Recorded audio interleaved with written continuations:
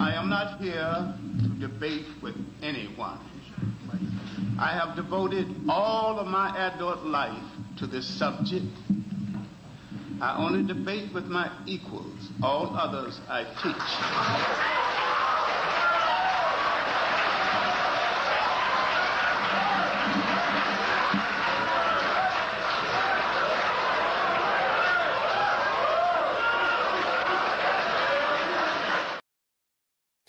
All right, I'm back online right real quick.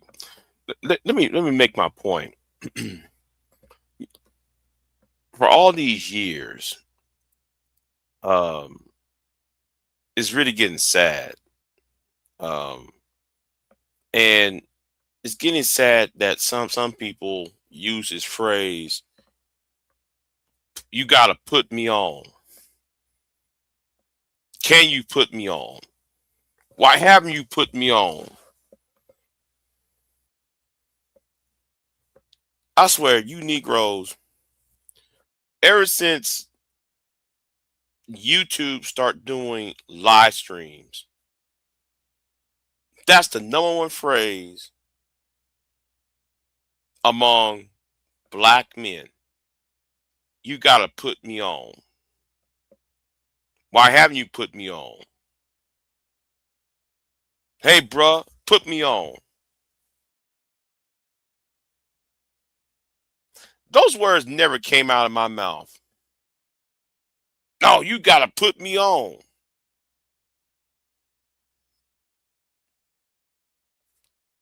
Do you know how stupid you Negroes sound when y'all say that dumb shit?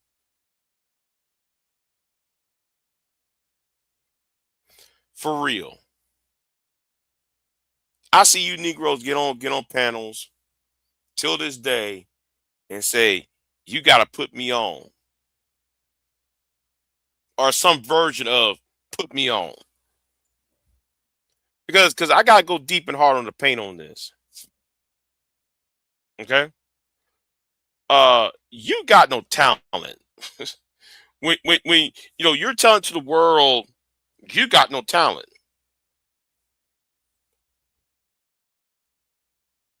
Okay?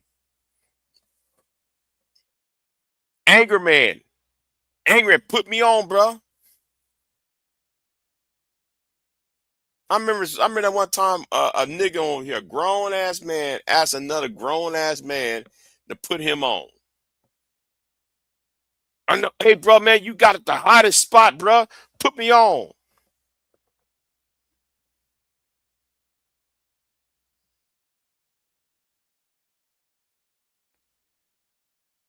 You're letting the world know you're broke as hell.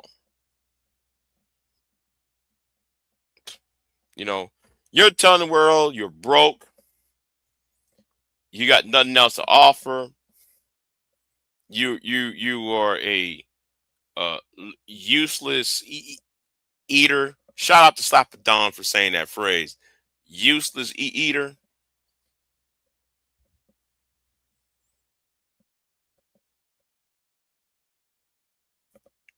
My thing is,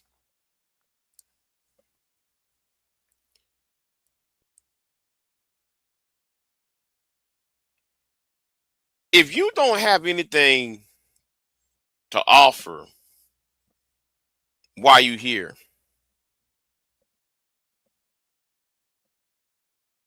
Why you up here is taking other people's spaces, you crowding other people's positions.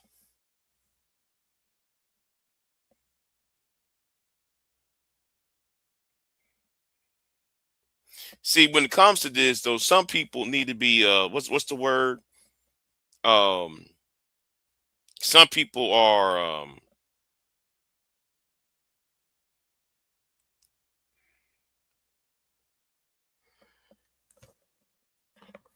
y'all want a welfare check. I'm gonna just put it like this: y'all want some form of welfare or entitlement program on YouTube because y'all view this YouTube as the next uh y'all see YouTube as a next rap album, a record album. That's how y'all see this shit. You gotta put me on, man. Some of y'all sound like a failed rap artist. What y'all gonna talk about? The same old shit.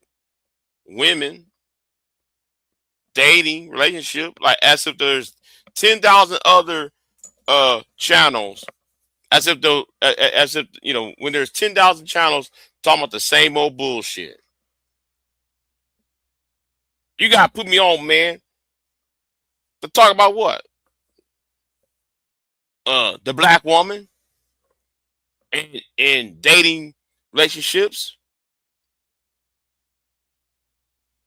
I was in the black UK sector, and I had to put my head down over there.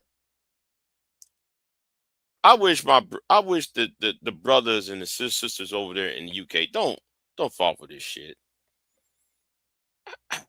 I'm looking at y'all now. I said no, no, don't let this American shit fuck up y'all shit over there. And man, I had to put my head down. You mean that shit is over there too? Like, god damn. Well, I'll be damn.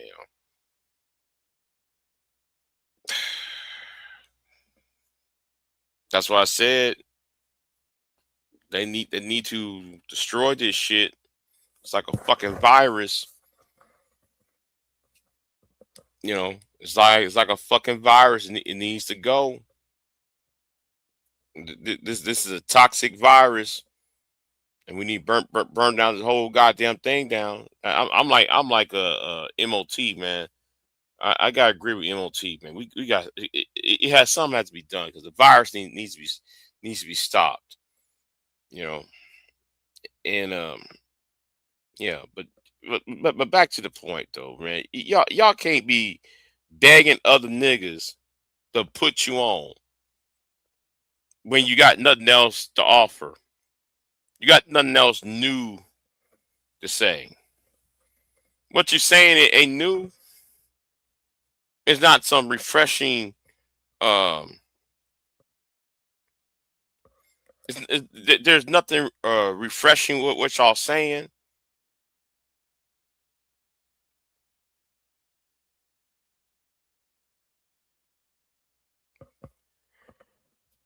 You know, and and now I'm just with and I know y'all see the dumb nail. This country ain't for old motherfuckers. If you look at the dumb nail, right? It says there's no country for old mud. Listen, no, you know what? Let me put the dumb nail up, right? Yeah. See, the problem is we have a brain drain. We have a brain rot and a brain drain. Yeah. Hold on, I'm gonna put that Sharon video down because I'm this up real quick.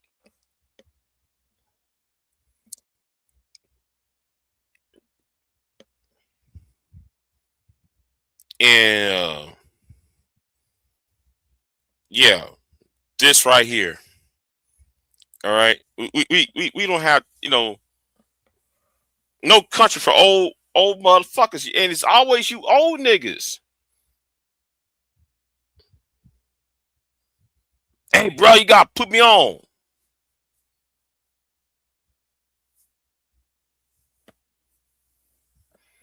Man, y'all a bunch of warehouse bros. Y'all stuck in these warehouse jobs. And I ain't saying nothing. There's nothing wrong having warehouse jobs.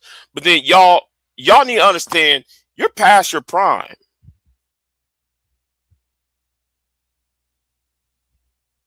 Trying to get on on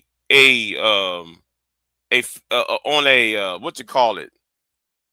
Trying to get on a wave. That wave is gone. Everybody want to be a Kevin Samuels, on that relationship talk since there's there's not a Kevin Samuels type, um, you know,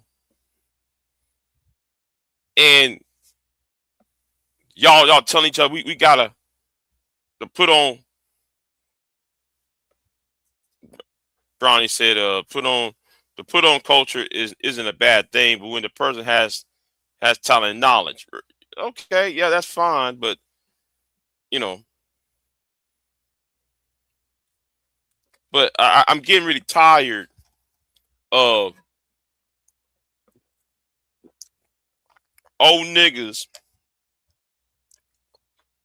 who, I watched one this morning, right? 'Cause I was doing a live stream this morning, and I noticed there was a nigga who was live this morning, old head, so old head Negro, and some of y'all don't know who I'm referring to. The one though who always go to sleep on his live streams and shit, and don't know what the fuck he's talking about. It's always some nigga who don't know what the fuck going on be the one. Well, you gotta put me on.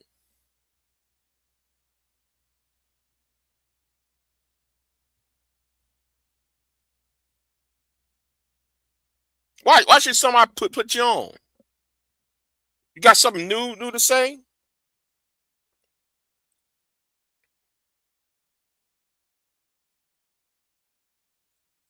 I miss the days when there was no such thing as live streaming on YouTube. I miss those days because nobody said you gotta put me on. Only thing, if you really want to be quote unquote put the fuck on, make a response video or make a video about something that somebody would fucking watch.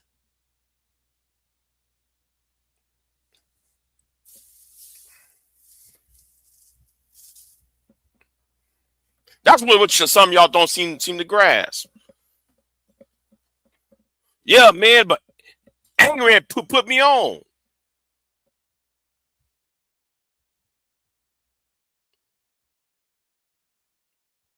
You want niggas to put your ass on when you don't even know what OSHA is.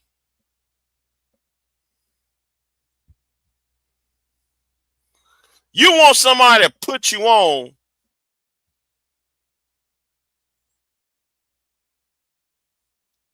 Oh, I am. I am. I am. They're failed wannabe rappers like James Kills. They can do some Death Row versus Bad Boy back in the 90s and shit. Oh, this is No Limit. Everybody remember the beef between Bad Boy versus Death Row? And when Snoop Dogg left Death Row to go to No Limit? Kind of remind me of them niggas that followed that dumb shit. Oh, you gotta put me on.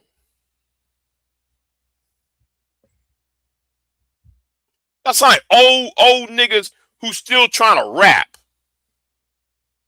There is a nigga that I know in real life. There are about 3 of them. There are about 4 of them. Still trying to have a rap career when they're 50.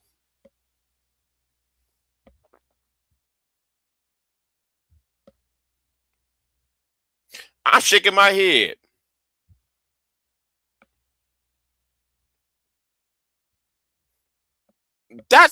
And y'all been trying to get yourself a record deal when I remember when I was in junior high, y'all trying to get yourself a record deal then. That was in the middle of the 1990s. Now it's almost 2030 and you niggas still trying to do the same shit? That's how you niggas sound now on the YouTube streets. Oh, you got to put me on.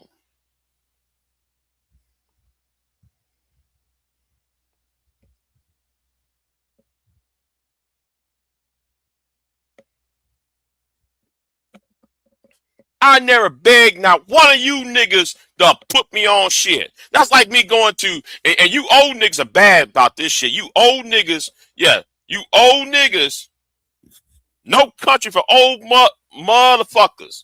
Yeah, it's the new rap studio. Yes, YouTube live streams is the new rap studio.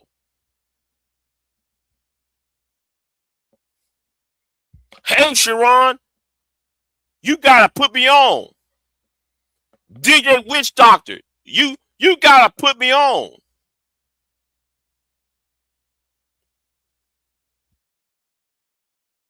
And then I'm tired of seeing you old niggas who's up in y'all 50s and 60s going through 30-year-old men's channels. Sometimes it's bad enough that y'all go to 20-year-old guys' channels and ask them to put you on. So y'all can tell the young people about the times when you was a Gen Xer. Nobody give a fuck about you being the nigga who raised in the 70s and shit. Nobody give a damn about you, about your ass was raised in the 60s and we need to hear you. Nobody ain't trying to hear that shit. That's why me and V-Dub said this shit got to die. This shit got to go. This shit can't go into the next generation. You selling, right, niggas selling mixtapes around here.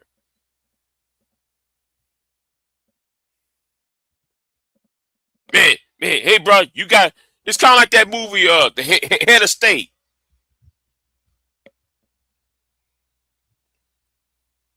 That movie Head of State was a good analogy. You got people trying to do important shit, and then there was a scene when Bernie Mac stepped off on the train, and Bernie Mac was wearing that green suit. You know what? I need to buy me a green suit like that too, though. By the way, I need me a green ass suit. But the thing is, right, when he was step out that train, that brother was like, this is a solo right here. The nigga want to sit there and say, hey man, I got a mixtape. And Bernie Mac stopped the fuck out his ass.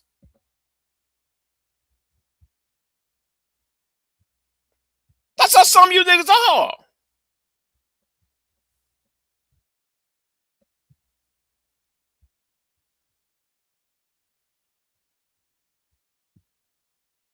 And you niggas are old as fuck. And y'all begging the younger people to put you on. There's this young guy now. I forgot what's his name. There's the young guy doing a lot live streams now. What's his name? Trey. You don't see me go on Trey's channel. There's no need for me to be on Trey's channel.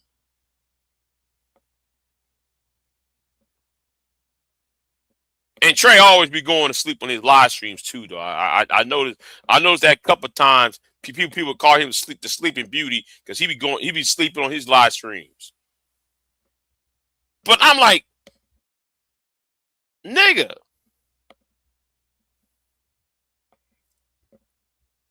I'm like, nigga, you and you got the old niggas coming to Trey's channel. Oh, man, you got Angry Man asking, well, Angry Man put me on. This is Angry Man. Put me on, Angry Man. No, I'm sorry. Angry Man asked him to put him on. Just the other way around. But still bad though. And what y'all talking about? Nothing. Same old bullshit that you hear on Sharon, that you hear on Hamps, that you hear on any other podcast channel on black YouTube. The same old bullshit. Put you on about what? Hold on, let me see what he got to say. But you can't possibly be having me in the back that long, man. You know you saw me up here. What's up? Yeah, but I had the monologue. I know, but you got your link in the chat though. I'm thinking, my bad. I'll leave. But I want to correct you about the trade guy. The trade guy is older than you, as a matter of fact. He 45. You hear Okay, me? okay. He's 45. Okay. All Okay. right. That's oh yeah, okay. Oh yeah, like he is older than I am. Yeah, okay. And That's look, I was called to yeah. ask when you gonna get you some rest, man. Hmm? I don't know. So you just not sleeping, but you've been live like you done did like 7 lives though, bro. I've been washing clothes, cleaning the house and shit. I ain't really been sleeping. Um I'm still pissed the fuck off. Um You pissed off about what? over the weekend and shit. So I'm thinking about mowing and shit. So oh You still want that? You still want me to get that 0 turn for you? Or you good? no, I'm good. I'm good on that. I got a lawnmower. I got a lawnmower. I'm saying, do you want a 0 turn though? No. I got one. Bro, what you doing up here worried about his sleep? I don't need no help. I got this. Man, my bad, Miss Queen. I'm sorry. You've been live like 8 times though within 24 hours. That's why I was like, well, damn, nigga, you gonna go to bed or what? Or do you even go to bed? I need to go to bed. I ain't been in bed all weekend. The best sleep is when you stay up like 2 days in a row, then go to sleep. That's the best sleep. That you can do Yeah, that. I've been sleeping on my recliner and shit. But Hey, let me get you. I really need to go to bed. Let me get you one of those sofa beds and shit, right? You come from Amazon or Temu, and you take it out the package and it inflate on you, dog. And then it's real good though. It's really good. It ain't like it's bad. It's really good. I know. It's all right. I don't need. Straight. Yeah, I'm straight. All right, let me get it for you then, Miss Queen, since he don't want it. Give me what? A couch? It's one of those. It's like a.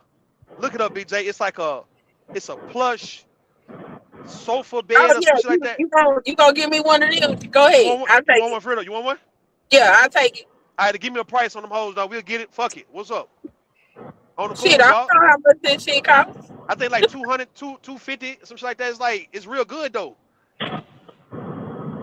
Like you get a whole bunch, you get a whole sectional. Look like for a whole 500, get two pieces. Man, that shit. Look, hey, your front room, man. Look, fuck real furniture. Let me get over, man. He said, "Fuck your furniture." So that's crazy. Man, people ain't worrying about no real ass furniture no more, dog. That shit costing all that goddamn money. Big J. Yes. You gotta stop being pissed off, brother. All right? You gotta stop letting folks get you tight. All right? You gotta stop letting people, you know what I mean, get you messed up. Cause them folks, they going about their way and they leaving you messed up, so they feel like they won against you. You hear me? Yeah, I hear you. Man, you ain't taking heed to what I'm This saying. shit, No, this is high as a regular fucking couch. You say what? This shit just as high as a regular couch. This shit $299. No shit. Oh, that shit costs what? $299. Yeah, that shit cost like $250 to $300. Yo, hell yo. But they work though. Man, they got the best shit, man. The shit's $1,000. Good Lord. You say what? I think some of them cost $1,000. You said, man, I don't know. That's my shit or your shit, man. I don't know. It's probably on her What end. you bitching about this morning? What you fussing about? Shit. It's your second live this morning. What the hell going on? I can't keep up. Well, I took a nap right after the last live stream. Then I started cleaning up, and then I went to a nap again, and then I'm back on here. Yeah, what you fussing about now? What happened? What you think? What you heard?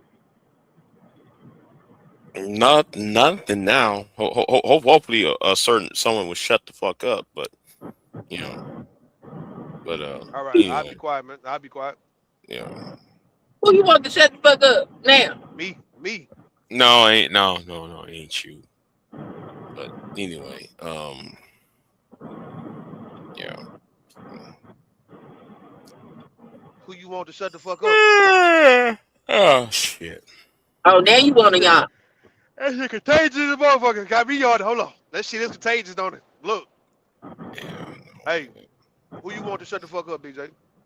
No, it's somebody of not importance. Why you never say names? Because I'm not advertising their bullshit. Is it a male or a female? A female. Oh, Okay, I know you're talking about what you was calling back then. What's that damn? No. Let me guess. You used to call cause you got not before Christ, but it's the other one. The other one. It's used to call her Miss such and such, so and so. It was something you used to use.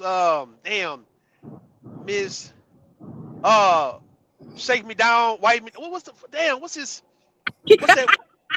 What's that name? What was it, Miss Queen? He used to call her. Damn, Miss Queen, help me out. Is who? I said, "Me shake me down" is crazy. Nah, it's a he know I'm close. Used to call her Miss Hands on her knees. Miss Hands on yeah. I was dressing Miss Hands on her knees last night. Hands on her knees. Yeah. I was dressing her last night. That shit I forgot funny. about that shit. Miss Hands on her knees. I forgot all about that. That's some funny shit. Man, I forgot all about that. I forgot that used to be her name.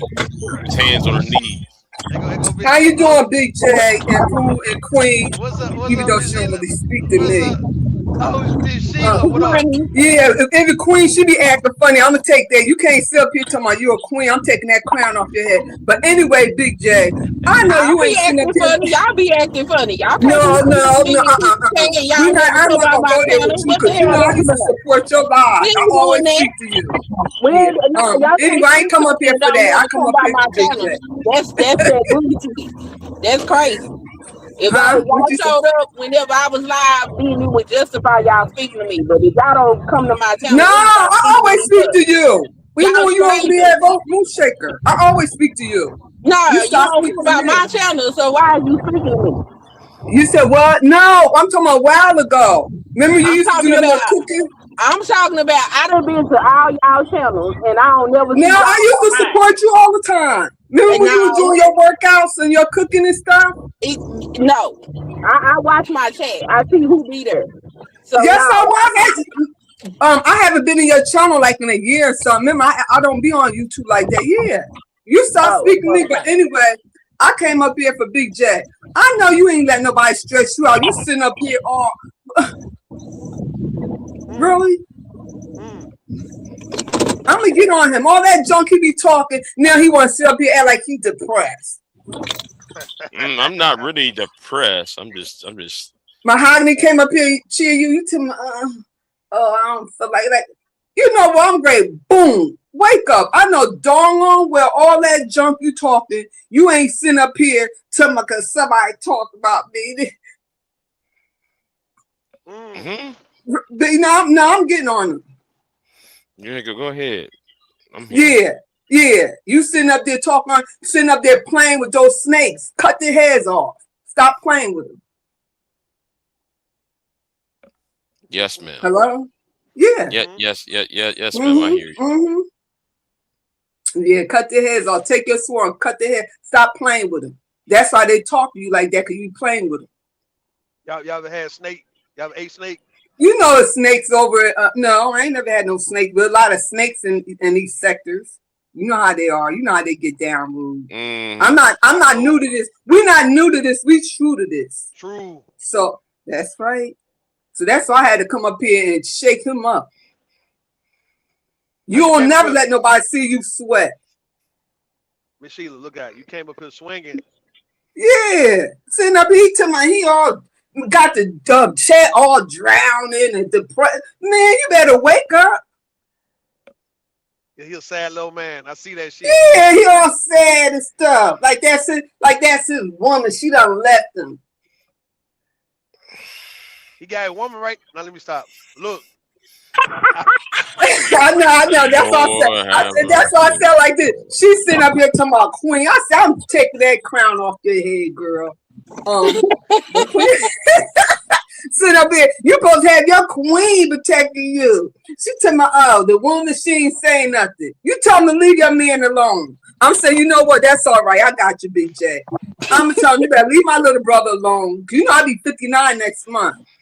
59. Oh, congratulations. Y'all be 59, Rube. I'm like, God. Yeah. I'll be 59. Man. Time flies when I you said, They say 59 is a new 29. Don't fuck it. I don't know about all that, but I'll tell you, I ain't gonna entertain that. But yeah, time is flying. He's sitting up here like he want to be depressed. Life is too short, man. Nah, time ain't real though. Time is just to keep up with records and events. It ain't real. Like look. It ain't real on here. It's Wonder Time. Now, listen, Man, these characters. Give me your role, huh? The reason why time is not real because you are the same person you were when you was first born. The only thing is people was born before you or after you. You the same person. So like time don't even apply to you when it comes down to age. It's just to keep up with records of events so we can know, okay, it's 2026. This is what happened. But when it comes down to you personally, listen, you could be, like you say, you would be 59. You can fuck around and say, look, I'm 20. You can really say you 29 if you want to. No, I ain't gonna say that now. I ain't. You know what, Rule? Andre, you know what? Don't even come with that mess. Nah, for real. Like you can be. Because I'm not gonna be one of those showing those 1975 pictures and I'll be 60 years old. No. You can show 2026 pictures and say, look, I'm still fucking with my 29-year-old self. You know what I mean? You can do the same thing. Yeah. You know, people got they're stuck in time. See, I ain't stuck in time. I'm here in reality. What you see, what you get. Right, Big J, all that junk you be talking. So what's that? I mean, you being a big bad wolf. Now you sitting up here, you depressed? Miss Sheila, listen, Miss Sheila, we can reverse aging. It's not real. Aging is not real for real. You can reverse. Well, tell my body that I done gained 40 pounds. Tell my body. Because remember when I was on here, I was 125 pounds. I'm not that time. That's happy. That's happy weight. Listen, that's that West Virginia weight down here in West Virginia. You in West Virginia? Mm-hmm. That's the when you put whatever in the oven and then now it comes out and it's done. It's well done weight. You understand me? Right? You know what? I am not entertaining you because you know you go way left. Queen, he gonna go way left somewhere. We ain't talking about the oven. We ain't talking about no biscuit. We talking about Big J up here. We talking about Big J. Big J is, you know what he's suffering from? What? I'm gonna call you back, BJ. I'm gonna get y'all. Okay. And Rue, you be good. Queen, you better be good. I'm snatch your crown off. Oh, all right. All right. Okay. All right, BJ, smile. Be happy. Ma'am. Smile. Be happy. All right. True. Okay. All right. Big J. Thank you for dropping by, Queen. Listen, Big J, Sheila. What he doing? Hold on for a second. Big J is suffering. You understand me? Hold on. He's suffering from, what's the word I'm looking for? I'm trying to be respectful. Okay, hold on, Big J. Hold on. You're not you trying to be respectful. Yeah. That's crazy. That's amazing. Yeah, that's crazy right there. That's crazy. I'm trying to tee you up, Big J, a little bit. Now look, you suffering from, right? All right, we can say you don't. I don't know if you got a woman, right? You can have a woman, right? You suffering from not. What's the word I'm looking for? Now let me stop bullshitting with y'all. I'm just fucking with y'all, man. You alright, BJ? I'm just fucking with you. I'm fucking with you. Hey, you good, BJ? The thing is, you look. You can't be depressed in front of us, doc. I don't believe in folks being depressed. You know what I mean? I think that's a cop out with folks somebody depressed. What you depressed for? I, Like you depressed? I'm not really depressed, but I've been there before. I know what depression is. I've been there before. Depressed about what? The hell going on? I'm not depressed now. That's the Oh. point. I'm not there, but I know what it is. I'm finna say, what the hell I miss? Oh, You're not nothing. depressed. You sad. You're breaking up. You're Okay, I'm breaking breaking up. up. My bad. You hear me now? Yeah. What were you saying? I was saying you like a sad little old man.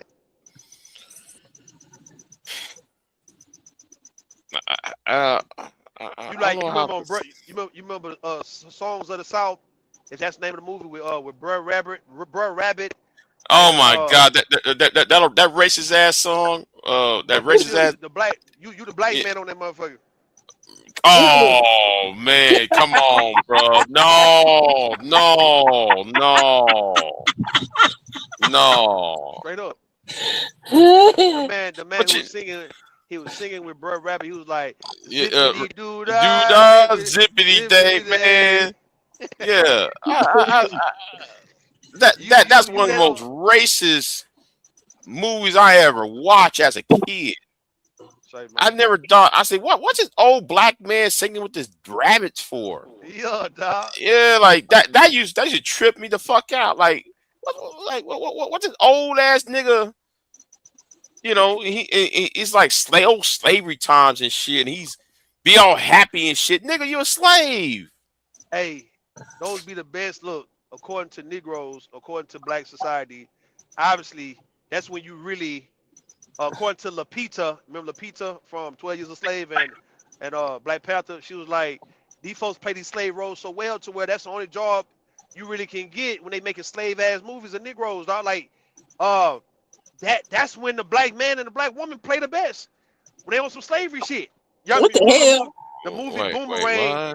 what? Look, me and Rose C was talking, and Rose C told me the movie Boomerang got criticized, right? Because it was representing too many black people in corporate executive positions and shit, which wasn't so-called the reality of black people, right? Who didn't like Boomerang? We loved it. White people, Cisco and Ebert and them obviously had the white No, critics had but something to say. Cisco, but the fat guy, yeah, he actually likes black movies because his wife is black But was see, black. you talking about Ebert or the one who dies, Gene Cisco? Well, but both of them dead now. But you're talking about the fat one. The fat one married to a black woman. Yeah. Okay. Yeah, he actually was one of the ones who produced what's that movie that made back in the 70s? It was a black exploitation. Yeah, he was the one. He financed some of the black exploitation movies back in the day. But see what I'm saying though? Yeah. They're not just Cisco and Ebert, it was just other people, yeah, white folks. This is what we was talking about. They was criticizing Boomerang because it wasn't realistic of black people, because so all of them was professional and pretty much well off, wealthy, and they was in corporate executive positions, stuff like that. But you know what? You know what though? Let's think about that, right? Boomerang. Yeah. You got movies like Boomerang, Cosby Show, even the first Batman, because Billy D. Williams played Harvey Dent, right? Wow. Billy D. Williams played Harvey Dent in the first Batman, right? The whole aesthetics, right, of black people making up to a certain high level in society and shit. It's kind of, like that. It fits in with the new soul, the neo soul, the new music of the era, the late 80s, early 90s, and I think that kind of lost after 9/11. I mean, I'm talking about that vibe, No, I agree. I don't know. I agree, Auntie. It was very much realistic, but they didn't want that to be the image that black people, because it's just simply everybody on the movie had a position. Even Martin, they all had a position of influence, or at least a status that was respect, that wasn't drug dealing and gang banging. You understand me? Or being homeless or being on drugs. So the slave movies, as I'm looking at, and even them good movies that represent the Bayou living, like the Bayou era, it's always poor black people. It's supposed to be the image of black people. Look at you as downtrodden and you just down bad in life, never upward mobile. Even the Cosby Show, even Fresh Prince. I'm just saying though, those things. If you look at Fresh Prince and the Cosby Show maybe had. I think the Cosby Show probably would have more rank out of all the black sitcoms, but then people always refer to Good Times and shit because that's more realistic to black people. Not the Jeffersons. When it comes down to the Jeffersons versus Good Times, people identify more with Good Times. The Jeffersons. Go ahead, talk to me. Well, I mean, good times is a blue collar sense, most poverty, Cabrini Green type. Yo, that represents more black people turn to Good Times than the Jeffersons, because the Jeffersons still live in an apartment, but different types of apartment though. Like a high rise versus the projects. I like the Jeffersons. See, Yeah, I like the Jeffersons though. Good Times is too much goddamn struggle for me. Even Sanford and Son, it still represent that poor old, as rich and wealthy Red Fox was though, right? The old man in a junkyard. Remind you of your granddaddy and shit, picking up cans and shit, and fucking you ain't shit. Man, you ain't supposed to be laughing, man, like you used My to hustle. granddad did used to pick up cans, but he Man, owned the washing period. He owned a whole bunch of shit too, though. Yo, Junk iron. We go there and pick up junk iron, selling and shit. Junk iron, copper, you know. Niggas stealing copper from people's shit.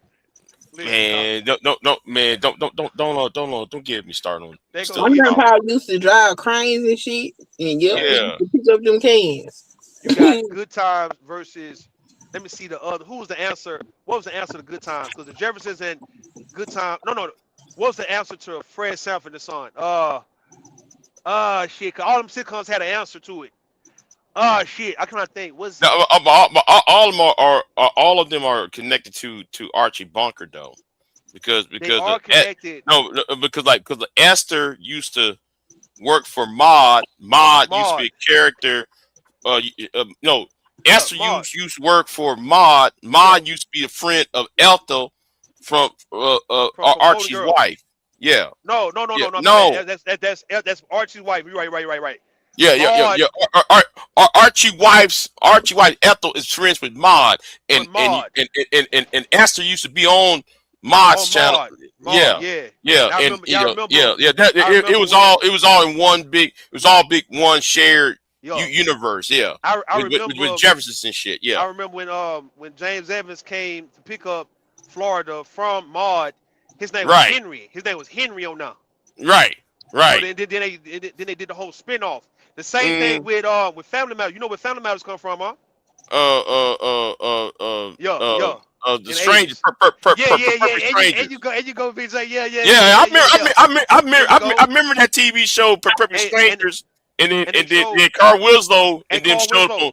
Yeah, Carl Winslow showed them Perfect. Yeah, and then they spun that shit off like 2 years later. He came for Family Matters. Yeah, he came picked up Harriet from working with Balky and the other white boy. And after that, Harriet.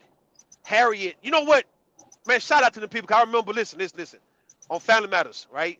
When they ended it, like season 9, when the new mama came, and this is how I know I'm true, bro. I be true when I say we love our people, bro. We love whoever we get started with, bro, and we build a bond with you. We don't want nobody to replace you. Luckily, Aunt Viv replaced the old Aunt Viv at the right time. But if it would have lasted too long, bro, it wouldn't have worked out. In the case of Eddie Winslow, right, Darius McCrary, he was on Vlad TV, and he said that last season of Family Matters just did not go right. Even though that woman was a good actress, she just wasn't Harriet. You know what I mean? They baby. He called them, that's my mama right there. That's my baby right there. This other woman just wasn't her, right? And it was because of Harriet is why Family Matters is what it is. And now we trying to run the show without the goddamn person who is the reason the show is here, which I understood that, right? I understood the loyalty of it. Hey, man, we don't know this woman. She's not the reason why this show is a thing. Was she fired from Family Matters? I think she left because I don't think they all got fired. I think because it was you remember the girl that was there. The girl wasn't there no more. Which one? The very young girl, the young girl that was there. Because it was Laura. It was Laura. Judy. Yeah, Judy. Yeah, Judy wasn't there. Yeah, she got. She fired. Okay, she got fired. No, she got fired. She didn't get replaced. She just got fired. Like they just stopped fucking with her. They were saying that she just vanished and it was an afterthought, right? Yeah. So. Yeah. Man, she never came back on the show. She was missing. Like, what the fuck after her? Her with all that other shit going on. I mean, with Urkel and Stefan, all that shit going on, and I guess Family Matters was supposed to be just a family-oriented show, like on some Cosby Show shit. But Urkel was so much of a personality, they made the show around Urkel, like they did with JJ on Good Times. It's like JJ, John Amos, before he passed away, he said he wanted the show to be a positive show about Michael wanting to be a Supreme Court justice, and then you got Thelma was supposed to be a lawyer, supposed to be something prestigious, but then when JJ with that clown shit stole the show became about JJ, right? Right. And the same thing with Urkel. Now Urkel, Steve Urkel was the type of person, the type of son you would want to have, don't get me wrong, but he was too much of a phenomenon, he was too much of a phenom to where Carl and Harry's storyline wasn't even important at that point. It was like, nigga, we don't care about Carl and Harry, nigga, we want Urkel. Right, because Urkel, well, he was a spin-off character who became the main character and shit. And then he showed up on Full House. Showed up on what's it called? Hanging with Mr. Cooper. He was on all that shit. Yeah, he was in all that shit. So, And the thing we work with Family Matters, they all have it, right? Hold on, my bad. Go ahead. Yeah, look like Queen was tripping over some shit. She fell down. Slow down, Miss Queen. Slow down. Nah, I ain't fall. I was getting out the car. I just got home from work. Look out. Urkel. This is some sad BJ. Urkel. Hold on. Urkel. No. Family Matters. Full House. Step by Step. Right? And there's another show. What's the other show that came out in the 90s? They all were TGIF, or they all was Miller Boyette. They was all had the same person singing their theme song. It was a fourth show. What is this show? I'm trying to remember. Was it Boy Meets World? Some old shit? No. Boy Meets World wasn't a part of that. It was Step by Step, Full House, Family Matters, and it was a fourth show. And they all wait. Hold on. Look that shit up, man. It was Family Matters. I'm trying to think off the top of my head. Family Matters, Step by Step, Full House. Yeah, Full House. I remember Urkel was on Step by Step and Full House. I remember he was on both those shows. And there was it was another show to where they all had the same person singing their theme song. That's how you know there was. It wasn't Boy Meets World though. I mean, no. Tay said Boy Meets World. It was another show, dog, that we would watch. I don't know why I can't think of it. If I'm supposed to know these three, the last one I'm supposed to know too. God damn. I forgot what it is. Show, but they all had the same man singing their actual theme song. I'm trying to remember what it was because I do but all of it starts from Perfect Strangers. I remember we was like 8, 9 years old when Perfect Strangers was out. Yeah. And that's how Family Matters got started. That's how Family Matters got. Family Matters got started from Perfect Strangers. Yeah. You got this. Blossom? Was it Blossom? I don't know about Blossom. Blossom was in the category with. No, Blossom went with Sabrina the Teenage Witch. Now Blossom was on their own. Was Blossom with Power Rangers? No. Blossom was on a different network. Different network. Yeah. Blossom was on NBC, if I'm not mistaken. Like Fresh Prince, NBC too. Right. Because Family Matters, ABC. Yeah. Family Matters and them. That was on ABC on Friday night. Shit. Yeah. Friday night. Yeah. It was. I don't know. It was another one, but what I'm saying, the spinoffs, right? Here go the spinoffs. Family Matters come from Perfect Strangers. Fresh Prince. I don't think Fresh Prince was spin off of anything. If I ain't mistaken, dog. But No, was it no, it wasn't. No, it wasn't. No, it wasn't. Living Single was a spin off? Was Living Single spin off? No, No, no. no, no. Martin. Was Martin a spin off of not House Party? I'm just thinking about some shit. They all of them was all playing in the same guy. Cause I know they all played in House Party too. I think Martin belongs in the same world with Rock. You think so? I don't. Rock? It's kind of a stretch on that. I think that's Rock, I stretch. know Rock and South Central was in the same era, the same concept, the same thing, right? Universe, if you want to call it. I'm trying to see Martin come from Def Comedy Jam. I'm just saying because I know Martin was playing on all that shit before he got his own show, and he come from Def Comedy Jam for sure. Right. He Right. was on some shit before that, but I know let's say Class A House Party, they was on that. I know Gina was on what's the movie with Spike Lee? Shit with the fraternities and sororities and shit. What's that? School Days. Yeah. Pam was on that too, I think. School Days. Tommy, No. Cole Deacon from Day Martin. said. Yeah. Deacon Day said hanging with Mr. Cooper. Well, we already put out that. Who came Yeah, from that was on. Mr. Cooper though? No, Urkel was on. Hanging Hanging Urkel was with on Hanging Mr. Mr. Cooper. I got you. Yeah, I got Urkel was on there. I believe. Yeah, Urkel was on there. I'm trying to see. Did anybody spin off from 227? Yeah. Jackie She had had her her own own show. TV show. Yeah, She had she had her for a own little TV bit. show I for a remember while. that shit. Yeah, She did it yeah, for a little bit. yeah, I remember they yeah. had Bobby Brown on 227 though, right? I'm looking at Right. you got. See, you know what made those shows successful? It was some elements. It was a few things they had that made them successful. You know what it was? What? They had to have either a wedding episode. Mm-hmm. All of them had to have Christmas episodes. Right. Somebody had to have a baby, Mm-hmm. and somebody had to get a shot. he had to die. Yeah, somebody had to die. Yeah. Somebody had to either die or get shot or get shot or get hurt. Yeah, hurt. Yeah. Shows. Yeah. It had to be a crisis. It had to be good or bad. It had to be something that stuck out and was relatable to everybody else. A funeral took place. Wedding took place. Birth of a baby. You get what I'm saying? Or some Christmas. Everybody had Christmas episode, and that was the era. You know how it is where everybody who was singing had their own Christmas album too. So it's the same shit. Right. So, what made them shows good compared to ones that didn't really make it? I used to wonder, like, why the fuck some of them shows didn't make it back in the 90s and the 80s?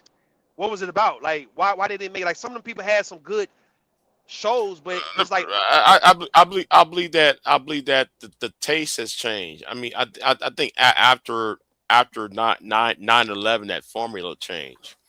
the sitcom did die after 9/11. I give you that. Yeah. The sitcom formula died after 9/11 because even the music changed. Let me get over. Because around 2002, 2003, you really didn't have even hip hop at the time. It was more like family friendly shit. Well, I wouldn't say family friendly. That's not the right phrase. You talking about more music? More like lighter in tone because like you didn't have A lot of gangster shit going on. like gangster rap was gone at this point because it wasn't that deep, hard, I kill a nigga type songs. You know, it was more dancing shit going on in 2000s. It was more right. That's when that dance song shit started coming. That dance, everybody doing dance, they dancing, and it was kind of I think Nelly he softened the shit up. Now I'm not disrespecting Nelly. I'm riding in his territory. Now let me stop, man. Look. I'm not disrespecting Nelly, but Nelly. Nelly. Nelly brought that more commercial rap. He brought in the more friendly rap shit. He wasn't gangster at all, but he was good. Don't get me wrong, he was good, but nobody was scared of Nelly. Nelly wasn't gangster. He wasn't on no street shit, but he was definitely. He crossed over that rap when he started doing like songs with Tim McGraw and shit. I had never heard that before with a rapper doing a song with a country and western singer and shit until I heard Yeah, Nelly. yeah. You talking about that one song? Yeah, man. I'm listening to country music radio station. That Nelly song keep coming on over Yeah, there and shit. yo, That that shit was Nelly funny. shit. But you know what? Wait a minute. I swear Go ahead. that was both a R&B and a country song because both it was was that also was coming out at the same time. No, it came out before that. But Yo, it's kind of like how even R&B died right after 9/11. it died. I give you that. It died. Yeah, it died um It died. because yeah, Chris Brown kind of saved it a little bit, but it died. So the women, Chris Brown and Trey Songz and and the women though, um the women, and, yeah, the and, women. and Tory Lanez. That's Nah, probably the nah, only Tory Lane reason. came later. Tory Lane came way later. We talking about like the 2000, mid 2000s. Oh It yeah, was yeah. Trey Songz, Chris Brown, but Chris Brown really was like nobody was fucking with Chris Brown, dog. They can't fuck with Chris Brown.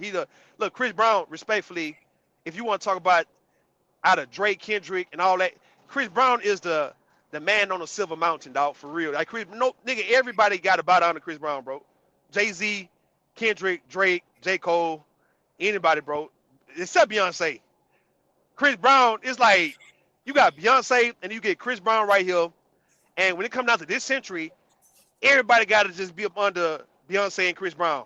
All the men got to be up under Chris Brown, dog. Nobody, no entertainer is fucking with Chris Brown in this century. We talking about, listen, not even Kendrick or goddamn Drake. And even though Kendrick got all those Grammys, he still got to take a seat to Chris Brown, though. And have Kendrick and Chris Brown ever done a track together? I'm just saying, have they? I don't think so. I don't think don't so. know about it. Have anybody, Hunte? Anybody in chat? Chris Because Brown is like that. Go ahead. because the music from R&B shit. See, I be grossed out. Sometimes Chris Brown be grow. He grossed me out sometimes, right? He grossed the shit out of me sometimes. It's always about. Okay, I know that R&B songs is about sex, but it's so explicit when you listen to Chris Brown. It's very explicit. It's like, bruh, you have to be all graphic and shit. He don't really be that graphic. Hold on, BJ. Nah. He don't really be that graphic like that. He ain't really that nasty. Like he on some fuckboy shit. But Chris Brown don't really get nasty with what he'll do to you. He'll sing about it. Yeah, go ahead. Yeah. Okay, like I know I like that the one he did with that woman said, I know I got a man, right? Like he trying to fuck another man's girl. That song. If you up right now, if you up, I know I got it, man. Like songs like that shit, And then though that other song he did with Usher, it was a remix. That was kind of like, oh, I'm gonna take the rubber off, bruh. Come on, man. Listen, that's stealthing. That's a crime. I know. It is a crime. Like, hold on, you gonna take a rubber off while you? Don't take middle the rub sex, off. nigga. Don't take the rub off, dog. You can get. Yeah. Hell yeah, it's a crime to do stealthy shit. Please don't stealth, dog, because she didn't agree, gentlemen. She didn't agree for you to go in raw. So you had to believe in you got a condom on. And if you take it off mid-sex and you stick it back in, bro, you can get charges put upon your ass for that. I'm just saying, like, do not stealth a woman. Please don't. Let her take it off if anything, and record her while she do it, man.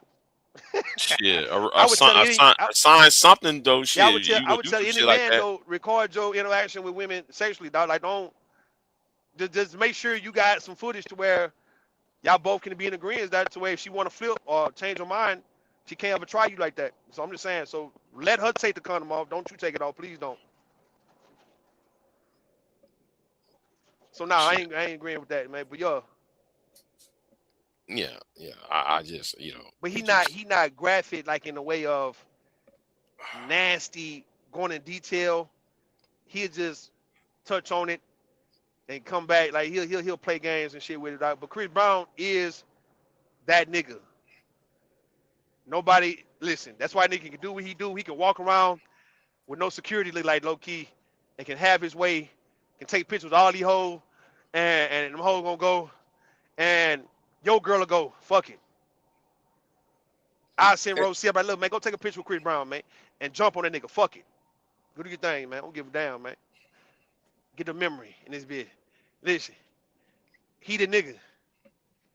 R&B didn't technically die like that. It just wasn't the same as the 90s, man, the 80s. Okay, it's like, okay, the 90s, you have, Chris Brown, and Chris Brown came from Digital Underground, and then, Not then Chris Brown, not Chris Brown. You talking about no, Tupac? not Chris Brown. Oh, hold on. Who came from Digital Underground? Tupac, huh? Wait a minute. I'm sorry. What? Not Chris Brown. What did Bobby Brown came from? New Edition. Oh, New Edition. Yeah, I don't know why I'm saying Digital Underground for. R. Kelly come from Public Announcement. Right. So yeah, but you got all them people in them groups. Came out, and then you got Jamie Foxx and shit, and definitely. And then, Boys to Men, Yeah, David Hollister, Blackstreet. Backstreet. Boys to Men, if you want to just rate like each era, like they always do this in sports, right? Who was the best team in this decade? Who's the best player in this decade? So Boys to Men of the 90s is the top male group. Probably one of the top male group of all time. I give them that. But nobody was fucking with Boys to Men. Not even Jodeci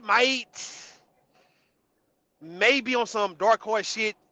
The next one could be Jagged Edge or could be Drew Hill. Maybe I'll give Drew Hill over Jagged Edge, who can fuck with Boys to Men. But you have to include Babyface in that shit. But I'm talking about the group though. Babyface. Oh, you talking about groups? Okay, I'm just talking about the entire, the whole. Babyface would be considered like the godfather of all that shit, dog.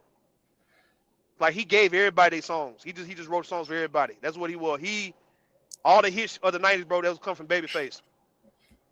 Mm-hmm. Teddy Riley, but like Babyface for sure. He's just the god daddy. He's the godfather of that shit. He's that.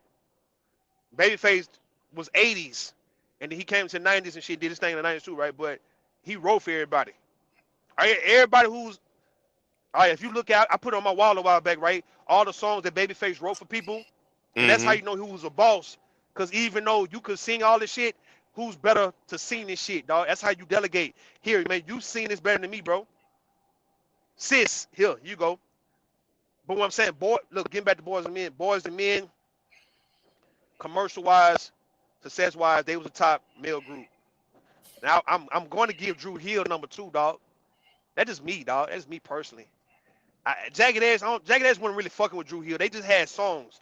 But Drew Hill was right there with Boys to Men. They just wasn't as and then the problem is right after the turn of the century, they all try to sound the same. You ever notice every other R&B group or R&B artist trying to sound all the same and shit? 112 was good. 112 was good. Blackstreet was good, but it's like Boys and Men was number 1, dog. And then if you want to talk about the female group, I'm a fucking child on this. This is before Destiny Child. We talking about just the female group. TLC. It could be TLC, but look. It could be In Vogue. I still would say Salt-N-Pepa. And that was rappers though. I'm talking about this group, right? Group. I would have to get at the Salt-N-Pepa though, but it could be actually most definitely TLC. Before Destiny Child, the female group. There was somebody up there in the mix. I wish my sister was here because she got a bunch of people. It was a whole bunch of people. Who sang "All I Want Somebody Is to Talk To"? Oh, that's all I need from you is understanding. Yeah. Escape. That's Escape. Yeah. They weren't fucking with TLC. Nah, they weren't. TLC was the, you know what I mean? They weren't fucking no TLC like that. They was good. Them other young girls and shit, Selmo too, man, they was good, but TLC was the In Vogue probably be the only one I could see that could fuck with TLC, but TLC had all the goddamn hits, dog, in the 90s, man. 702. That's right. There was 702. That was 7. Yeah, that was 702. Yeah, that's what I was referring. Total Black. If I'm missing somebody help me in the chat. But nobody was shit raggedy than a bitch, ragged ass shit. Hey man, nobody was fucking with TLC after female groups, man, of the 90s, dog. Not like that. But also think what happened to 106 in Park kind of destroyed. That could have. Yeah, yeah. Believe And that. I also think what happened after 106 in Park when they canceled it. And Y'all got you, man. I think that's what killed it. You know. Hey, listen. I don't want to start talking that GOAT, that greatest of all time, man. Shit, I'm gonna chill on that, but I'm riding with TLC for the girl group and Boys to Men for the boy group, man. Now, what's up? Anybody want to challenge that? What's up? For the 90s, next would be Drew Hill or Jodeci for the men. Number 2 out the women, In Vogue, and of course Destiny Child. That is my opinion. Mhm. The best female singer, hands down, the 90s. Y'all gonna get mad at me, dog, because this was her era. Even though she's not better than the Queen, but it would be Mariah Carey though over Whitney in the 90s though. Big J, only in the 90s. It is 80s all Whitney. The 90s, Mariah was the only one who could fuck with Whitney in that era. Nobody else could fuck with Whitney but Mariah. Mariah's the only one who could answer. No. What's up? I gotta say, wait a minute. If you gotta do the female group, the female, right? Vocalist, female singer. The female vocalist, it's a solo. Okay. You gotta have Whitney. I got You have to have Janet up there. Not no. All right, Janet, put Janet in there. All right, Janet going now. Yeah. You have to have Janet. Mariah. When Mariah first started. Then yeah. Mariah would be number 1 of the 90s though. Tay. I know Tay gonna argue with me about Whitney. I don't play about Whitney neither though. I don't play about Tony Braxton. Tony Braxton, Braxton, but she not. Anita Baker. You have 80s. Anita That's Baker. 80s. That's 80s. But she kind of okay. That's 80s. Okay. Yeah. Okay. Anita Baker's 80s. Okay. Look, I know we can still say Whitney of the 90s, but it's not Whitney per se of the 90s like Mariah. Mariah was the number 1 female singer of the 90s. But I always think that Tony Braxton was more like. Braxton can be Tony Braxton can be in that joint too. No. Hear me out on this. I think Tony Braxton could rival Anita Baker because they both sound very I can the same. I can They get sound that. I ain't the never same. thought about that. I can get that one. Yeah. If you listen to them talk, listen to them sing, they sound just almost alike. Yeah. I can get that's a damn good. Thank you. Let me clap for that. That's a damn good one right there, man. Tony Braxton could be the answer to Anita Baker. Yeah. That's a damn good one right there. Yeah. That's a damn good one right there. That's good right there, bro. Okay. No. You ain't so you ain't lying, but I ain't never thought about that. That's a good one, BJ, for sure. Listen to Anita Baker and listen to Tony Braxton when she first came out. That deeper voice. Them hits they was making, bro. The deep was yeah. I can get you that. That's a good one. Yeah. It was more like a. But see, how can I say a motherly type voice? See, I could put Lauryn Hill. Lauryn Hill was more mid to the late 90s. Let's say later, if anything. She was on Sister Act, right? But she didn't become that until like 96, 97, the Fugees and shit. I still got to give it Mariah though. But I'm not saying Mariah is just better than Lauryn Hill as an artist. I'm saying who you had to vote was the top. You know what I mean? That doesn't mean you the best. It just you just had the better run in the 90s. Mariah. See, I think that Mariah's problem. I think Mariah fell off around 99. She came back in 05 though. You right. She probably did fall off a little bit, but she came back in 05. And you're right. She fuck with Nick Cannon.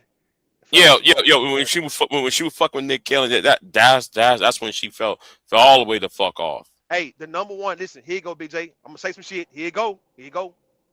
The number 1 male singer of the 90s is who? I don't know. I mean, it gotta be. You gotta give it to that boy though. Who? That boy, everybody they don't want to claim no more, but he was that R. nigga Kelly. dog, he was the number one. Like if you talking about just ranking, he listen. We ain't saying he's the best singer. I'm saying nigga with the hits, motherfucker with the top mother. Yeah, Nigga, Kelly, yeah. R. Kelly, and then you got Aaron Hall after him. no, Aaron Hall was I don't know about no Aaron Hall, no, dog. but Aaron Hall was the answer to R. Kelly. He was like the He was, but the he diet wasn't. version of R. Kelly or He some was, but shit. he wasn't fucking with no R. Kelly though. I'm saying he was an answer, but he wasn't. He ain't fucking with no R. Kelly like that for real, dog. Like I got you. He ain't fucking with no R. Kelly was in the league. But if anything, you put Keith Sweat would be the one, or I can't even say Joe. Gerald Levert. Gerald Levert, more of a group than solo. He became more solo. I can give Gerald Levert, but they not look. They could fuck with R. Kelly. Don't get me wrong. Voice wise, yeah, Gerald Levert voice is better, most definitely. I'm talking. I guess I'm going based on the hits, the Oh, songs.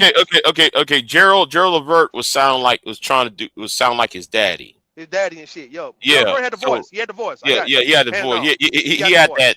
He had He that probably wanna. older generation sounding He voice. got the voice. He got the Right. voice, man. He got the voice. Yeah. No, that's hands down. He do got the voice. R.I.P. to Gerald Levert. It's been like 20 years, you know, man. Yeah. But R. Kelly, the top male singer. You want to put Michael Jackson in? I can't do Michael Jackson in the 90s like that. Not like that. Michael. Michael, all 80s, for sure, all 80s.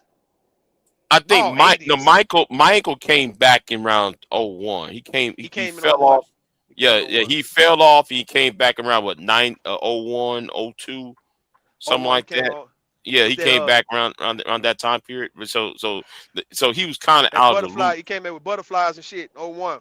Yeah, like no, nobody was talking about Michael in the 90s like that unless you were Inside Edition. You talking about all them scandals he was a part of. He got himself into, but other than that, no, he wasn't really. Tyrese and Usher. Tyrese more.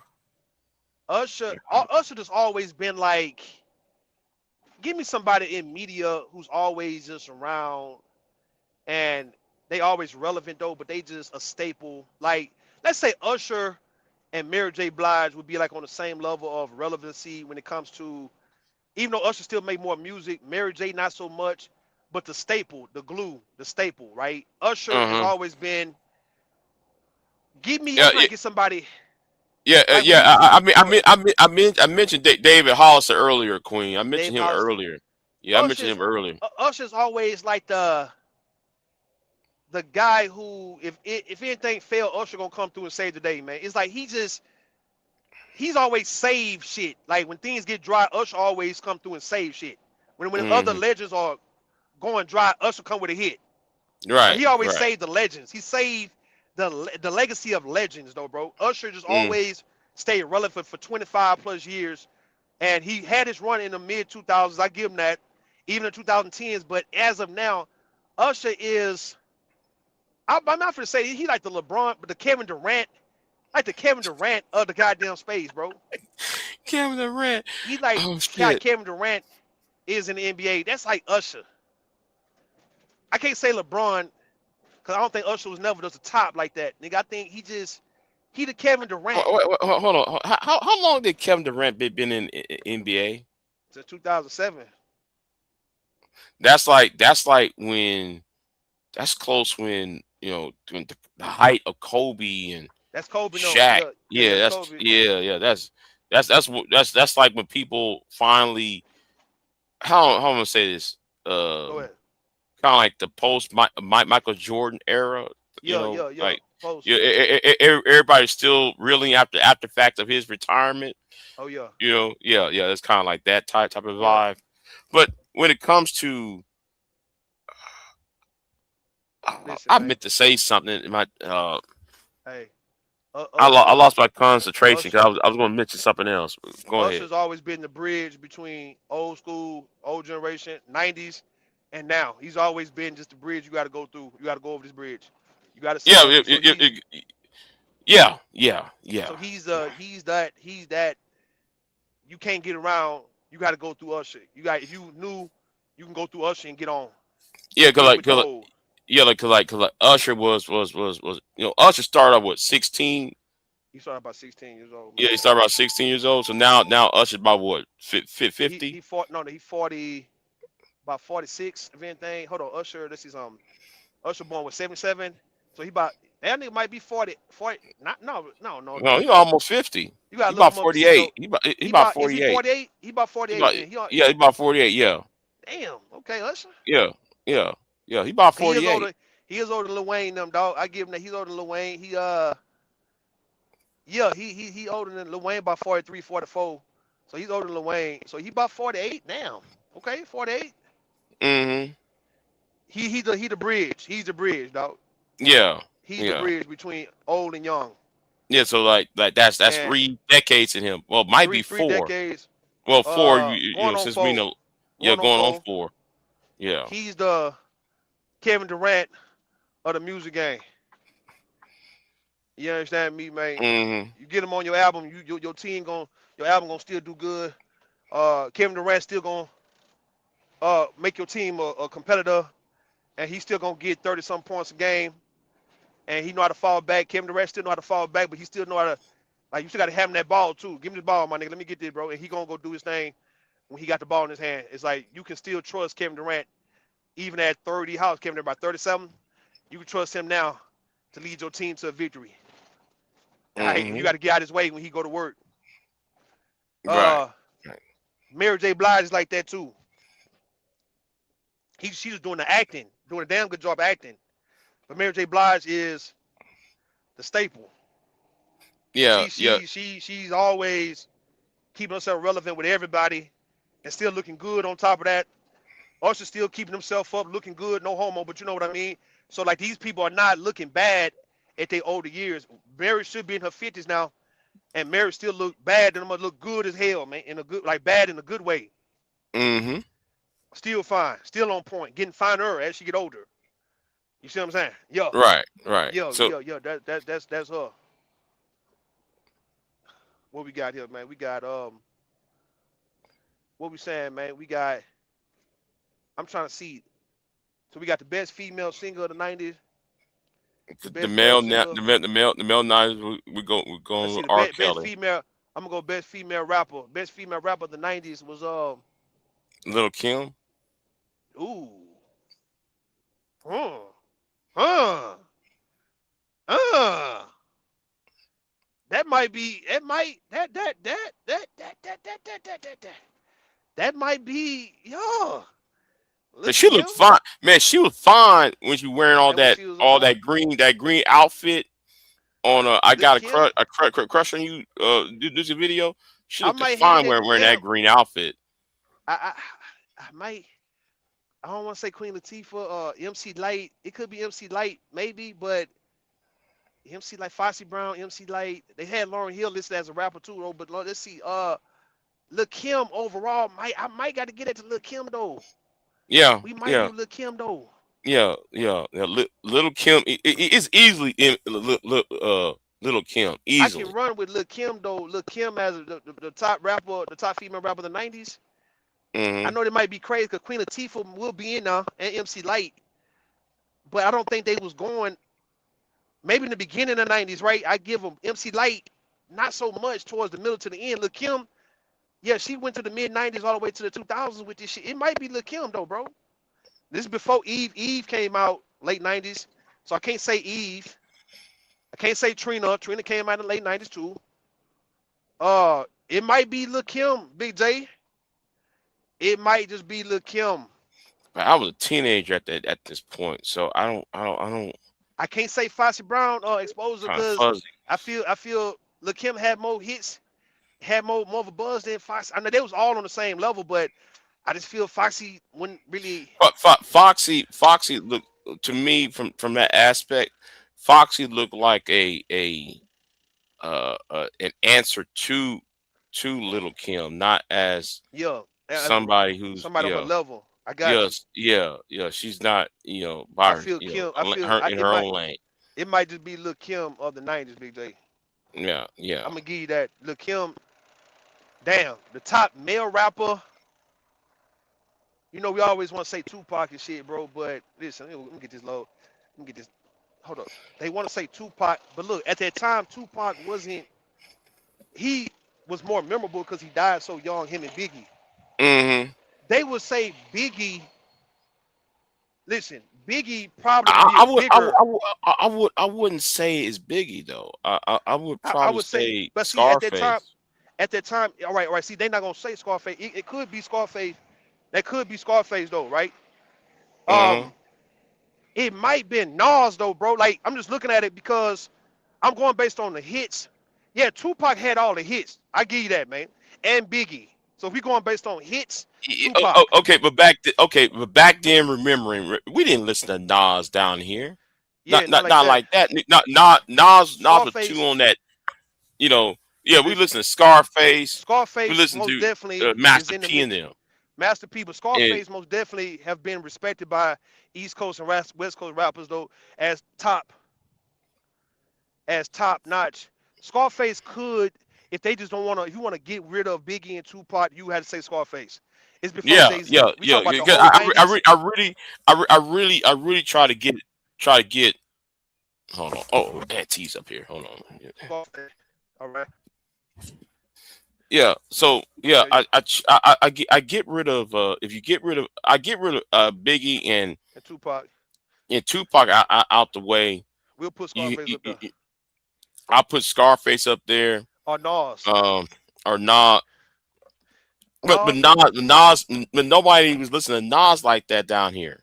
So You who would it know, be? The LL Cool J? Who would it be, man? It would be yeah, probably L.A. Cool J, but L.A. Cool J was fading out at that point. okay. Okay. I give You you that.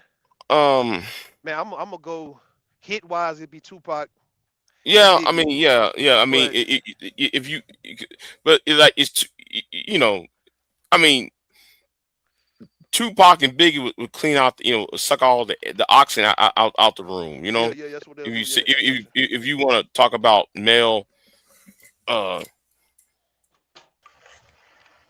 she said so big pun.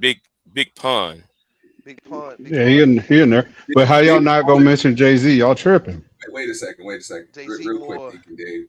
Go ahead. Even if you want to mention Big Pun, that's more of like late '90s and stuff like that. It's really not even in the same era as Tupac and Biggie and all of them. That's more of early to mid '90s, and then they're done.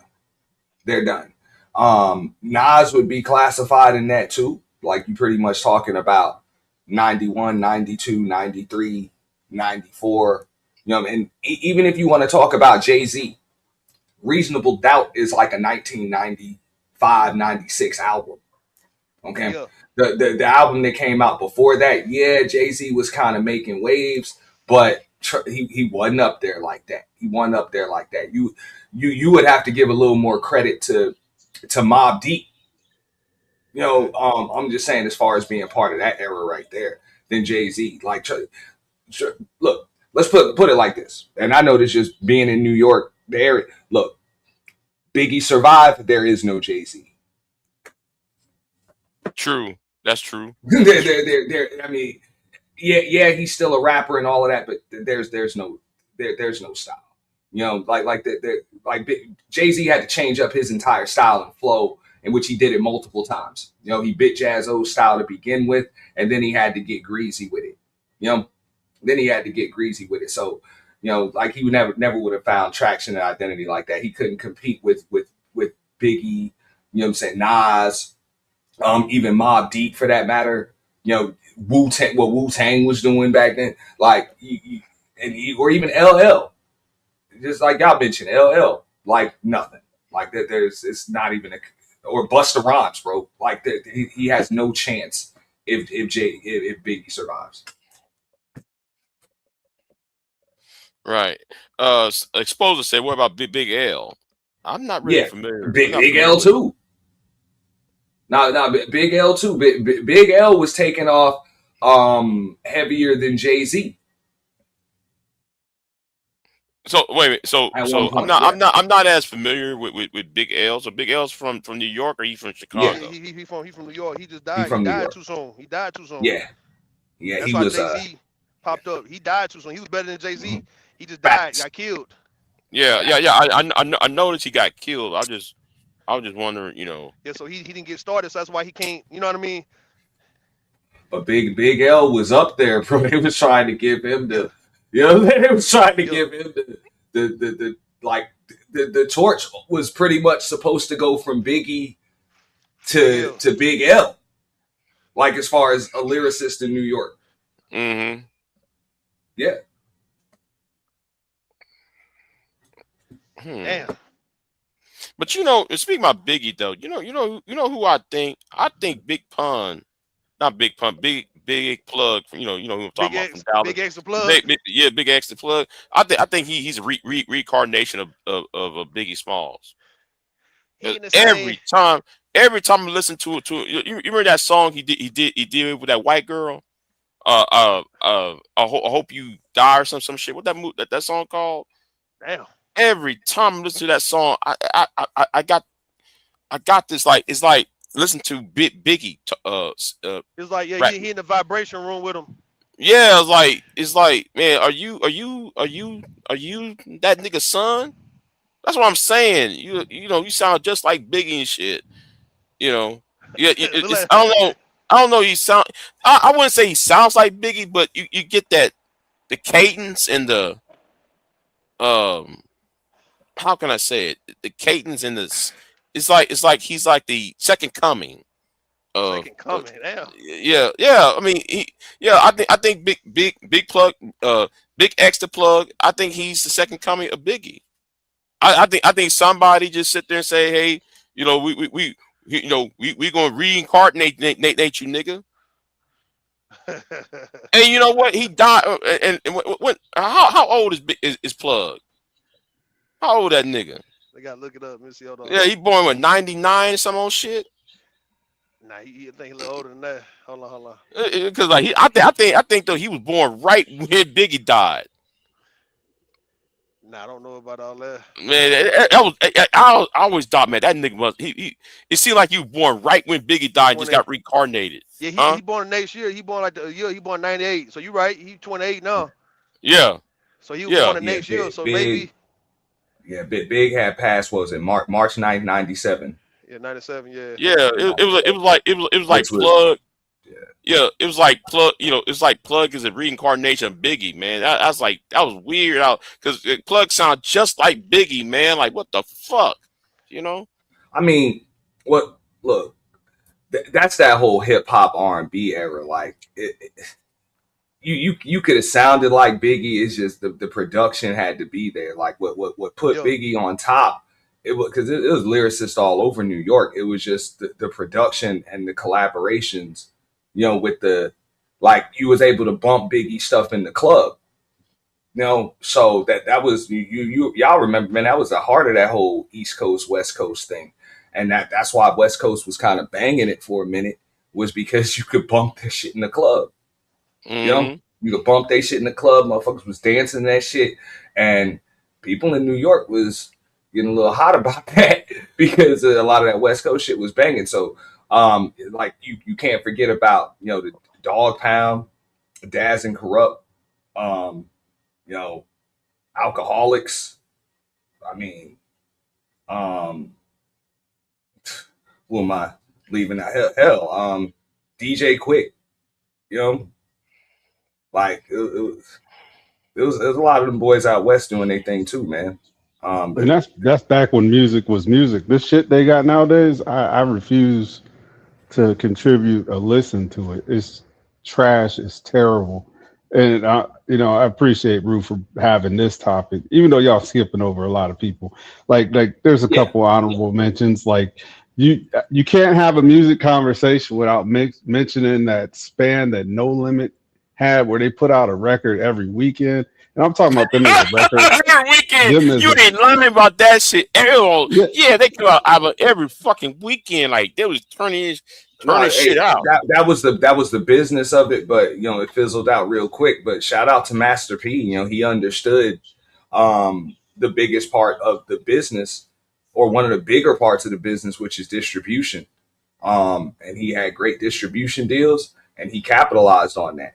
That's what made him all that damn money. But nothing lasts forever. Nah, the but thing about it. That's they why had if some artists over there that you can't tell me Mia X didn't sound good on the record, or Fiend and Mac and Cain and Abel. Yeah, that's what I'm you had saying, some yeah, real artists on that Fiend, label, man. Mac, And then Magic, Mr. Magic, of Mr. course, Servon. yeah, um, Soldier Slim was on there too, right? He was on No Limit. Soldier Slim, and Yeah, then yeah. and I liked how Cash Money tried to answer that by putting out one every 2 weeks. They did their thing too. The 500 Degrees series, and between Gigi Wayne and That was probably the only album from what you call it, the one out of Houston, yeah, Lil Wayne and them. That's probably the only one I would listen to, that 500. Yeah, but you with Juvenile and them, yeah. yeah, but they had a whole, the South was kicking it, man. Then you had Outkast and what's the other boys, that group, the Goody Mob. You had them. Like, you can't talk about the 90s without at least mentioning these groups, man. There was a lot of good music. And like I said, nowadays none of this stuff compares. I couldn't tell you who's hot or who to listen to, because I really don't like rap anymore. Like, if it ain't that old school stuff. Yeah, yeah. I only listen to music that's on the radio. I don't really go outside the radio shit now. I mean,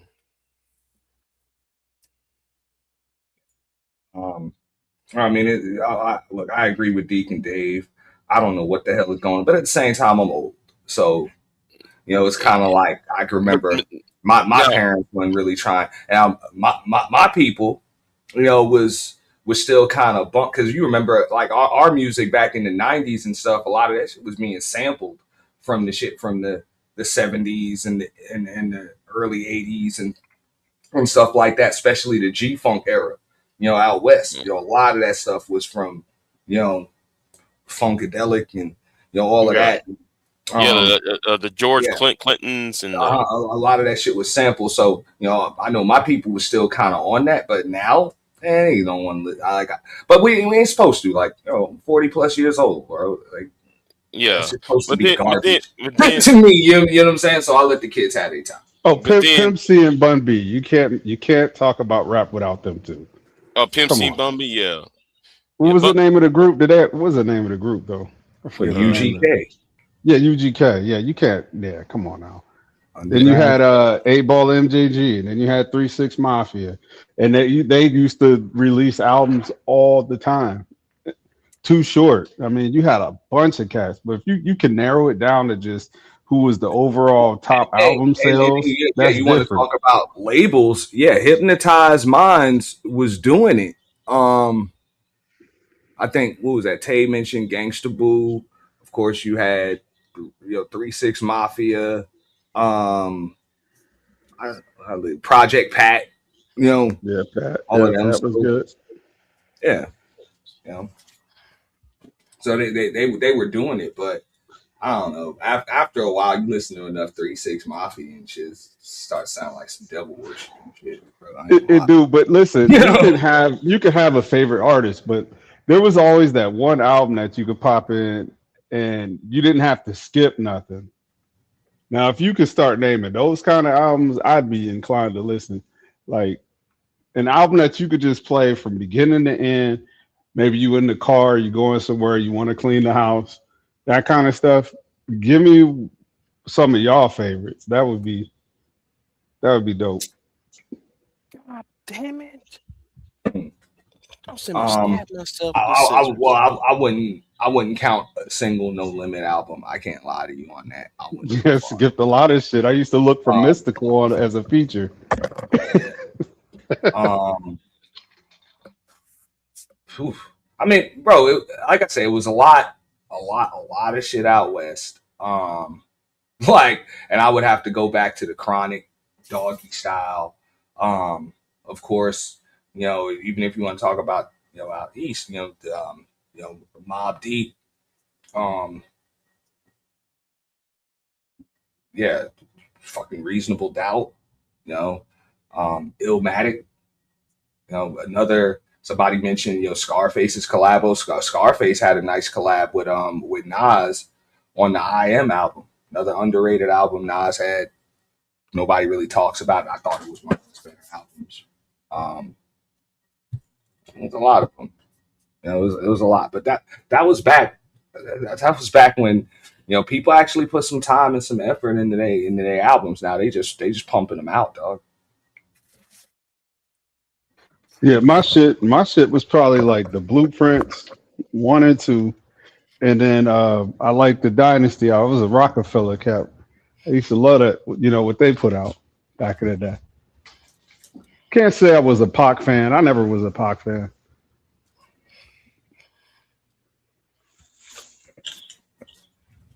Man, But yeah, A lot of people be lying and saying they were, which is a lie.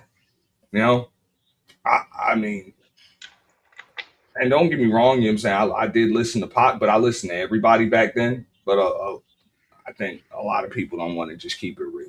You know, Pac had more fame and more clout in death than in right. but like the thing with Pac was it was more conscious rap meets. It was a bridge between the conscious rap and the gangster rap. He was a bridge between those two.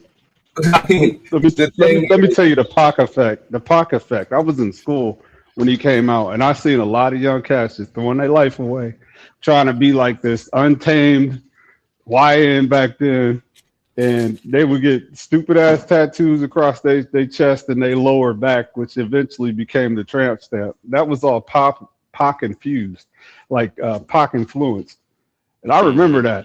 But I guess that's what got the girls back then. Like they was into that. I mean, So, yes, and I mean, look, Pac. Let's just keep it real. Like Pac was an actor turned rapper that never came out of character.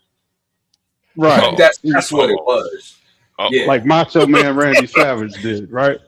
like he just never came out of character. Like that this is a school of the arts kid. Hell of an. I mean, you know, Pac was just one of those dudes. I'm gonna take nothing from him, and whatever it was that, like, he's a performing arts kid. So when it comes to performing, he was going to be great at it. Like that's just what he did. Whether it was singing, dancing, I believe he played instruments too. You know, rapping, and of course acting. You know, theater and stuff. So that's what it was. But he just. I mean, his acting style was clearly method acting, and he never came out of character. That You know, shit was 'cause working. there's no there's no gangster cred when it comes to that. You know, before he was actually famous, like there's none, which is not a bad Plus thing. he I mean, it's plus not a he bad had thing. that plus he had that second generation Panther thing going on. Now, correct me if I'm wrong. He did come from that lineage. Right. Yeah.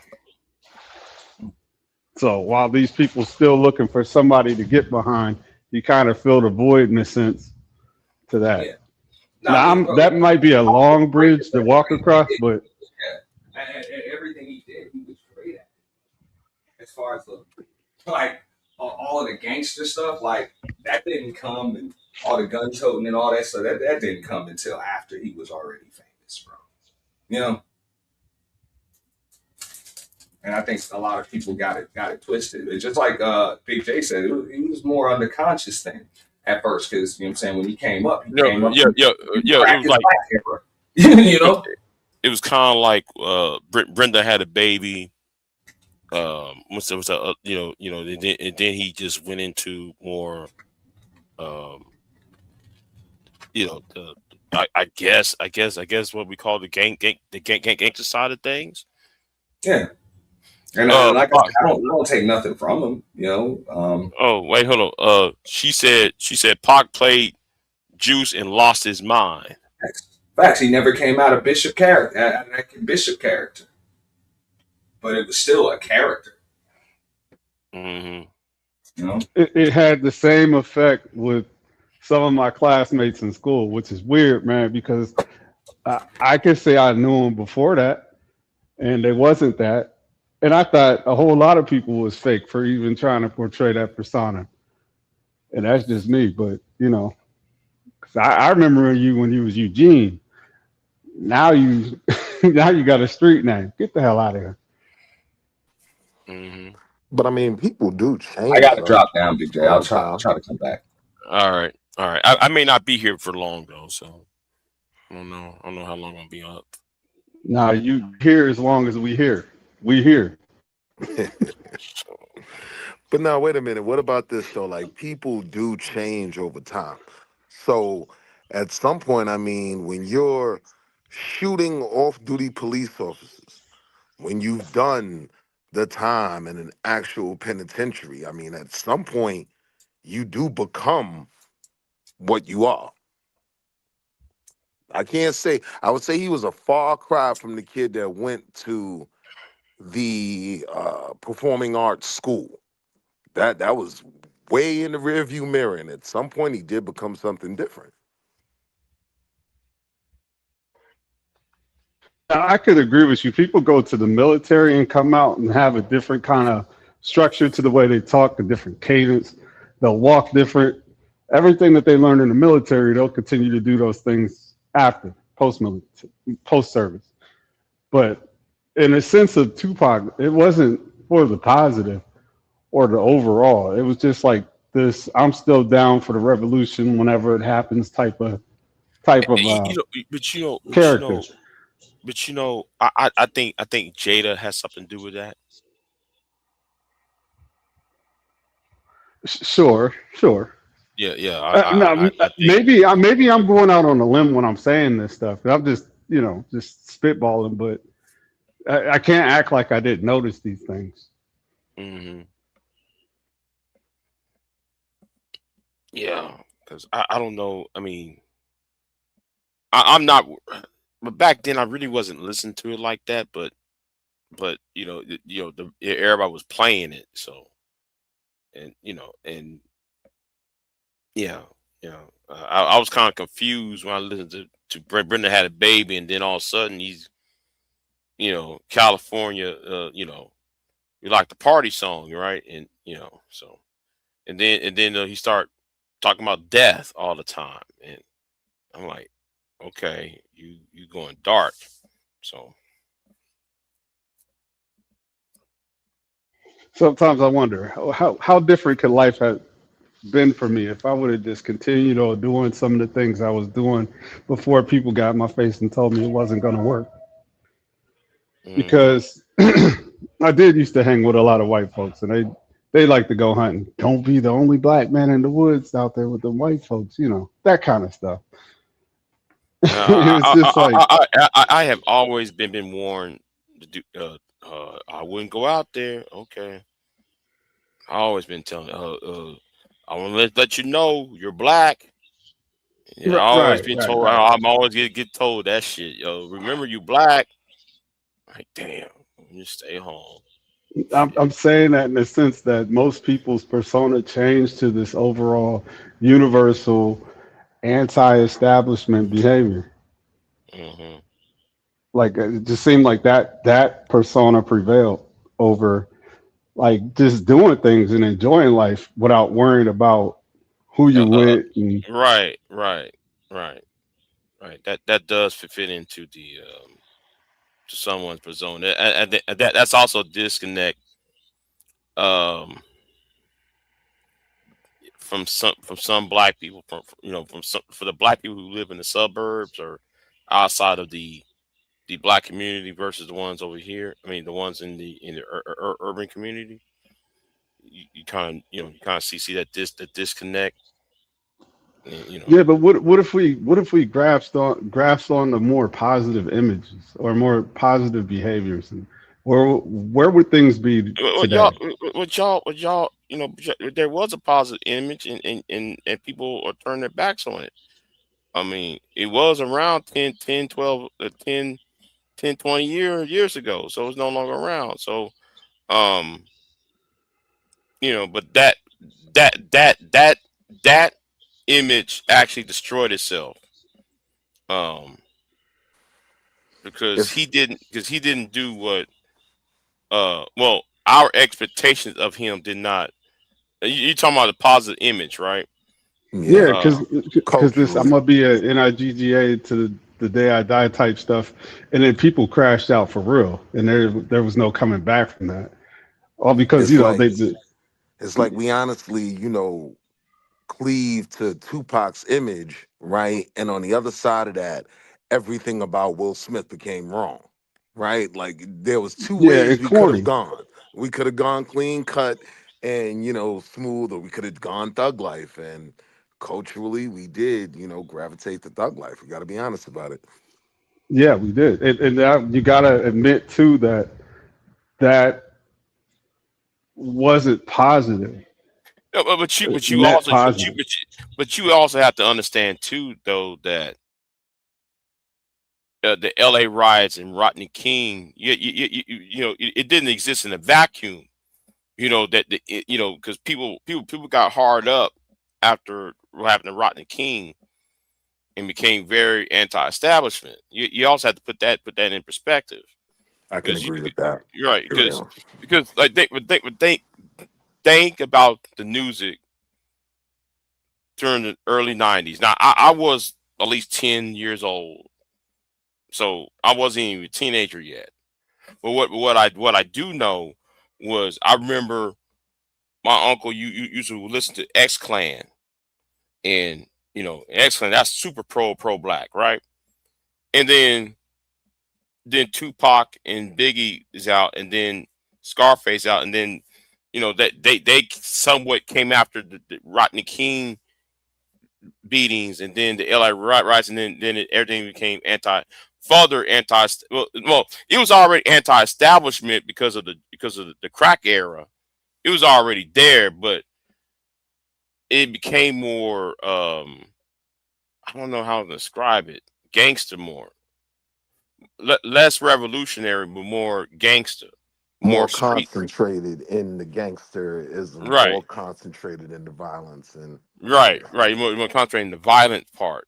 It was more okay. The '80s was more revolutionary, um, but the '90s it became street level violence. And I think what happened with Rodney King and the riots that came after it, um, I think that changed the culture, and then 9/11 itself changed music too, because gangster rap did somewhat disappear after not 9/11. I could tell you when the split happened away from that certain persona, and this is just me. I could be wrong, but Kanye West and 50 Cent both released the album on the same day, and that Kanye album sold. So it was pretty much like the Educated Lame, Pookie versus Educated Lame, in the sense of, in a sense, because 50 Cent represented the gangster rap, and Kanye West was like rejected for rapping, period, because he was more of the nerdy type. But his album outsold 50's, but 50 was hot back then. Uh, yeah, yeah, yeah. Like you're right because Kanye back then was educate lane. Yeah, you're right because I think the focus was more. We got to be more united, I guess. Post post 9/11 Iraq War. I guess. I mean, I'm trying to see. Oh, he said my manager crept up on me. Good Yeah, deal I'm in though. fear of that too because I'm at work. Sometimes you hear like the PA system going off and people beating on shit in the background. I crept up here on my break. No, well, okay. Um, yeah, I'm trying to remember. Yeah, yeah, yeah, yeah. I think the Rodney King beating and 9/11. I think though there's a reason why the culture changed. Um, or should the image that black society itself changed along with it. So um, Who but who I was think the lady? Who was the lady back in the day? Was it the Dolores something. She said that she was against using the N word in rap, and she bought a bunch of Uh, Tupac albums and ran. Dolores. What's her name? It was two of them. It was two. It was three of them. It was three black women at the time. One of them was Dolores. I forgot her last name, and the other one was the Secretary of the Commonwealth of Pennsylvania. I forgot her name too. Tucker, Dolores Tucker. Thank you, SD. Dolores Tucker. Yes. In hindsight, we owe those people an apology. They were 100% right. Now, I'm only speaking for myself. In my opinion, I think they were 100% right. I think we took a turn for the worse around that time. Now we looking for scamming ass niggas and boosting bitches, you know. I mean, that's where we at. I think everybody there's worse songs than scamming. I don't know why everybody hung up on scamming. I heard something that was, that was worse than that. But anyway. But I think the problem with the BET thing this year was everybody was more worried about what's the name, Little Miami, where her fucking name is, and what went on outside. When what's his name was outside the BET shit. And my thing is, black people should not even be supporting BET. But anyway, that's a whole other thing, and I'm not gonna go into it. Yeah, since Bob Johnson sold it, you're right. That's about the time I stopped watching it for any reason. Well, that too. But who owns it now is really, black people shouldn't even be watching it based on who owns BET now. So yeah, I'm surprised people still watch that shit. Did you the history of I know this is changing the subject. Have you ever been familiar with the history of Jet Magazine? Why they went out of business and what happened to them? Man, I used to do the back. I used to do videos reordering the back catalogs of Jet, and I'm really. What do you mean by that? What do you mean back catalog? Oh, why do white women like black men? Black women who marry white men. They were doing all types of the colorism shit, the same stupid ass arguments that we have today online that I'm tired of hearing. Is that a bullshit? They were doing that?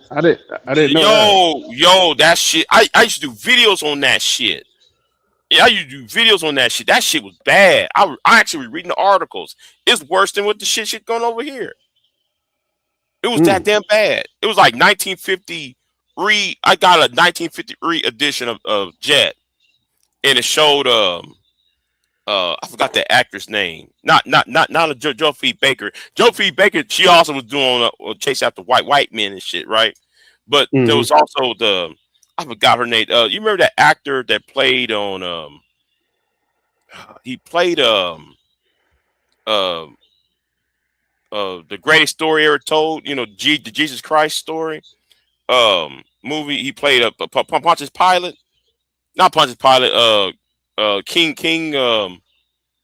It's one of them biblical movies. Well, anyway, his wife was a black woman, and he married her in 1953 and shit. And they actually printed out a 1953 edition of Jet. And I saw that copy and said, why are black women running to white men for marriage, and why is black men going after Asian women? Yeah, that was after the Korean War and shit. War? Yeah, the Korean War in Vietnam. Yeah. That shit. Black men went over there, didn't come back. They wasn't dead though. That shit was funny. They went over there and got treated right, and then just decided to stay. That's why there's Yeah, Blasians over there. The Blasian population. right. I remember them articles. That shit was. I said, I know. Since City G was wrong on this shit, man, she was right on that shit. She was right. I look at them damn articles. Like, what the fuck? Man, I didn't know that they was writing that kind of stuff. See, we had them. We just opened them up to the beauty of the week, and that was about it. Back then, we wasn't reading them because there's always coffee table books, and Yeah, that was my yeah, parents' thing. So, yeah. Like but every time there's we used to get Ebony, right? Ebony's there. We used to get Ebony because we, it's just a staple. It just because it's the black magazine, we just get it, right? Other than that, yeah, we don't read that shit. we're You know? supporting. Yeah, we But just sit. see that whole thing went out of business because they failed to launch a .com. Pretty much, they was Mm-hmm. behind the times and just couldn't keep up. Then the original owner, he passed away, and then the wife didn't know what to do, and the daughter didn't know what to do, and then she ended up losing it, lost her ass on that. So Mm-hmm. so the oldest running black business is when they start in the 40s or something like that. I wouldn't say they're the oldest black business. The oldest black business is actually an insurance company. But Well, anyway, yeah, but one of the oldest, but yeah, they started a long time ago, and it just crumbled to shit. They yeah, lost it. and then it's now a part of what some old Caribbean shit now, or I forgot who owned it. It's some old Carib, some Pan African that got it now. Yeah, one of her Yeah, best friends that swore she wouldn't have, she undercut her or something like that. yeah, yeah. Yeah, stole the company from her. Yeah, Yeah, Stanley said, "I read them in history rhymes." Yeah, yeah, I see that shit. Yeah, and even back in the '90s, right? Back in '90s, there was that pro blackness. I think that pro blackness of today is going out the same way. Um, you got the soul soldier of 1992. Now we have the Tyreeks and the black social media types in the black politics, and page I, 43. I think the pro blackness comes every 25 years and it peters out and comes back another 25 years And that or was 30 back years. before shaving. SD, that was back before shaving was in. You could see the babushka on both sides. So But for real, yeah. Sorry, Big J. yeah, so yeah, no, yeah. I read them old articles. That man, I was pissed off. Like y'all ain't saying y'all saying the same old dumb shit that we saying to today. Like damn. That just means that people today are unoriginal. They haven't moved past uh, the basics. And that's why V-Dub and I said, the space needs to be burnt down. We can't pass this shit on to the next generation. You know, that's why we came to the conclusion that we need to be like what like the Jews did or the Hebrews did. You know, that's why Moses couldn't journey further into the promised land. The old generation gonna have to die off because we still got the same ways as the prior generation. So do you agree with Ty City? I don't know if it was Ty City. I'm just going to use him as an example. He used to say, have those shows, old niggas need to go. Yes. Yeah, I believe it. Yeah. Old niggas and they're talking about they got to go. Hey, wait. What do you think that the thumbnail's about? Old niggas and they're talking about got to go because they come up. Okay, like I'm gonna use I'm about to go in now. I'm about to go in on somebody like There you go. ism, right? Yeah. Ism comes up in the conversation. I was talking about like you need a bitch.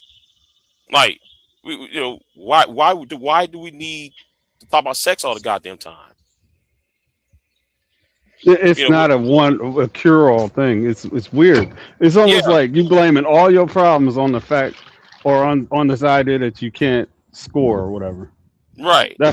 I found that to be weird the first time I heard it. Like that's Right. not what life is about. Life is about other things, and that's like tertiary. Yeah. That's way at the bottom of the list, really. Yeah. Sex is really. I mean, it's not the you know what you're supposed to live for and shit. Right. Because if you don't take care of yourself, you can't get it no way, even if you got one. Right. Right. I mean, like you still got niggas in this space who got women, and they still fucking up. I mean, Right. like, come on, I get look it. at I get it. He doing the uncle thing though. I get it. Like if that is a problem, sure, that it hits where it hits, I guess. But right, we talking to people that are over 40, dude. 30, right, 40. yeah, Like like we all had our day in the hay, you know? right. No, we can't pass that shit.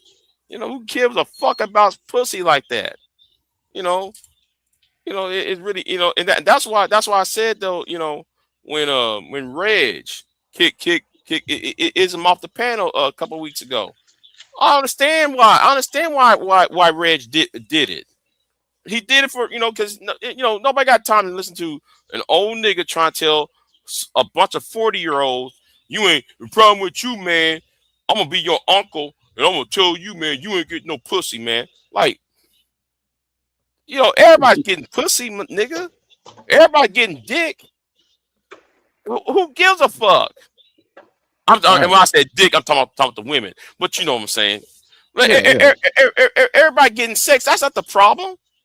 That's not even the problem. Hell, if that was the case, then we streaming would have shut the fuck up.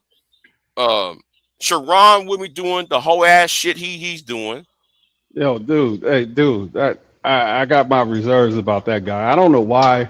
What is it with? Okay, if Kevin Samuels was like allegedly gay, what is it with these ambiguous dudes that get so much attention? Like Sharon is questionable.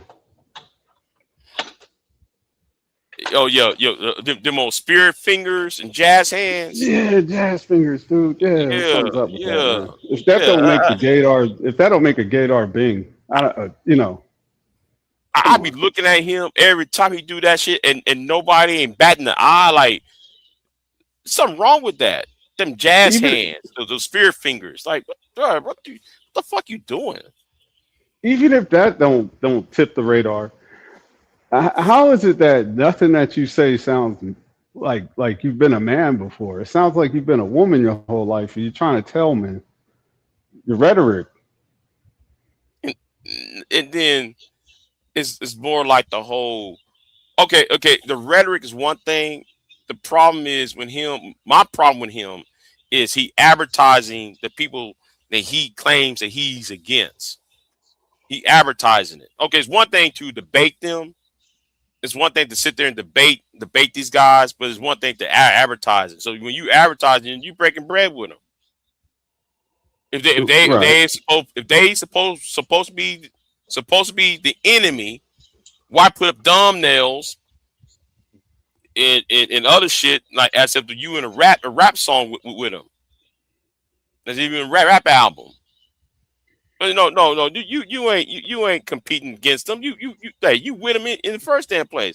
And then the whole I don't want to go here with this, but if that nigga came out 10 years ago or 8 years ago, and him having two black baby mamas and a white wife, black women in this section would tear his ass up. If this was. Yeah, it's something about these women now. I look at these women as crazy now. Like, y'all wouldn't be doing this 10 years ago on him. He wouldn't even have a show. Y'all would have flagged that nigga off of YouTube. Y'all would took away his YouTube channel from him. I think I'm not even lying. I'm not even lying on that shit. There's two reasons for this. One is money. I get it, right? Right. And to me, that just comes off as gay for pay or whatever. Right. But and two is that you piss off more black men than you do black women. So overall, you keep the fingers pointing in both directions. So right, and then see the problem is he claims he wants to help it claims that he wants to help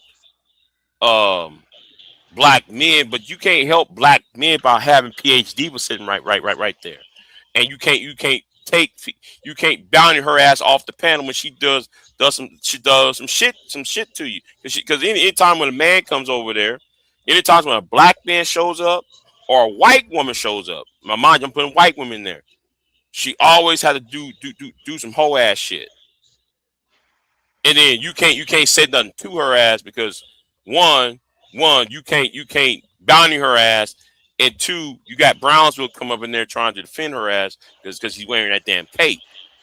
That's why I got a problem with bitch ass Sharon. All right. That's and I got a problem with Stanley because Stanley always defending people on his side without, like, they just because they on his side, even though they wrong as hell. How could you defend anything that dude got to say, bro? That shit's weird. Why it's important if Sharon's on the gay gaydar? I don't care. I don't care if he's gay or not. The problem is if this was I'm talking about the hypocrisy of the women. Because if this was anybody else, they would have flagged him. Not only they wouldn't support him, they would have flagged him off YouTube. He wouldn't have a YouTube channel. If this was anybody else, he wouldn't have no YouTube channel.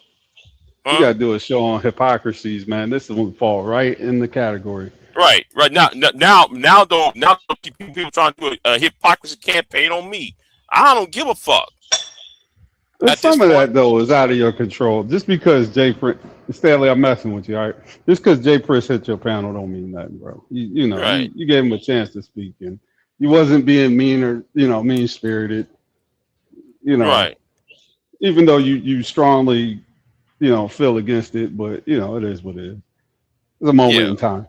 Yeah. And old girls in her fucking feelings.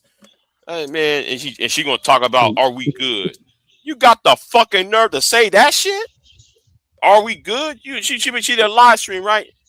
You talk all that shit about me over there, and then ask, are we good? Shit, I put that meme up saying no, we ain't good.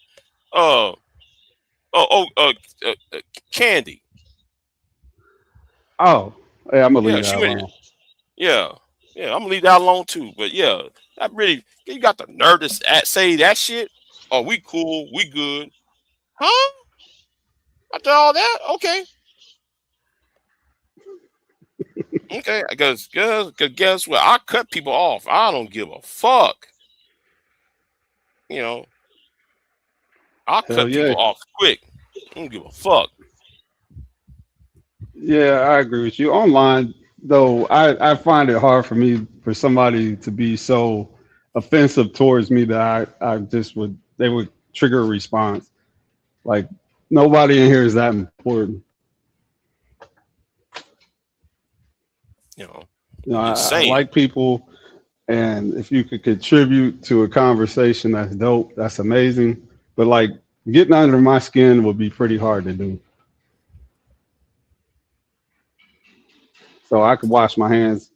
If my name come up in the conversation, it's not gonna bother me. Now it might be different for you because you've been here a while. You do have a name out here. Yeah, I know you care, but I don't live stream from my channel. Maybe if I did, it would be a little bit different. I'm just saying from where I'm at, where I just hit a panel occasionally. I'm gonna tell you why though. On some cases, I take it personal because I see plays being made, right? Like okay, I'm going to say some shit to you. You respond, right? So I'm going to create a narrative that's opposite of your character, right? And you're a content creator, right? So because you make money off this shit, you make content, you reach other people, you interviews and shit. So whatever comes out harms your own reputation. So what's being done is harming my reputation. Because guess what I do? You see me do interviews with politicians and shit, right? That harms my reputation. That's what I'm pissed off about. You harming that shit. because you know you Oh harming yeah, on that. yeah. Okay, that's very important. Right, right. Yeah. So like they thinking that because Candy Cane said this shit or before Christ old ass with her old ass saying doing all that bullshit on her fucking channel trashing me and shit, right? If I wasn't doing anything, I don't give a fuck. But you harming my product or what I'm trying to establish. You harming that shit. And then you got niggas like Soul Provider. You harming my product by that antics you be doing. Them fuck niggas who doing some whole ass shit talking about, I saw Big J hanging around with, Transformers and shit. You harming my fucking product. And you get in my way with that shit. See, they can't Yeah, grasp that's that. a bit extreme. Well, Right. man, yeah, I heard you the first time. Man, Yeah. it's just, with most of this space though, I think you gotta avoid certain areas if you don't want that kind of mud slump. You don't want to get dirty, Right.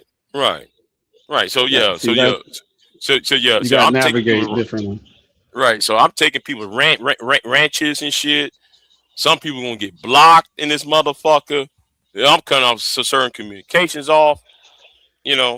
Fuck them. You know. And I don't blame you.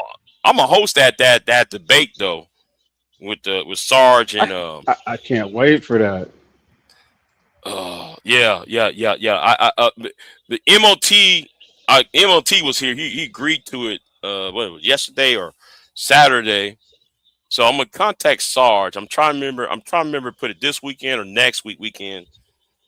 Because I don't know I'm supposed to be going somewhere. So I might not be. I don't know. Is this Saturday or next Saturday? I'm supposed to be going somewhere. So I don't know. So be on the lookout for that. So yeah, I'm gonna contact Sarge.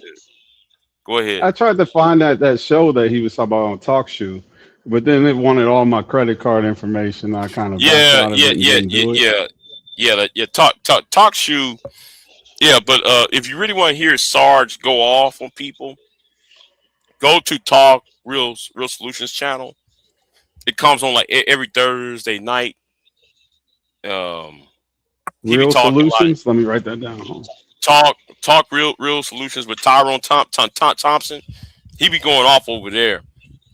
If you really want to hear him go off on people, he go off on people over there. He be shouting niggas and shit, cussing them out and shit over there. I used to be over there, but because my work schedule, I'm not there anymore. I hadn't been there in months. Yeah, I hadn't been there in that my channel. Keep fading, but yeah, I hear you. That channel. Go ahead. That channel you used to be big. That used to be a 9,000 K. That's 9,000 sub count channel. But niggas start flagging the channel, and he barely can get 1,000. Because that used to be the spot on YouTube every almost every Friday and Thursday and Friday. One reason why I don't do live streams, or I've never tried to start a channel, is because I could have a point to make, and people don't listen objectively, like to try to hear what somebody is saying. They come with all their biases, and you got to be a skilled individual to break all that down just to get through to people. And I'm not that good at it. Sometimes I have a hard time just saying what's on my mind anyway, because I usually keep to myself. But that's a hell of a responsibility. Even if you know the knowledge, you can point people in the right direction. They'll just outright reject it because it goes against their sensitivities. And, they're not open to new information.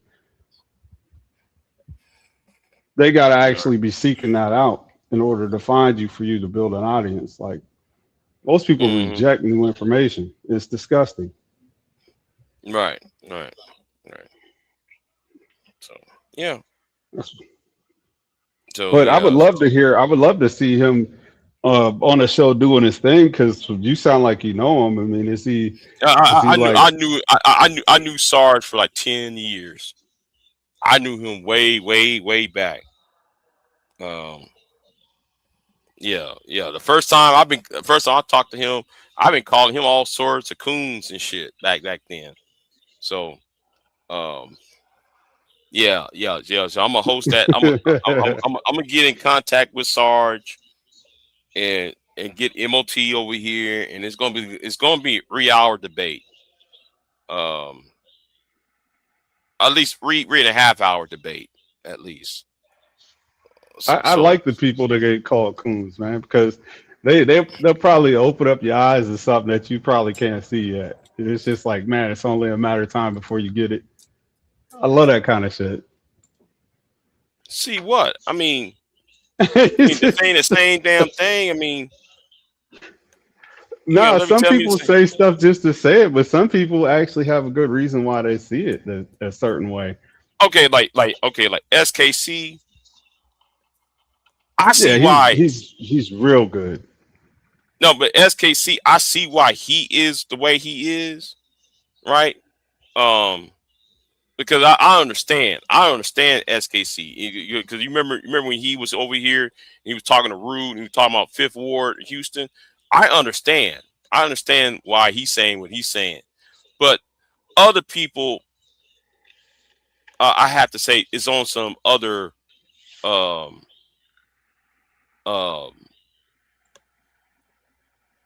some bullshit, you know.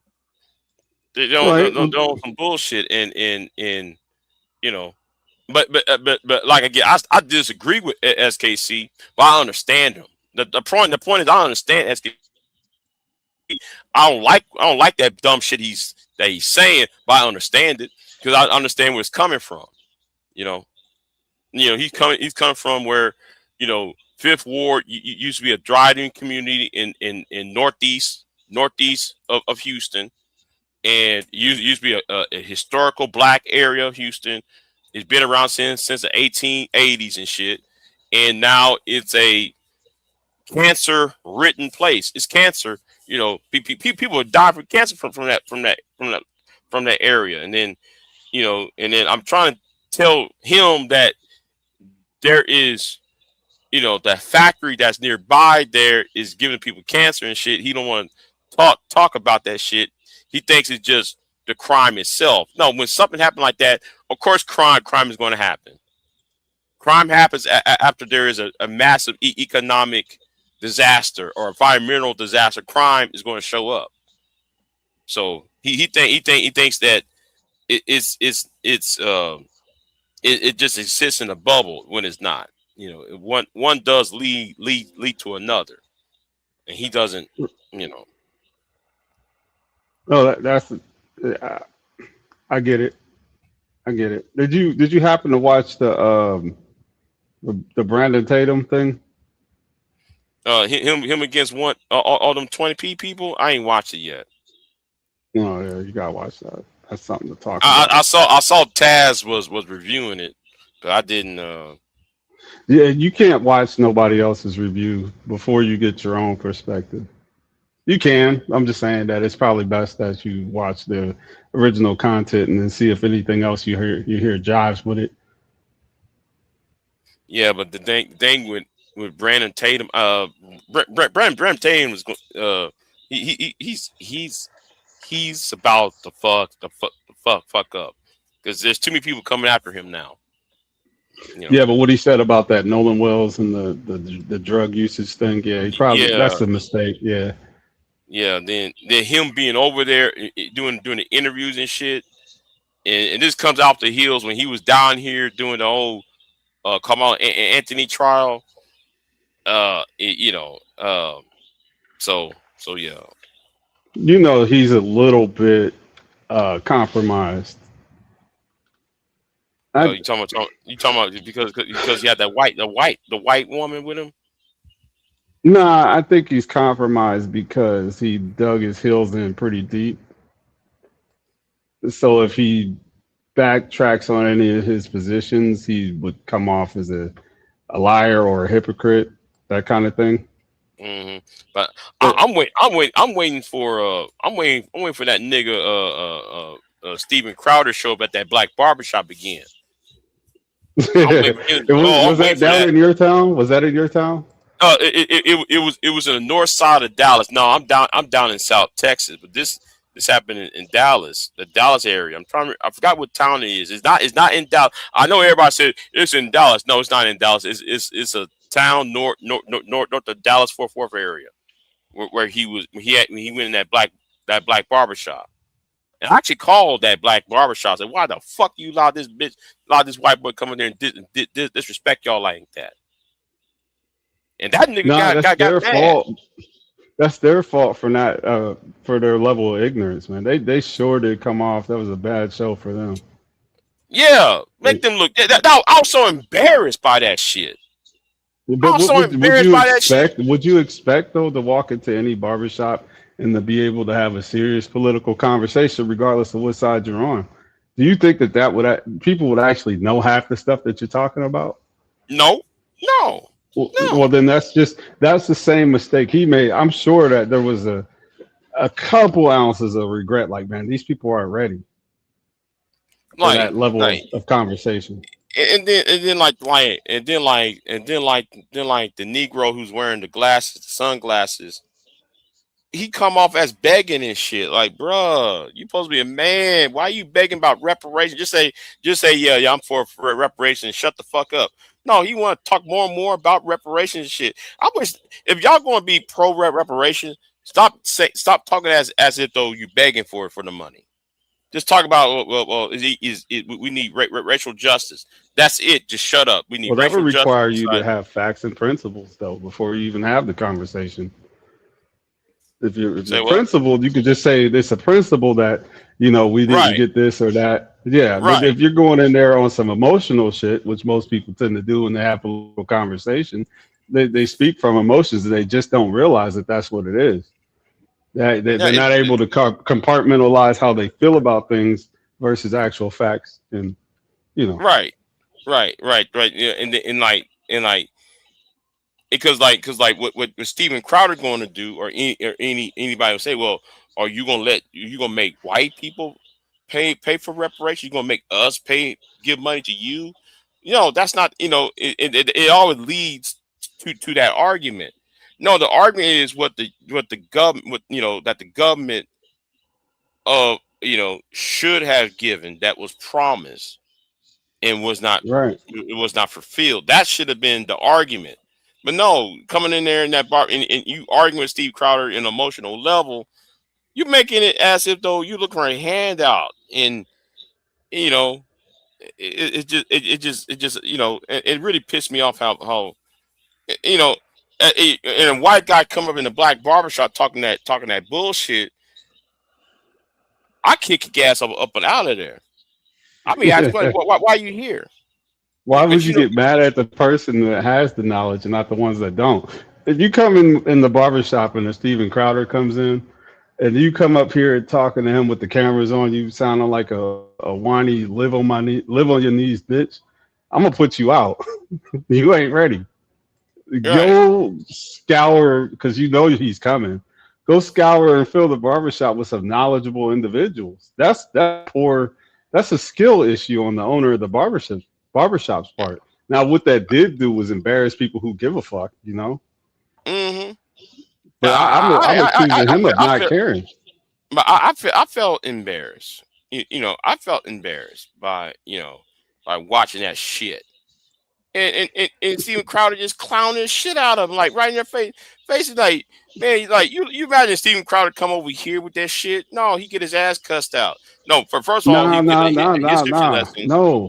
No, I disagree with you. Why would you cuss him out? No, hear me out. I'll give him a history lesson, and then after that, he's getting a riot act. Do not bring your ass over here no more.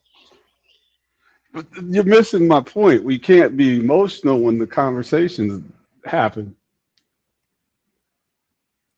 That's true. Stick to the facts. Stick to the facts. There is no cussing about. How you show somebody that you're a better person or the moral high ground even is to have the conversation in good faith and know what you're talking about, win, lose, or draw.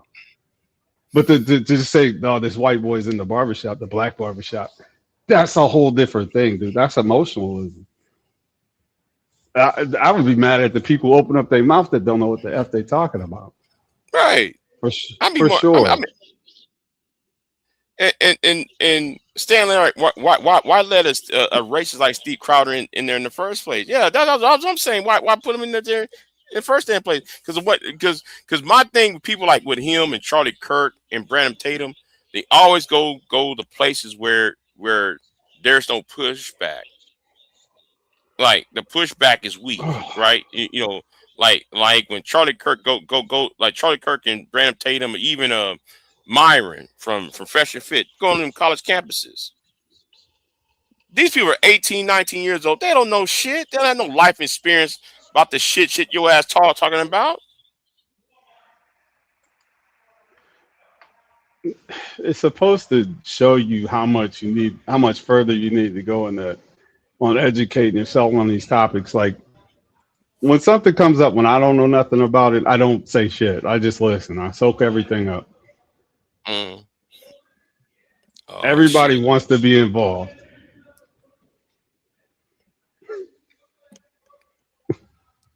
Go on, SKC. Oh, what's up, SKC? Hey, what's going on? Chilling. I think one major point that is lost with this is that the college campus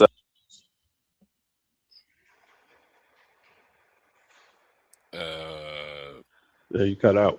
You cut out. Yeah, you cut out. Can you hear me now? Yeah, we hear you now. Yeah, the college campus conversations and debates were not originally slated to be with the students. It was to be with the professors. However, the professors over the years continually declined to defend their positions. So then they started to talk with the students. Well, I have to. Okay, really, right? But do you know they have a hit list? What do you mean? Okay, if you go on what's his name? Who got shot? Oh my God, I forgot his fucking name. Kirk. When you get on Charlie Kirk's website, he has a hit list of targeted college professors. Right, because they put him on the list. Okay. Yeah, when he was first starting out, same with Crowder as well. They first wanted to speak with college professors, and all of them kept declining, even when they were offered payment to do it. So the whole idea is that here it is that you're stating that you are highly educated in your field. You are stating that you are educating others. But then when someone says, hey, let's have an open conversation, a discourse, or even if you want to take it into a debate mode before an audience about your ideas, all of them declined and stated, no, we're not doing it. Yeah, but do you realize it's not in good faith? Well, the whole idea about good faith is if you are going to the person and stating, hey, I'm willing to have an open conversation or a debate on your campus by your rules, how is that not good faith? Come on, SKC. You know why? Because like every time there is a community a short video or or a long video, what they do is they do this little gotcha moment questions and gotcha moment answers. So Yeah, they're not going to fall for that shit. no, They're not gonna fall for that shit. that seems like that would be great. You mean like what you're talking about so far as like the people doing the clipping stuff and all of that? Yeah, The whole but the problem is that the type or format of conversations that Crowder and Kirk and others were trying to do, they wanted to do it in the style of, I don't know if you've ever seen IQ square debates. Oh yeah, where it used to come on. What's that channel? It used to come on back in the day. I used to watch that shit. Right. Yeah. And also you've also seen like the Oxford debates, where Oxford has their Right. debate set up. I watch Oxford. I watch that shit. Right. But That's what they were asking these professors to do. They were saying we should extend that into various American campuses to have that same format, and they all declined.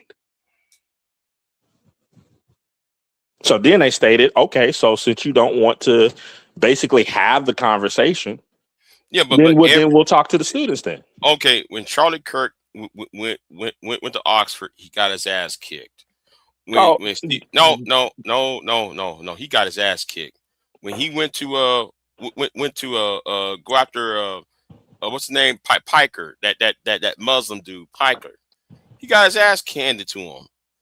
We went after that bitch ass Yerk. I can't stand liberals, the white liberals. They get on my fucking nerve. But people like Yerk and them, right? At the Young Turk, yeah, Yank from the Young Turk, and Anna Kasparian. Yeah, but he get his ass kicked. So, if that's what you believe, I mean, I'm telling you, I don't like them people at the Young Turks, but they did kick Charlie Kirk's ass. And I said, if you believe that, I mean that's on you. I mean, I differ, but it's each to the eye of the beholder, right? Okay, granted, but I'm just saying though, when he's facing with somebody older than he is, he loses. Anybody that's at his generation or above, he get his ass handed to him. I'm talking about Charlie Kirk. Well, I'll put it this way. It's like if that had been the case, you think about it from this perspective. The guy had gotten so big to where he was literally moving political points. If you had someone that could just debate him and clown him like that, they had ample opportunity to do it. Then the point was not to give him in the audience that was trying to starve him. Right, and that's what I'm saying is the better. Now, but the better way to do that is to actually out debate the person, not to starve them. If you go with the pattern of trying to basically not give voice to your opponent, you're alerting to everyone else that maybe your ideas cannot hold water or hold your whole weight with no, them. not necessarily, because like if you're putting out propaganda out, right?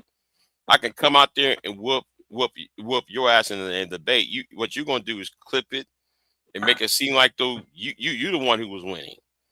That's why though it was bad. That's why though a lot of people was avoiding them. And I said this. I want to see Myron showed up over here somewhere in Texas. I'm waiting for him to show up in Austin. I'm waiting for him to show up in San Antonio. I'm waiting for him to show up. I don't think like a person like a Myron or anything are like even in the same league as like what Kirk or Crowder are in. It's like and you could let me know if I'm just off, Deacon. You're the third person up here. I mean, it seems as though like debate wise and ability to be able to handle yourself in various arenas, that Myron seems to be a couple of tiers below them, but and I'm being generous in the tiers. I see Myron as I would agree. Yeah. It's like if we wanted to do the whole like tiering system with S being top I would probably put Myron somewhere around, what C. Yeah. So yeah. But yeah, that's how all of that began. I was looking at that stuff way before I ever discovered anything with like the black circuit of YouTube. I was seeing a bunch of debates back then. Even Shapiro would do the same thing.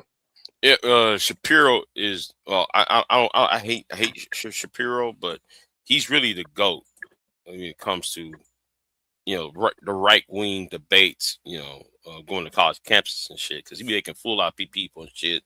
And I be say, and some of the people, I'm like, ain't y'all gonna fight back? Y'all's points are so fucking weak. And Ben Shapiro just be jumping around, running circles around them and shit. Yeah, it's something, and I'm just, I guess to a certain degree, I think there is a lot of bias when it comes to people and how they view things, and just not trying to be as objective as possible. You take, for instance, like I'm looking in the chat, and I know you may be trolling, but I've seen people have this type of thought pattern. Like, take, for instance, when Stanley says that Crowder, Kirk, are like the Crump and Sharpton. And think about it. Crump can't read.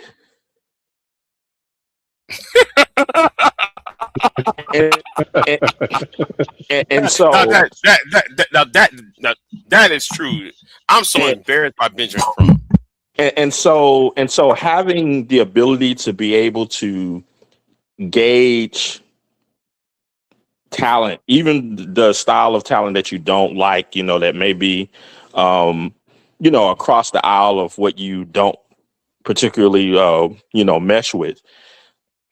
It's like, come on, you can't put Kirk and Crowder in league with people who can't read. It's like, come on now.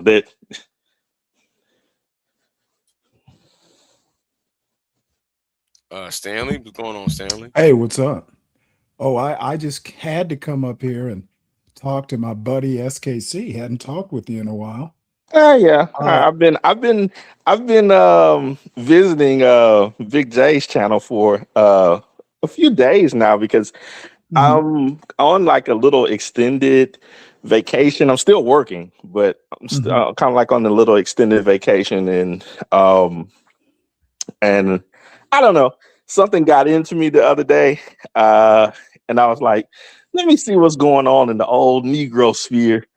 And one of the first names I thought about that was actually live was Big J. And I said, man, I haven't talked. Then I saw Deacon Dave over here, and I came across this other dude named Sergeant, who, oh man, fellow coon. Oh Yeah, man. he was a breath of fresh air. I'm not gonna lie. Yeah, man. So it's a gathering of old coons. Oh yeah. Well, I'm not old yet, so I'm getting there, but I'm not there yet. Some of them points are old fashioned. Well, perhaps I study the greats. Specifically, what I'd like to see is a Steven Crowder or a Charlie Kirk go up against a showman of their equal or better, someone like a Cornel West or someone like a what's her name? I think of Nicole Hannah-Jones. Well, I don't think that either one of them would agree to open debate, especially if there was any set rules of right. any sort. I don't care about any of that. I know. I just told you what I would like to see. Yeah. I think Charlie Kirk and Steven Crowder are kind of the same ilk in that they can't read either. No, I think that it's proven I've watched that they can read. I've watched as much Charlie Kirk and Steven Crowder as you have. I'm not going to even bother hearing you defend them I'm saying that no self-respecting professor is going to go up against two white nationalists. They have an agenda. Their agenda is not truth or seeking knowledge. It is promoting a white nationalist agenda. Then It's it's not good faith, and there's no reason any person who considers themselves a seeker of knowledge to debate them. okay. Yeah, I would say a good defense. It's not going to be very convincing to the youth, but good defense. Oh, I don't care. I don't care about the youth. Of course, but the professor I care. should. I care about my point. You need to concentrate on my point. Oh, not I'm the not concentrating on your point. Okay, well then I'm not concentrating on the youth. No, Okay, the youth. but I'm saying the that the professors are though. Seeker of knowledge, training students to be seekers of knowledge. Yeah, that's their job. Mm-hmm.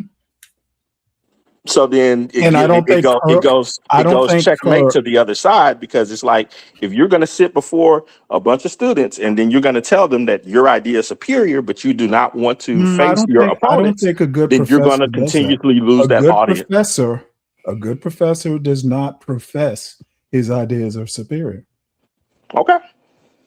I've actually had professors, and I know you have. I've never heard a political science professor tell me that my ideas are superior. I'm not saying that they do. Well, I thought you kind of hinted that. Charlie Kirk and Steven Crowder will constantly tell you that America is superior. Their nationalism is superior. I heard Brandon Tatum talk. I've watched a little bit of that 20-on-1 thing, that Trump is superior. Trump policies are superior to the black community, et cetera, et cetera. Yeah, all these not white exactly nationalists what was do. said, but okay. Dave, what you need to do is let me finish. Yeah, hurry up. That's what she said. All I hear white nationalists say is how superior America and by default white people are. People, seekers of truth, and their little students are not going to benefit by engaging in a good faith debate with white nationalists. Okay. Well, yeah, we'll see. Oh, we have seen. You were just describing how professors wouldn't do it. Yeah, I'm saying, so far as the end result of all of that. The end result is it never happened, and I say it should never have. Yeah, and I'm not stating that it should happen or shouldn't. I'm just stating that I'm stating it should not happen. Right. See, I'm definite. I'm not on a fence. I'm not pretending to, be neutral in it. I think Charlie Kirk and Crowder are bad people. I think they are white nationalists, and they are not seekers of truth. Oh, okay. I'm being more objective. No, I don't care about examples. I'm using the examples presented. No, I just want to make this quick point, is that it doesn't matter who we mention. You're going to say they're bad in one way or another. Okay, don't go. See, all of a sudden you want to move let me finish, away sir? from the point. It doesn't matter. Are you going to let me finish? Let's concentrate on the matter at hand. That's what you people do. And yes, I said you people. You wander off into what if. You wander off into never what if land. And I'm just telling you why your point is invalid. I want to stay here. I want to. This is why your point is invalid, because it doesn't matter who we say or use. Yeah, or it doesn't as an example matter. of a good debater. It doesn't you're matter going to say who they're you bad say, people, because we already have Charlie Kirk. Yeah, and you know what it is. Talk about. Let's concentrate on Steven Crowder and Charlie Kirk. Right. Exactly. You know what it is. Oh yeah, I know what it is, and I'm preventing. I was telling preventing you from doing it. No, I was telling Deacon. Oh yeah, of course because you get that. Of course you'll you get that off, because you can't tell me. I'm not trying to.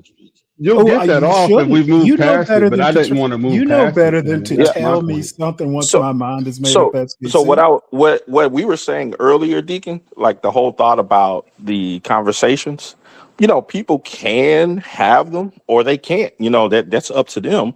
But there's gonna be repercussions from it. That's all I'm saying. What were the repercussions? What do you say, Deacon? Oh, all of a sudden he's got to go to the friendly man. No, I was just doing the same thing that the professors were doing with having the conversation with the Okay, people who they choose to. So, Deacon, like I was stating, we're not having conversations. so Deacon, I mean, we're just having a conversation earlier, because we can choose who we want to have the conversation with, right? True. Right. Okay, Right? SKC. So, Right. You so can that's choose. really cool, You huh, can. You Deacon, can choose it's to cool to do what you're doing. because what you Go can talk. do Go is that talk you to your can buddy. just pretty Go much talk to your buddy, not just your adversary. exactly. I'm Somebody doing who the will same treat. thing the professors Somebody are who will. doing. The same thing the professors are doing. Somebody who will So, pat Deacon, you on it's the head interesting how the and go, professors can "Oh, choose who they want to SKC, speak with. you are so They can right, avoid. SKC. They can avoid their You their avoid. challengers and You remain at avoid people like on a me, pedestal of some SKC, sort. because Yeah, I some come kind of right at supposed you. superiority is crazy. Talk to That is Deacon so Dave. interesting, Talk to Deacon. Deacon Dave and regenerate your coonage. That is so interesting, Deacon. How a person can choose to speak only with the people that they agree with and held at on a high pedestal. But when it's done to them, then it's you're Okay, not see, facing your there you challenges. go. You are being bad faith right before our eyes. Did I say? I choose not to speak with Of people course you're who going to present talk when things I'm in bad talking, faith. SKC. So I'm just going to SKC. speak only with Deacon Dave SKC. and Big J because I believe that they're the only ones that are operating in good faith. SKC. I will not demean myself It's by not a matter of engaging good in faith. people who It's have a obvious matter of bad being faith a and seeker of subjectivity. knowledge. Seeker of knowledge. Can we have it one at a time, please? Y'all kind of. Thank you for the decorum, Big J. Yes. That shows good faith. Good faith, yeah. Carry on. Go ahead, Coons. So, Miss Sun, the other day you stated something that caught my attention. I was unable to continue in the conversation that you guys were having, but could you explain to me this concept of running away from your quote unquote people? What does that mean? Queen's on mute. I think she's doing something right now. Do you know what that means, Big J? I think the argument is that instead of dealing with the problems, because I think the idea is that since men are problem solvers, black men are not looked upon as problem solvers because they are opting to run from run to the arms of another community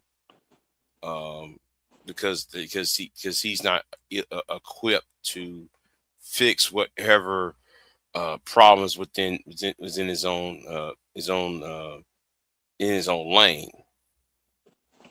And some black men don't want to be the cleanup man in his own community. So Big J, I got a question for you. If a person stated, you know what, I work for IBM, right?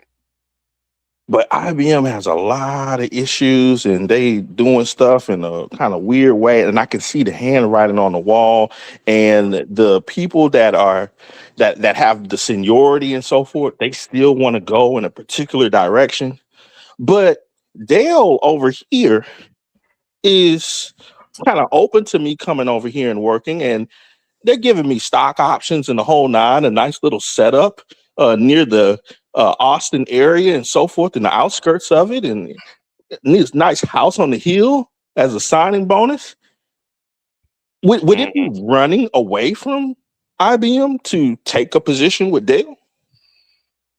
Well, I mean, that's a nice analogy, but when it comes to the history, let's say that company, let's say Dell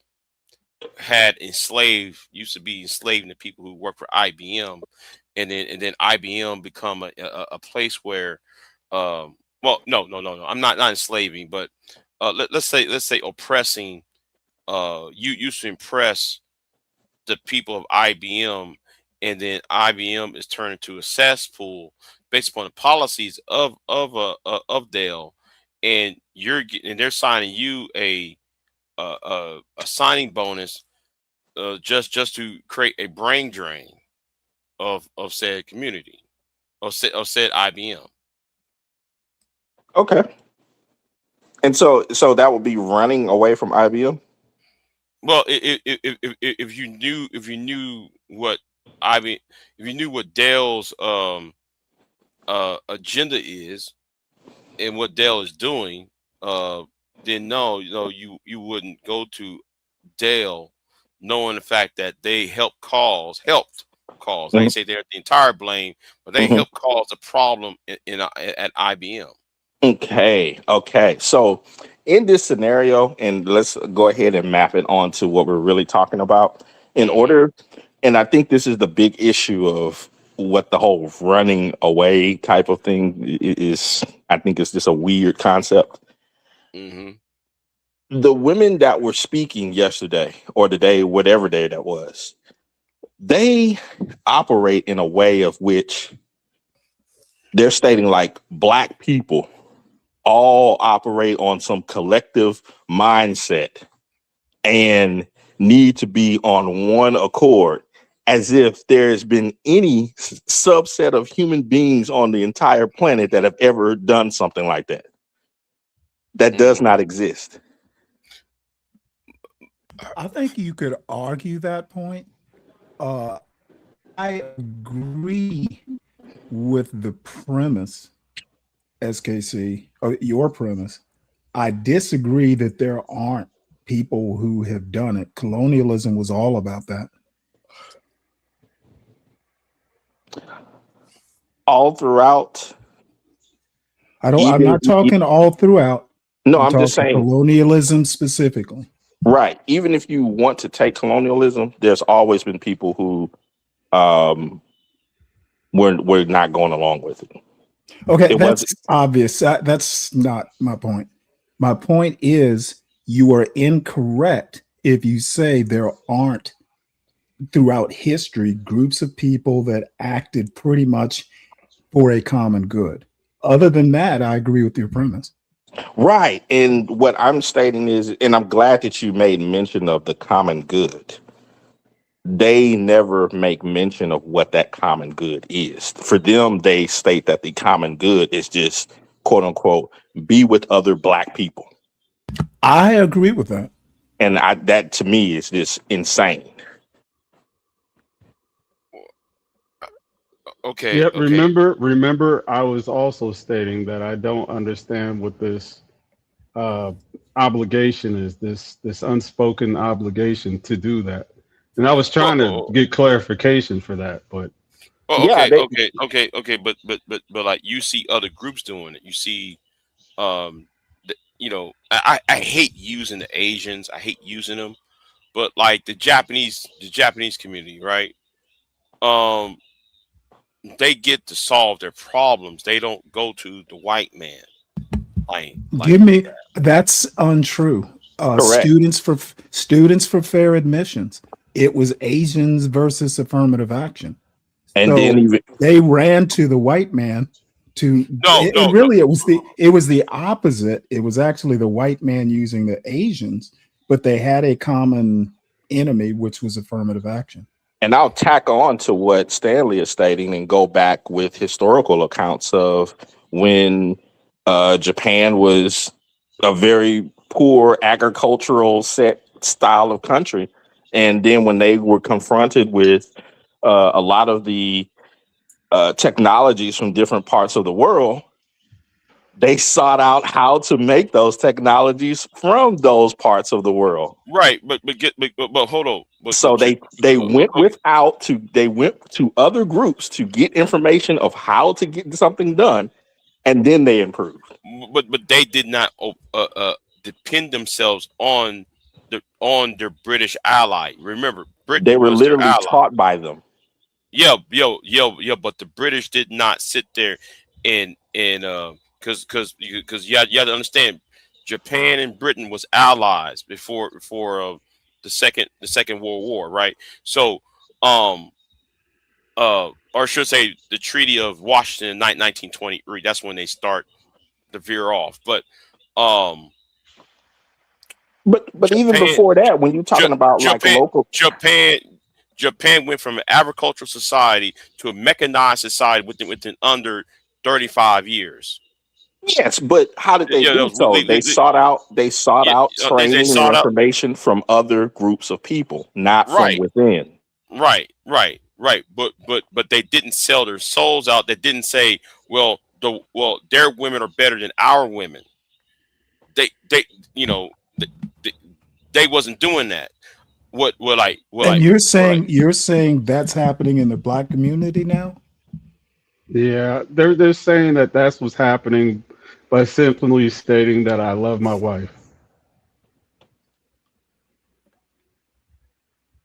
Yes, No, it's a really no. incongruent way of looking at things. They try to basically link individual, I would say, family building and so forth with some sort of, I guess, civilizational connectivity. It's weird. No. Let me I think the goal was to save their race, their civilization. Why? correct in the Japanese case. Right. In the case of the Japanese, yes. But It's hard. It's hard. It's harder. It's harder. It's Hard harder to to go. keep it in an American context, though. Right. I mean, yeah, but even if you go to Japanese American families or Japanese Canadian families, it's hard to to go up in there and trying to date their daughter or date their sons. They could I don't know that that's How is true. it hard? Don't go up into the community; they meet other places. Yeah. like you know what I mean. Meeting in their community, you talk, communicating with them. And when I'm talking about Japanese American or people or Japanese people who are or Asians who are here in America, I'm talking about the first two, maybe three generations in. Those are the people who I'm referring to. I ain't talking about those who've been. Well, who's I been don't since like this. comparing these Asians do this, and I don't like compare. No, the I don't point. like comparative culture for starters. I think Right. it's a weak discipline or a way to approach it. No.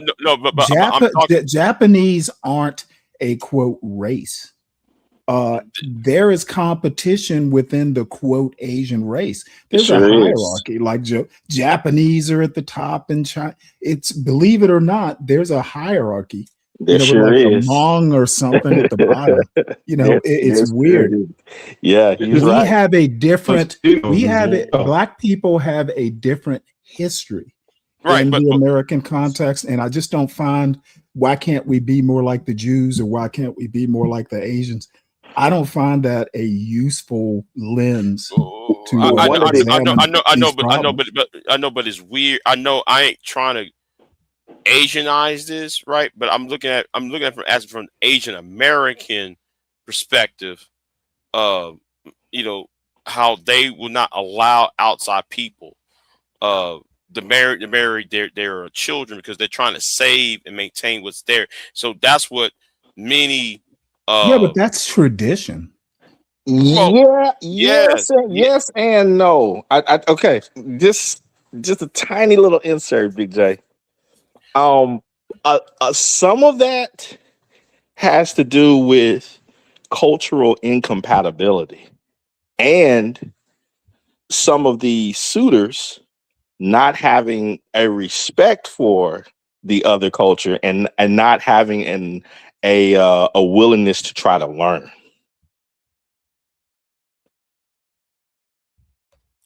You know, funny you should say that, SKC.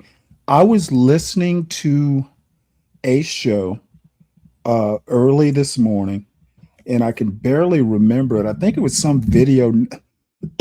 You have to forgive me. I got a cold. Nightish was reviewing.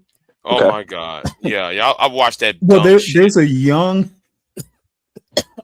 black woman saying that she would never consider marrying a white man because she would have to teach that white man what's funny, like say in a movie like, I don't know, Friday or whatever, those, you know, the type of movie I'm talking about.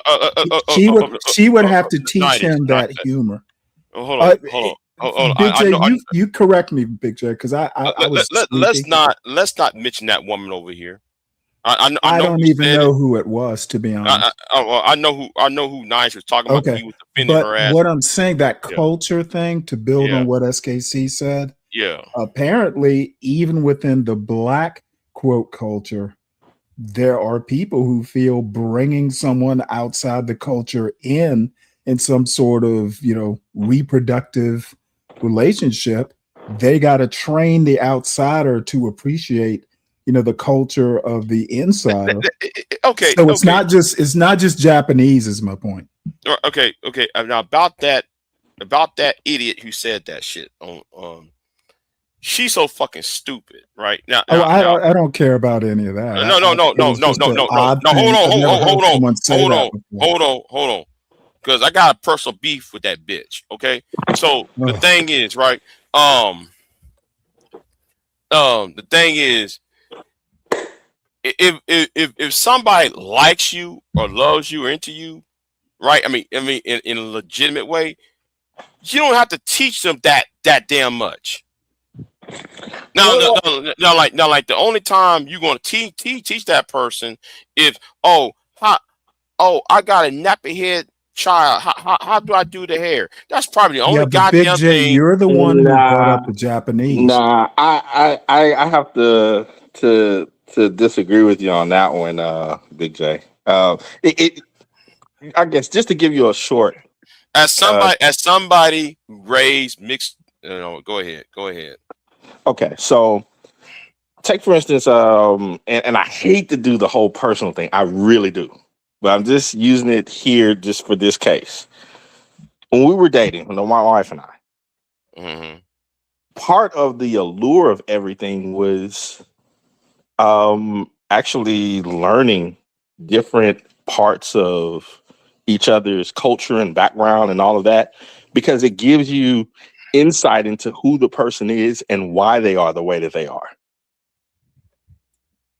So the idea of trying to say, I don't even think that you could truly have some deep connection with someone outside of your culture if you don't understand their culture, because that's part of who they are.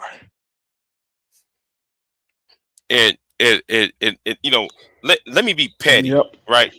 Let me be petty, right? What that person was doing is a form of control, because what that person trying to do is, I want to be petty because I don't like this. It's like, how do you understand their parents? How do you understand their family makeup? How do you understand different, even linguistic things that could have different meanings. But SKC, but yet, see, you know what? Let me say it like this. Though. Your problem, no, you see, your issue is you're with an Asian woman, right? Asians do not control the United States. Not even historically, United States is not an Asian country, but United States is a European transplant country, translation country. You speak English. You got the Magna Carta, all that stuff, right? So, and we speak a European language, which is Spanish, English, French. right? Sometimes Portuguese around here, right? So, when she said white, right? Well, how many we had to deal with the white beauty standard, the European beauty standards. That's why I think why the women was kind of coming at you with the European standards, the beauty standards of beauty, and then though the legacy of the 500 half millennia of slavery, compound with the messaging of social media, how uh the propaganda against black women, and how many black men who join the NBA or NFL usually falls in league with falls in bed with white women. Okay, but think about how you are creating a brain drain and a brain rot. Okay, but think about okay. Think about how wide drain? wide that net that was just stated was. You just stated brain drain. You just stated top athletes in the world. You just stated European beauty standards, and then you threw in 500 years of slavery. Because it's like the net is so wide. Basically, what I was arguing yesterday is that okay, you're throwing everything at the wall. And then hoping that something sticks to convince these people to say no. What? No, I'm talking about their argument of how they see you as running away. That's what I mean. The argument is so wide and ridiculous that it doesn't make any sense. But you're not understanding because you're married to an Asian woman. No. Even before I was married, that's why I gave them the argument of when I was young and when I was talking about with Rue about right here in Houston, Texas, about how different things was going on. I didn't tell them anything about being here married or why I chose my wife or any of that stuff. I didn't have that conversation. Yeah, just because you marry somebody outside your race, that doesn't negate a black experience you had growing up. Correct. No. Right. I'm not dismissing that because I understand where you're coming from, SKC, when you talk about Fifth Ward and how Fifth Ward has been economically declining and culturally declining. I understand that point, but what people are looking at is a psychological aspect of on how you view your own people, and then escaping to. Oh, I'm talking about on both sides of this, right? How some people view you as running away, based on some type of psychology. Right. Now think about as a no better yet. Let me put it in a better way. As a coping mechanism, running to another race of a woman is a sign of a coping mechanism to cure or cure whatever shame you have of what happened in what part of the world you come from. Now watch this, Big J. Watch this. I know a guy who comes from a strong black background in the South, was his education, he is, I would give him at least an A tier. Military trained. Stanley, did you feel that when you chose your wife, that you had to do so at the demerit of black women? No. As a matter of fact, I was dating a black woman when I met her. I just liked her better. And there we go. It's just that simple. People try to make it out to be all of these other things when all you have to do is just use Occam's razor. We meshed with we were more in line with each other than other people were. Same thing with Stanley. Same thing with a whole bunch of other people. But they never want to just settle at that. It always has to Well, be, I want to Okay, no, let me that was add a something else. caveat but right at the quick. same time, I was but at a the same, let me add a quick caveat. I was a lot older, so Hey, nobody don't was forget telling me. me nobody That's was the telling me me too. shit.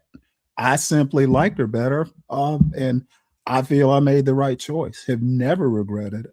And that simple thing right there of you having the free will to choose whoever you wanted to choose. Same thing with Deacon Dave. It is as if the challengers could never even ask the question of, hey, why did you choose this?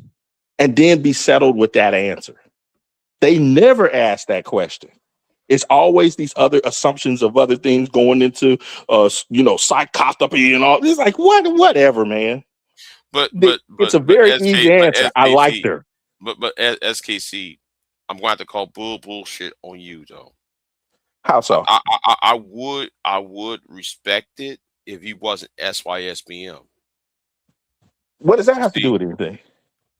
come on, I just showed you what SBM is about, right? And I'm SYSBM is what? SKC. save yourself, black man. Save yourself from what? Well, from my opinion, it's always been from defunct culture. Right. But if you read the tenets, because I showed you the tenets on slavingevil.com, because your boy wrote the 23 tenets of SYSBM, and it says, avoid black women, and then it said avoid white women and Asian women who hangs around with black women. But it also has a See, caveat. But it see, also has a caveat in there with. Well, I'm just stating. I'm just stating. You can't Read. say that when you are part of that. That's why I have to call bullshit on it. Okay, well, read the fine print then, because does it not have the caveat in stating that there are exceptions to all of this? Well, with those exceptions are not the rule though. According to the tenets, the 23, 24 tenets of SYSBM. Yeah, and what it's mainly aiming around is behavior and conduct. It's not just some sort of just racial designation. But wait a minute. It says white women who are friends with black women, avoid them. That was, I think that was 20 or 21 or something like that. I forgot. I don't have it in front of me. Yeah. And then it goes into the rationale of why, and it talks about behavior. But that's what I'm saying so far. But how many black women hang around with white women? How many white women hang around with black women like that? Well, and even further, it also states that it says that anybody can embody certain cultural behaviors. So it's not just across the board, some sort of racial designation. And we've had this conversation, and I've told you a billion times before. You tried to make it your no. You know what? I'm sorry. Explain your avatar then, because I'm glad somebody said in the chat room. Explain your avatar then. So if you're not running away, what's your avatar about then? Do you know what that avatar is? A runaway slave. Right. And who's the plantation? The community. Right. But wanting you to think and behave a certain way, and it's like, nah, I gotta pack up my bags and get away from this stuff, man. Oh, you see what I'm just saying? You said you wasn't running. Hold on. You said you wasn't running, and now you justifying that like you're running.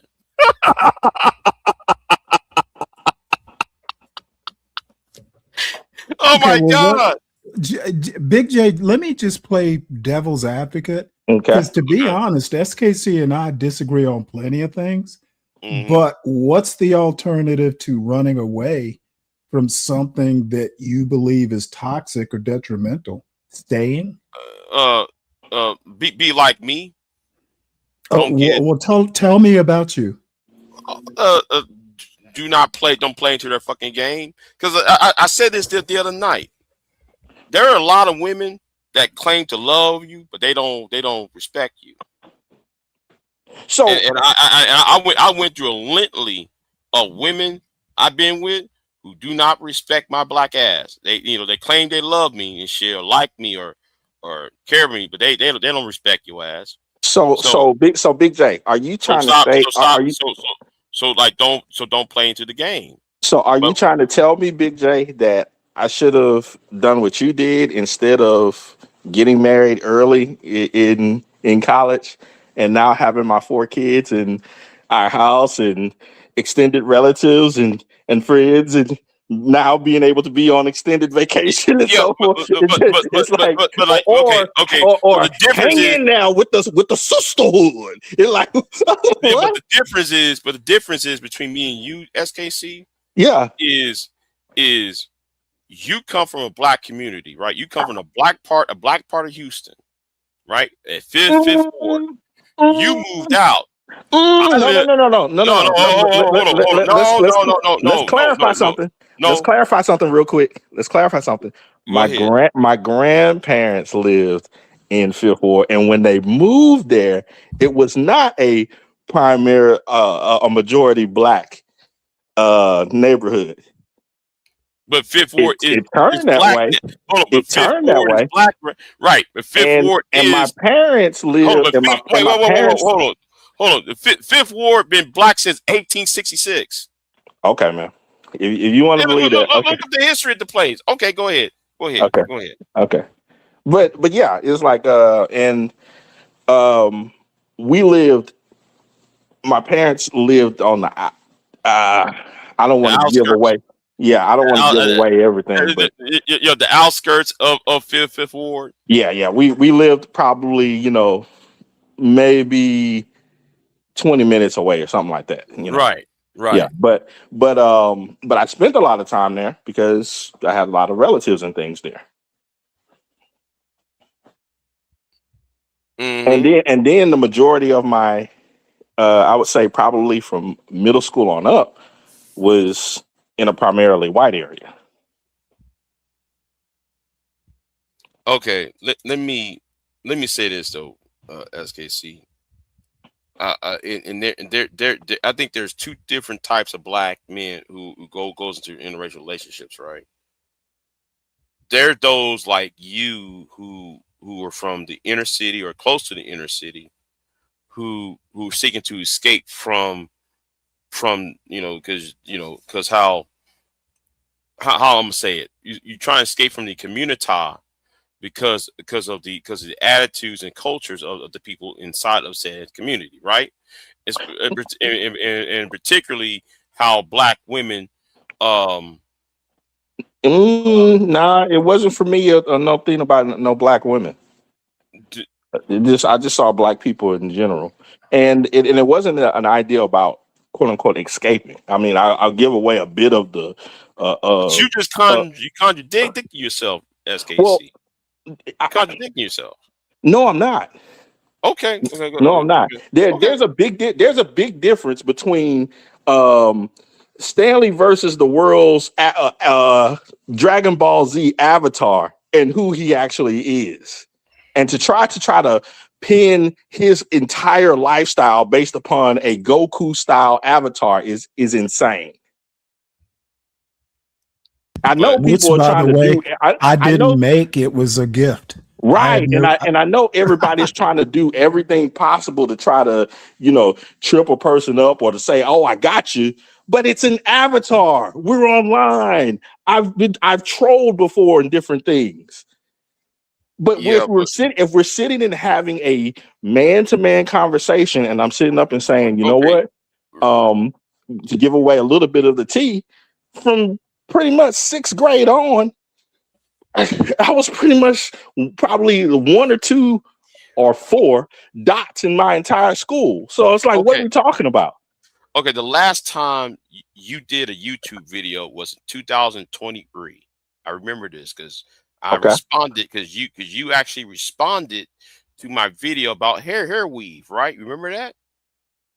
I don't remember, but go ahead. Yeah, it was around like April, May of 2023 because I remember because I had to Anyway, I have my Okay. own personal problems, but I was talking about hair weave. I was talking Yeah. about you. I was going in on you about hair weave and shit. How y'all niggas like to complain about hair weave. As somebody who been with white women, right? They wear more hair weave than black women do. Okay. Well, if you want to, No. I disagree with that. No. I hate when people say that, but I disagree vehemently. No. White women wear more hair weave than black women do. I'm sorry. I got as me being around white women. They do. Y'all, just look at Pearl and her hair. Look at one day that hair is thin, the next day is thick. You know when she got stitches and shit in that fucking head. That's stitches and shit. You know, I don't know that much about Pearl, and I'm certainly not going to defend her. But I will defend white women. I don't think Pearl defines white women in general. I know well, that's true. That's true. But what I'm saying is white women wear just as much of hair weave as as their black female counterparts do. I don't even think that. I think that if I was to cede that argument to you, I don't even think that that's the problem that the dudes have. That's been the argument. No, the dudes are talking about more or less texture. No. Black men been talking about hair weave. Black the first every time I come online, black men, Tommy Sotomayor especially, always talking about well she wearing weave. Right. Right, okay. but I think a lot of that has to do with and as someone who's heard Sotomayor say the thing, what he'll say is that yeah, white women wear weave too, or extensions and so forth, but it looks like their hair. It looks like the stuff that grows out of their head. Well, wait a minute. Then how come white men and the white man are all talking about blue hair and green hair bitches and shit? Yeah, they do because the majority don't wear blue and green and pink and. The majority of white women don't do that. But blue and green hair is not a natural hair color. Right, but they talk about that because they say that is a sign of liberalism. But the ones that be marching in the various protests and stuff, they tend to have those colored hair and all that crap. Right. But those women are what? Half of the country, right? No, not by far. No, well, I mean, what I'm saying is, when it comes to women, Democrat versus Republican, it's 50-50, right? Well, I think that the women, though, especially the white women, proved differently. This last couple of election sections. I'm talking about since 2000 on up till today, it's 50-50 on by the aggregate. Okay, but the majority of white women don't run around with pink and blue hair. Yes, they do. Okay, maybe you know something that I don't. I'll see to Stanley's wisdom on this. But the point I'm trying to make. What wisdom?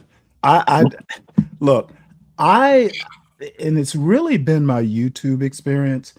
I refuse to take some one or two examples of a blue-haired this and say white women. I know there are exceptions to the rule. I consider the blue-haired types. I consider the Cynthia G's, just to move the goalpost a little bit. I consider them exceptions, not the rule. Yeah. When I see a Cynthia G thing, I never go black women think this. Yeah. I mean, I agree with you. And I think one of the issues, like when you were stating earlier that, how, you said, I think you were comparing this idea of when people say, oh, Asian people do this or Jewish people do this and such, as if there aren't a quite diverse set of subgroups within those categories that need to be fully understood before making some broad statement like that. I think it applies to this situation as well. Okay, Yeah, okay, you know, okay. there's a lot of outside looking in. Mm-hmm. Um, I I have I think you make mistakes when you make broad assumptions like that. Yeah, yeah. I don't I even do. I like do too. comparing. I don't even like comparing. I call them Cali blacks. I think there's so much diversity just within quote black culture that I have huge problems with going black people are this, black people are that. Yeah, yeah. I agree with you. Okay. But can you define black culture, SKC? No, I don't think that anybody can. In fact, Correct. that's why I. That's why I don't even. That's why you talk about culture then if you can't define it? I talk about a particular subset, community culture, Then what? which is why it's called community anthropology. Right. It Right. literally has the descriptor before. Okay, if we're talking about the community, right? What Mhm. are the behaviors in the community you disapprove of? Oh, there's tons of them, and I've talked about them on Well, many occasions. give me at least Well, three. let me. Okay, well, can I give one? Sure. Thinking that there is a black community, singular, Okay. is one Yeah. of them. Yeah. That's one of them. That collective mind, collective hive mind type of thinking. Okay. What are the other two? SKC. Our family formation. Okay, go on. Um, Next. Hatred of authority. Okay. Ooh, you really want to go there on that one? Yeah, hatred of authority. Okay, then. Okay, let's start there. Let's start there. Yeah, and I'll give you a fourth too because it's connected to it. Go ahead. What's the fourth one? Disrespect of hierarchy. Okay, we about to go here with this. Okay. So how do you explain the hierarchy then?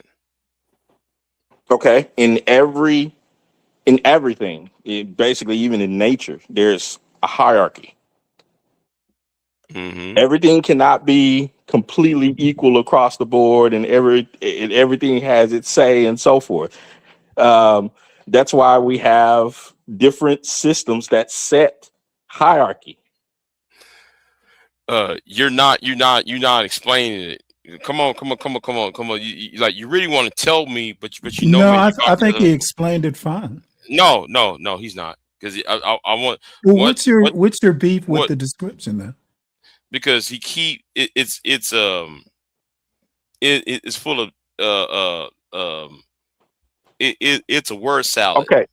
Okay, to give you a see, if I give you like I gave you a hard definition of it, but then if in order to explain it further, I can give you specifics, which may be able to help the audience. That's what I'm looking for. Give me the specifics then. Okay, so I'll give you one specific. If we take just a civilization in general and society as a whole, if we have laws, that means that we're going to basically set rules based upon principles, but rules nevertheless through these laws, and we have to have a branch of society that is going to enforce those laws. The agreement of having an enforcement arm of the law is just an agreement of living within a civilization or a society. Go on. If you buck the enforcement arm, you do not have a functioning society. Can I build on that when you're done? Because I have another specific example. Oh, y'all saving him. Go ahead. You saving him. Go on. So it's either one or two things. Either you're going to have an enforcement arm of your laws within said society and civilization, or you're not. And if you don't have one, then you do not have functioning laws, and you do not have a functioning society. Okay then. So this belief that anybody can just do whatever they want to do, and can't nobody tell me nothing, and only God can judge me. That's insanity. Oh, Can really? I give a specific okay. example? Oh, okay. Go ahead, Stanley. Go ahead. It happened on a YouTube panel. Uncle Tom, I don't know if you guys are familiar with him. Again, on a Nightish panel, the topic I like came Uncle up. Tom. What's more important, the enforcement of the law or the law itself? And basically, Uncle Tom pretty much said what SKC's talking about. Hey, enforcement is more important. Basically saying, hey, if nobody's there to stop me from robbing a bank, then it's okay to rob a bank. He literally made that premise. And I think that's ridiculous. Well, hold on. Now though, I'm going to say it like this, SKC, because you put out this premise out. Then we had treaties, right? Treaties with who? The native populations of the countries, namely Central and Latin America countries, right? Right, because they were recognized as having a functioning society amongst themselves. Right. But hold on. We made at least 200 treaties with the Native American tribe, and we broke 2/3 of them. Who is we? I'm talking about the white man. The white man. So are you part of the black community or the white one? No, but we as a civilization, we broke treaties. Okay, treaties are laws, right? I'm doing this. Treaties are laws, right? Come on, but I'm doing. Can we all agree that treaties are laws, right? Correct, but I'm doing this for a reason, Big K. Because this is one of the games.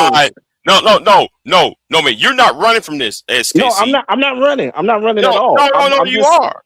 I'm not running. I just want to make note of this, that as of right now, by your argument, you are putting one foot in white society and one foot in black society. No, and the reason why I'm putting one foot in white society and one foot in black society because I live in a white community. Okay. So what I'm telling you is that when it comes to according to your argument about civilization and how to enforce laws and how we create treaties with other countries and other groups of people, and we break most of these treaties ever since 1791. We broke all these treaties with the red man and the brown man. Wait, hold on. What was the breaking of those treaties? Did they only happen in one direction? Yes. Are you telling me that the South Americans and also the Indian Americans never broke a treaty? They're more honorable with said. Did they ever break treaties? Yes, I have. But it's unilateral. No. But who was breaking it for the most part? I don't know. That could be argued. No, who was breaking most of the treaties? I don't know. We can make arguments on this. Hold on, but every time there's a known, somebody discovers some form of a natural resource, where there's gold, silver, or oil, or whatever type of fuel source there is, we sit there and we conquer these people or kick them out. Just like the Trail of Tears. That's one side of the story. So by that logic, right? So by all that logic, should you run from America then? By that same logic, because if you said that the black the community is where all these Negroes acting a fool. When we talk about American society, we have white men acting a fucking fool. So should you leave America then by that same the logic you have? No, I shouldn't. And here's the logic that right here. I'm going to use your logic, right? I'm going to use your logic. Okay, so am I Indian American? But you're a black American. I'm asking, am I Indian American? No. Okay. Did Indian Americans break treaties? Some of them may have, yes. Okay, so what does that have to do with me who was not around during any of that time? Why would that cause me to want to break from America when America has not done anything of that to me at all? I feel no repercussions of it whatsoever. Whoa. So stop. Time out. But you come from Fifth Ward, right? Okay. No, well, I have relatives there. Hold on. But you got roots in Fifth Ward, right? I have some relatives there. Right. That means you got people living there, right? Wait a minute. Yeah, but I have relatives. I have relatives all over the states. Hold on. But you ain't talking about the environmental racism in Fifth Ward. You said what? Environmental racism. Because there's a lot of people in Fifth Ward, about 50%, about 45% of the people got cancer in Fifth Ward. Nah, it ain't that high. No, it is a high number. It's a high number of people who half 40 to half of the people in Fifth Ward do not have cancer. There's a high cancer rates in you that. You just said 40 to 50%. But there's a high percentage of cancer rates in that part of Houston. Okay, this is what I'm telling you. Okay, this is what I'm. And it's nowhere near an oil field. Okay, this is what I'm telling you. Okay. This is what I'm talking about. This is what I'm telling you, Big J. I want to say how many relatives? I think just off the top of my head, I'm thinking about 13, 14. None of them died of cancer. You're missing the point. I'm not missing the point. Right? No, I'm not missing the point. Right? Hold on. I'm explaining. So if I'm telling you, out of the relatives that I had that lived in that area, none of them died of cancer. Why am I going to be on a spiel about cancerous things and how that affected me? But we're talking about the area where you it did not affect me, Big J. See, it's always about what affect you personally. It didn't affect my family, Big J. God damn it. Dude, absolutely it's how it affects you personally. This fake communalism. Okay, and let me add a fifth to the traits of the communita, not being in command of their anecdotes nor their metaphors. Yeah, that's if it does not affect you personally, and he literally didn't grow up there, why should he take up the cause unless he's inclined to do it? Okay, but Stanley, he should not be obligated to it. But Stanley, his argument from the date I forgot, it was Saturday or Friday. His argument was, I left the community based upon what happened in Fifth Ward. He used Fifth Ward and what happened when his grandparents and his grandparents used to own a pharmacy. He calculate that into the reason. Right. So it's disingenuous argument because he's being disingenuous. It's disingenuous to use Fifth Ward into his argument of why he ran away from the community. No. I gave very specific reasons of why the families decided to uproot from there. I told you that some of my relatives had a pharmacy there. They were one of the only ones in the area that actually did compounding there. So it was like they got robbed, and then on another occasion, one was threatened for their life over some trinkets. And what that had to do so the family said, you know what? How did that affect you, SKC? How does that affect you? It moved a portion of my family. We were no longer going back to my grandparents' place in that area anymore. Okay, then. But you want to talk about your See, you got to make your mind up. Are we talking about your family, or are we talking about you as an individual? This is what I'm talking about. Pick a team. Okay, pick a side. Are we talking about your family story, or are we talking about your story, SKC? Okay, and this is what I'm talking about. Remember when I went and Stanley and Deacon Dave, tell me if I'm lying. Didn't one of the first things that I state about the things that I disliked about the community culture is family formation and how they go about it and so forth? It's like I'm sitting here literally telling you that some of the people who poured money, time, resources, their personal energy into who I am today and taught me many of the principles that I live by today and what happened to them, and you're telling me that should have no effect upon me. But then when it comes to people that I don't even know, and whatever is going on with them, I'm supposed to jump out the window with a Superman cape on, talking about support all black people. That's crazy. But you come on this aspect of family formation. Explain that family formation then. Okay. SKC. Okay, I've said this many times. I cannot give some sort of big golf clap to myself because a lot of the things that I was born into, I inherited. And it was because of the people who came before me and how they set up family and so forth. I'm not a super quarterback or anything. I'm a plug and play. All I did was just ran the playbook that came before me.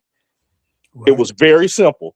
Stay out of these issues, get regular work, get educated, do not have kids before marriage. Keep your debts low. Do not go along with the crowd. Wait, hold on. Name those things again for me, please. Name them for me again. Do not have kids before marriage. Okay, then that keep your debts low. Right, America is in debt. Go on. Most what does America have to do with that? No, because he wants to do this, blaming the collectivism by running through the other collective. So therefore, most Americans. No. Most Americans are in debt, right? You asked him to talk about his family. That's what he's doing. But we're talking about him running away. He literally didn't mention America. You asked him to repeat. No, he mentioned civilization. His family. No, he mentioned civilization. The argument's about civilization. He literally. Now I'm getting lost. You asked him to repeat what he said about what he inherited from his family. Stanley, the key part I'm talking about, because SKC. Okay, flipping all over the place. No, I'm not, because he mentioned part civilization. We're on this part of civilization. I thought I heard you say repeat what he inherited from his family. Right, but that's a part of civilization. That's, you don't see what I'm saying? If family is the building block, no. SKC's argument the last time was family is the building block of a community, and family is a building block of, and that is a building block of a civilization. Okay, that is SKC's argument. Let me offer this piece of what I've observed in life. If you're gonna build like a structure, like a skyscraper, you start at the base and you build it floor by floor. You don't start at the base, then build the top and then the middle. You build it step by step, process by process. If you're trying to build an argument from family to civilization, build it one step at a time. Step through the argument. But his argument is so basic because he's the one that mentioned civilization, not I. So I haven't heard him mention civilization once. Maybe it was Saturday. No, it was oh my God. He mentioned it. But when was this? Hold on. Let me scroll up here. He mentioned about like 25 minutes ago. See, Okay. yeah, he mentioned about 20, 25 minutes ago at least. So I'm on that civilization. That's why And I then asked him. 5 minutes ago, you asked him about his family. Right though, because he always used his family as a scapegoat on why he's running from the community, when the community is, because his problem with the community is that they're anti-civilization. Well, Okay, I hope you give me an opportunity to go through these series of steps, because I will present a story, and if you need to take notes, because I don't do a whole lot of repeating. Even though you might have me hop the fence, I'm not gonna hop the fence because why am I understanding his argument and you aren't? Because you don't know his history. That's why you don't know his a little history. bit of it. Right. But I've been here and tired of his history, or most of his history here. Okay. Then I'll defer. And that's why I'm using that term SYSBM, because he's part of the SYSBM community. Well, before I even knew what that was, I was here. Yeah, but you supported SYSBM. Just like I supported a whole bunch of things, but that doesn't make that the whole of the person. You know what? My head hurt. Yeah. But to give a long story short, Big J, the people who poured energy and time and resources, and I have to state the most important ingredient, love, into my life, they were affected by a lot of the things that went down there in Fifth Ward. And then later, my own family, when we were on vacation, I remember telling Rue about this and a whole bunch of other people, Mr. Fantastic and others. Man, I think that was what? I had to be about 10, maybe 11 years old. We were on vacation for the summer in California to go visit my relatives. When we came back, the house was picked clean. And when I say clean, I mean toilet removed, baby pictures gone, family albums. What it's like, what in the heck are you doing with this stuff? Trophies and awards and blah, blah, blah. And at that point, my dad was like, okay, yeah. And nobody in the neighborhood know anything. We're done.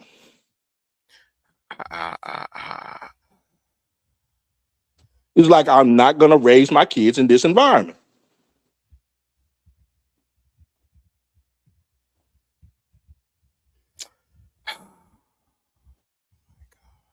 So then the rest of my upbringing was around a whole bunch of people. Around a whole bunch of people that didn't look like me, and I enjoyed it. Okay, then why calculate? Okay. Then why racialize it then? I didn't racialize anything. Yes, you did. What did I just say? I said my dad stated in so many words. I'm not going to repeat the choice words that he was using at that time, even though he was not a cursor at all. But in that respect, it was one of the few times where he did. But he pretty much stated, yeah, I'm not going to raise my kids in this environment. My mom agreed. We got a new place, a way away. And with all of that, this is probably the biggest portion of that angers me the most, is that for about 2 to 3 years, I know the majority of my middle school years, my dad was working crazy to try to make up everything. And all that time was all the time that I didn't get to spend with him because he was working so much. Before that, he would always be at all of my recitals, all of my events, all of my everything. Before about a good 3-year period, he couldn't be there.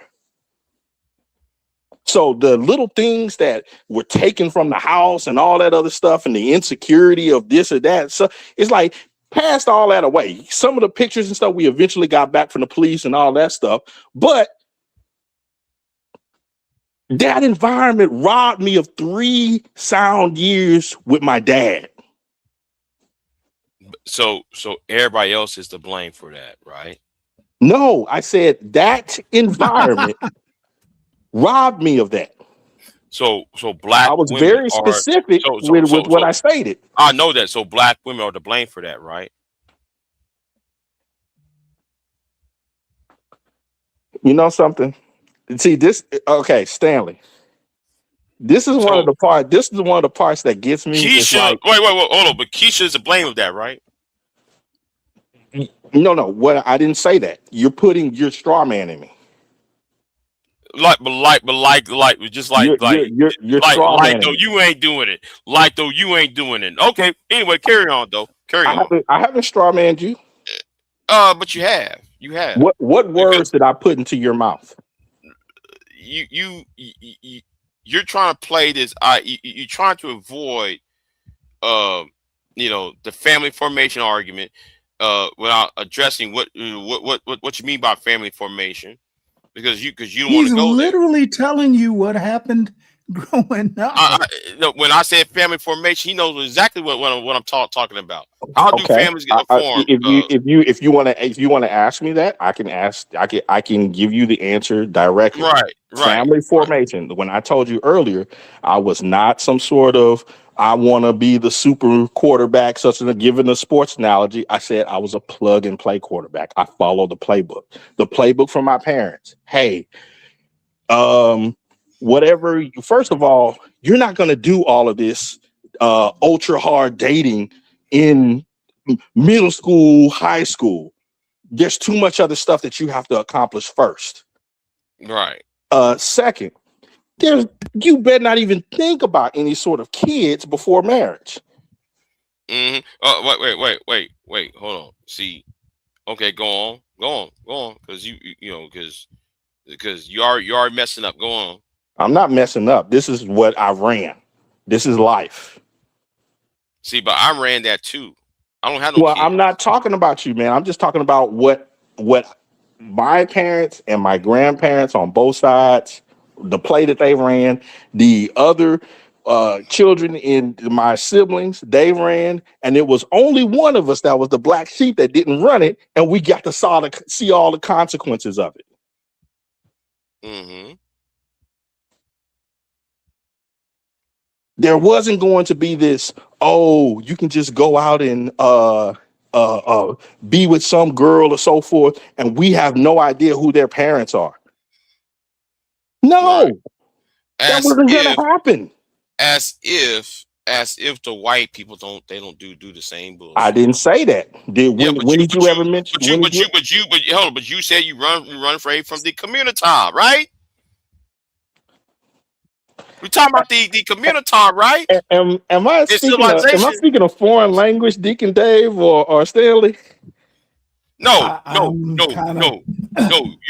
been able to follow the argument, SKC. Yeah, but you're trying to avoid the elephant in the room. That's what you're doing, SKC. Okay. I get all the other bullshit you say. Let's go. When I talk about family creation, you went right to the negative stereotype. I didn't. No, I didn't. The only thing that I mentioned was the positive playbook that my parents gave me. And because I ran that playbook, that destroyed a lot of the options within the community. And what's in the community? Okay. You remember the other day when Rue was talking with the girls? Uh-huh. And they were openly stating stuff like and giving leeway to it, like, it's okay for you to be able to, have a little batting practice with the young ladies when you're young and so forth and blah blah blah. Well, my parents said no, you can't do that.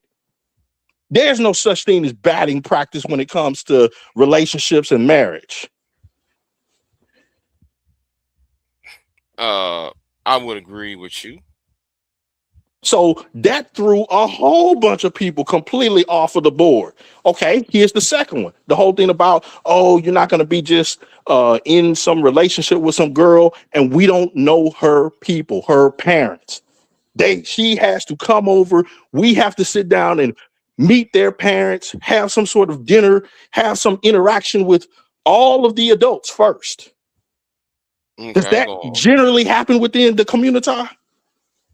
then you have to define what is the community. Does that generally happen within the people that you're talking about, Big J?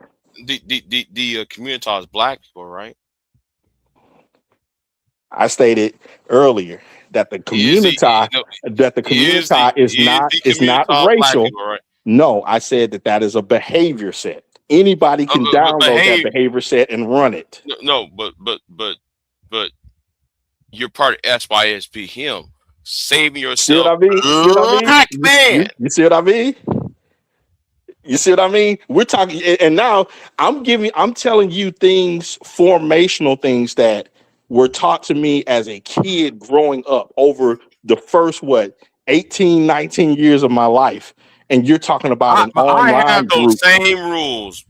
I have the same rules. And you're talking about an online group that came decades later that had nothing to do with why I chose my wife. You are part of. That I agree with. That had nothing to do with why I chose my wife. Let me ask I had married some close to 15 years before I even knew this thing existed. SKC asked a question just a minute ago. His particular upbringing, and he stepped through some of the quote processes. Is SKC, how SKC grew up, is that common in the quote community? Big J, you say you grew up similar, but the question is it common in the hood, basically? Because he's willing to he's willing not to address the stereotype. And here was another thing. Before you get married, you see, the problem is we might have a similar experience, but he come from a black community. I'm not. That's the difference. The second thing is though, I would say half and half, Big J. The majority of my life, I was not living in a predominantly black area. But you keep referencing Fifth Ward. You keep referencing Fifth Ward all the time because that's where my grandparents live. Right, and that's where your roots are from. That's where your roots are from. You see? Okay, Big J. Okay. I have relatives at that same time. I had a relative up in Seattle. I had two relatives one in San Fran, one in Oakland, and I also had a relative in Phoenix, Arizona. Which one was my roots? You know exactly what I'm saying. Which one was my roots, Big J? I went to all of them every year. The one where you spend the most at. Which one you spend the most at, SKC? The most time I spent was with my parents, which was not in Fifth Ward. But it's close to Fifth Ward, right? About 20 minutes away. Right. So you know what? You know what? I spent a lot of time. It's close to Fifth Ward. We know it's close to Fifth Ward, right? I got little baby pictures in the old in the old pharmacy. I remember that. Yeah, but you keep using these tag words, these taglines of family formation, which is a jab at how black women pick. Have I mentioned anything about black women? I thought the only thing that I thought that I mentioned was environment and behavior.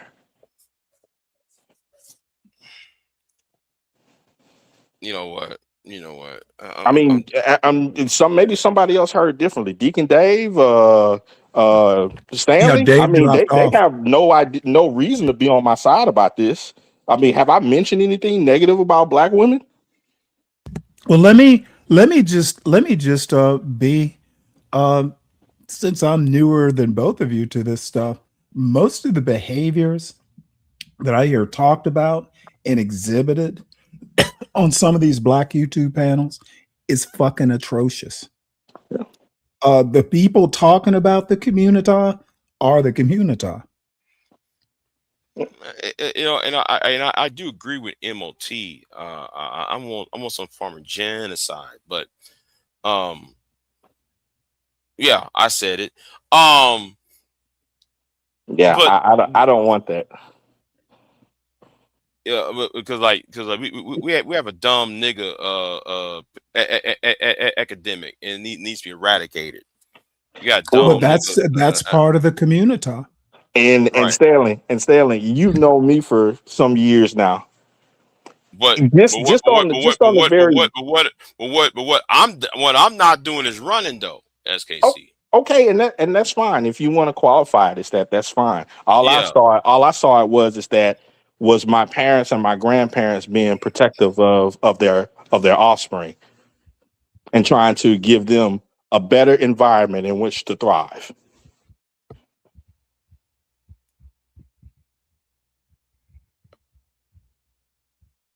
And I don't knock them for that. I'm very appreciative of what they did and what they taught me.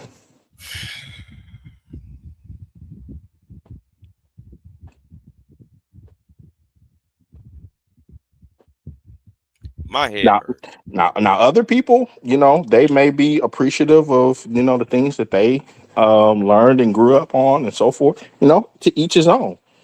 All I'm stating is that the protocols that were given to me, based upon various principles, made a lot of the habits and hobbies and various activities that I were going to be involved in, where a lot of the people that are on these panels and so forth, as a kid, I would not have even been in the same area as them.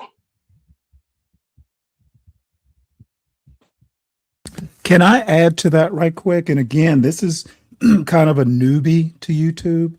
Sure. I think too many people on YouTube, from Sharon in his panels to Nightish in his panels and other panels, they all assume we all grew up in the hood. Yeah. And I find that hilarious when most black people don't live in those 5 to 8 big cities. Most people don't grow up. Black people don't grow up in LA, Detroit, Chicago, New York, Philadelphia.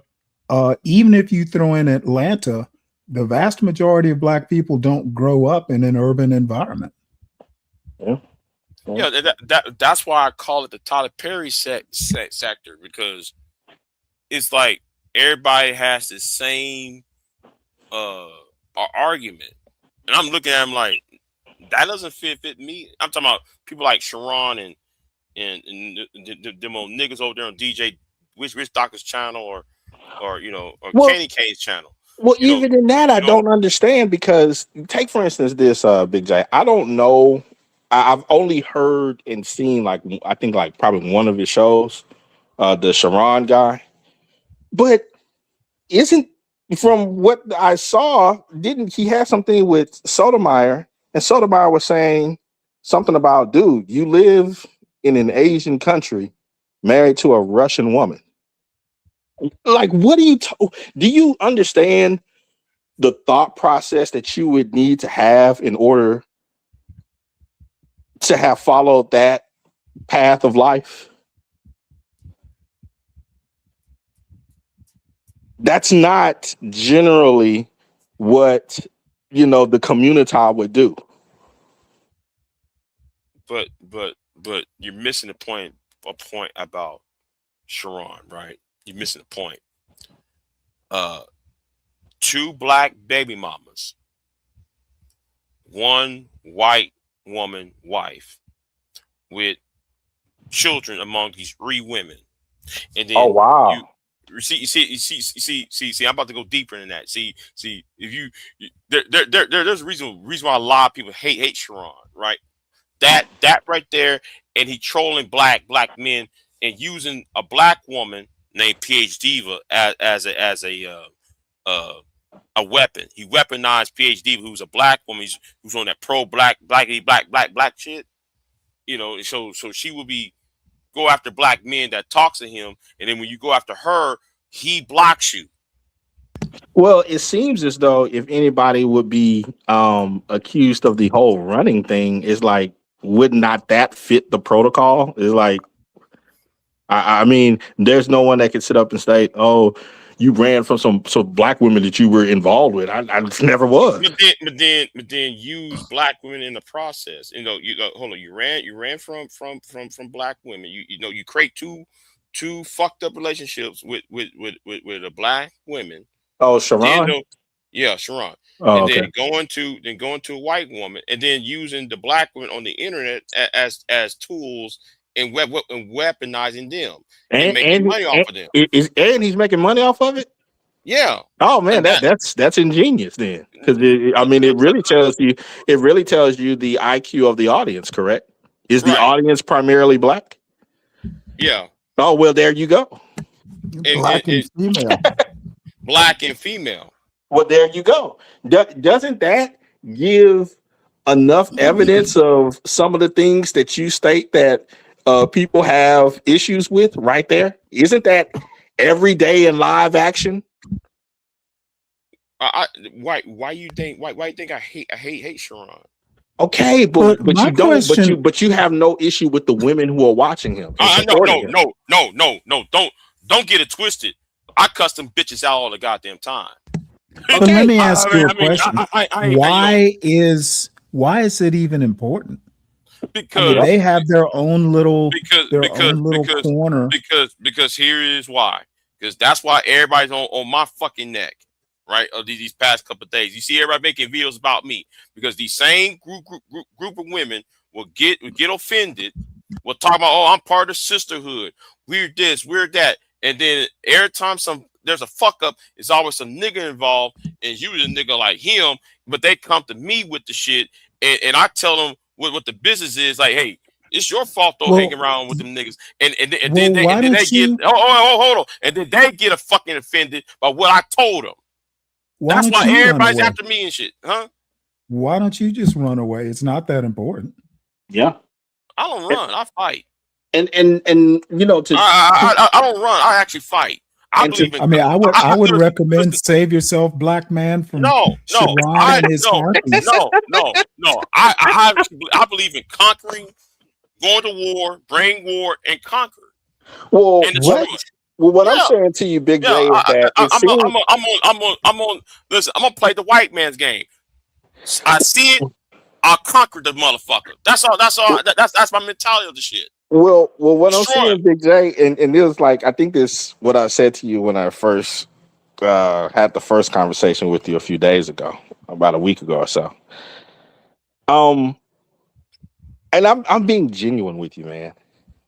I really wish that you would settle down, create a family, and just enjoy all of that, because the dragon needs to be slayed. It changes your perspective on what's important. No. Let me see. I can't tell you about myself because having seen two people I raised, right? I raised two people already, right? Okay. I'm not going to create no family until I conquer the dragon. Okay. Hey, well, there's something that needs to be done, and it needs to be accomplished. Okay. Well, I just hope it's not a Pyrrhic victory. Well, okay, you talking about being like Fabius when he fought Hannibal? You talking about Pyrrhic victories, right?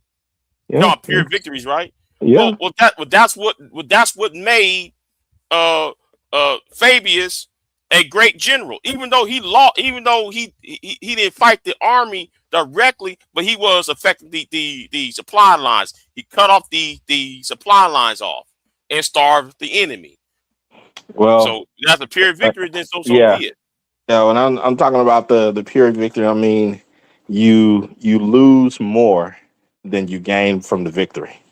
And so I think Already. I think one of the major things, and I'm just speaking from my own advices. Um, yeah, I mean, man, uh, husbandry and fatherhood, I nothing like it, man. Well, I just look at it as because I've been on the periphery, like Sharon's show. I do watch if the topic might interest me. But dude, if you've ever heard his panel, and I've been on his panel occasionally, those people you don't Oh, need to fight them. They're gonna destroy them. They're gonna implode. Yeah, they certainly are. they're already imploding. Yep. There's not a if you gathered on a daily basis, you gathered the 200 or 300 people, dude, there wouldn't be a brain among them intact. Yeah. That's why I used to say, Big J, I never said I want it to burn. I would just say let it burn. Because it's like if people don't recognize that the way that you're going about things, particularly in just simple behavior, that it's not conducive to functional society. You can't build much larger things without having very basic protocols in place.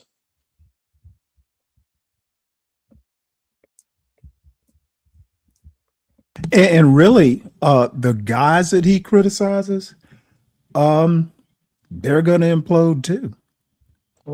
They already are. They already are. Yeah, so I mean, I am willing to just sit there. I don't think that 30, 35-year-old, 40 and above, they don't need my help. Nah. What they needed was their parents. Exactly. And it's a little late now.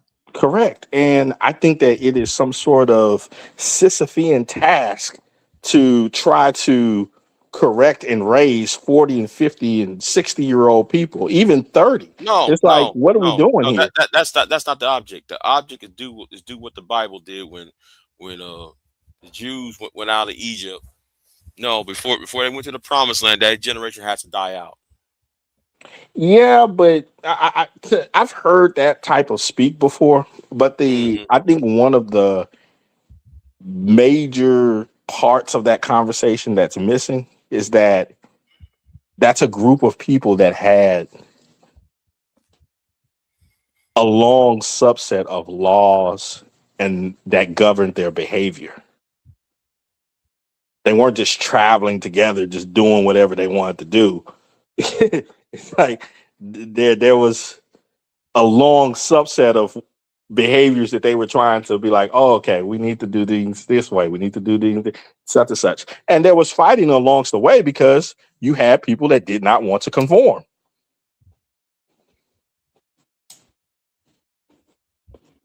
So it's like with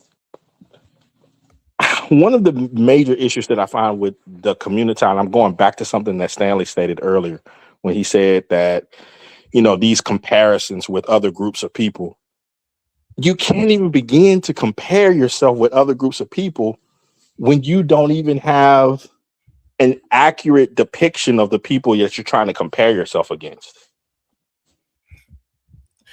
Okay. You got me lost. Okay, in what way, SKC? Again, I'm using Stanley's words. Just within the Asian community, they're not just Asians. There are various subsets, and there's a hierarchy amongst them all. And even in all of those subsets, there are a lot of traits and behaviors and behavior patterns that are general amongst them. That when most people talk about Asians, they're talking about the Northeast Asians, the Japanese, Koreans, and Chinese. Okay, well, right. And there is a hierarchy. Correct. Yeah, and there's a hierarchy among them. Yes, I understand that. Right. So, take for instance, one of the conversations that I recall having as a young man about to get married and all that stuff. I literally had to sit down and have a conversation about, hey, are y'all planning to have children? How are you going to go about this? How are you going to train these kids? Because the way that they set up different things with training kids was a little bit different from ours, from my background. Now, it wasn't too far off, but there was a lot more, I would say, academic activities that were taking place on her side.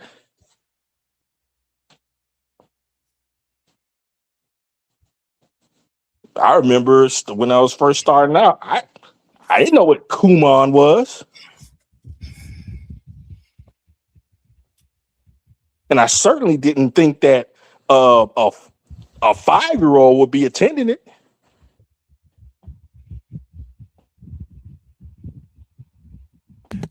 And I've put a lot of thought into this off and on for the past maybe year.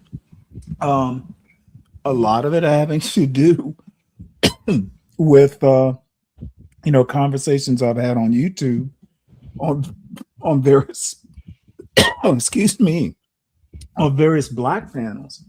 I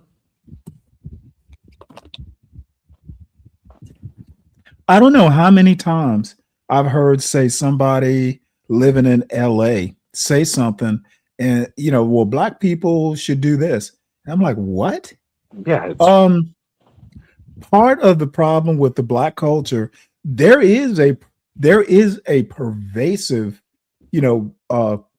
kind of culture built around hip hop and stuff like that.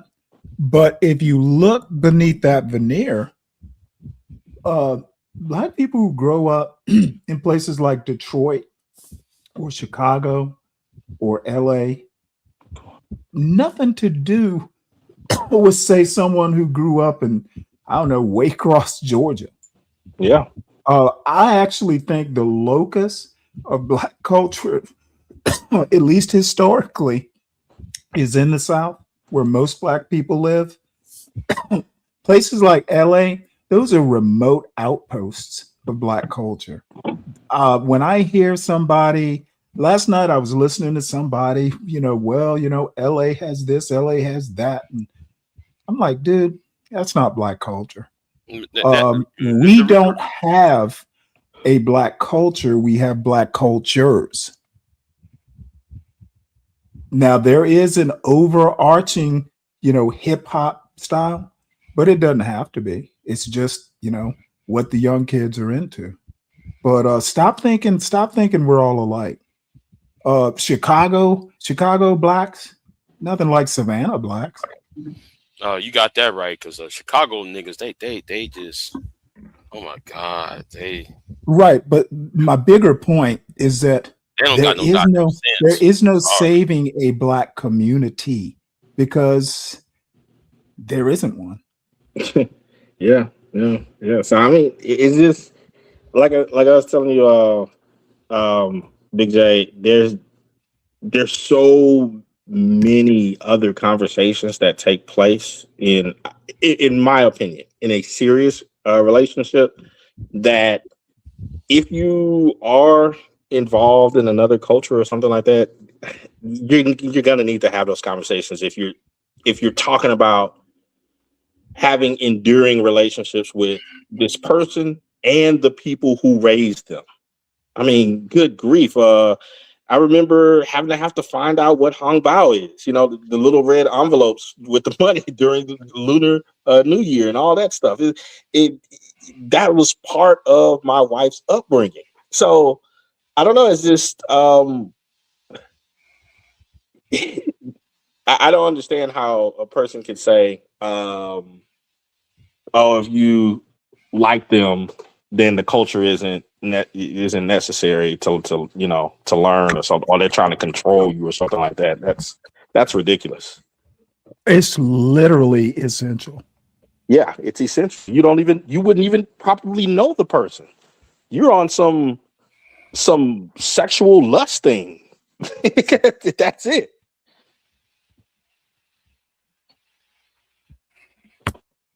Okay, I guess. But I'm tired. I should be in bed. I don't know why the fuck I'm still up. Oh, It's this engaging conversation with SKC. yeah. The and then of course I still want to get my answer from Son about this this concept. There's two things I'm curious about. It may go further from there, but this idea about running away, and then two,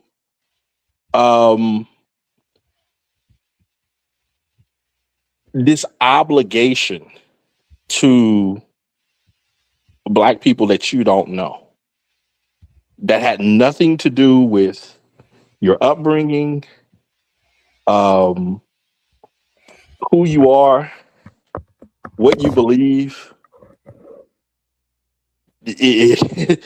I'm really confused about why there should be some sort of synergy between you and them.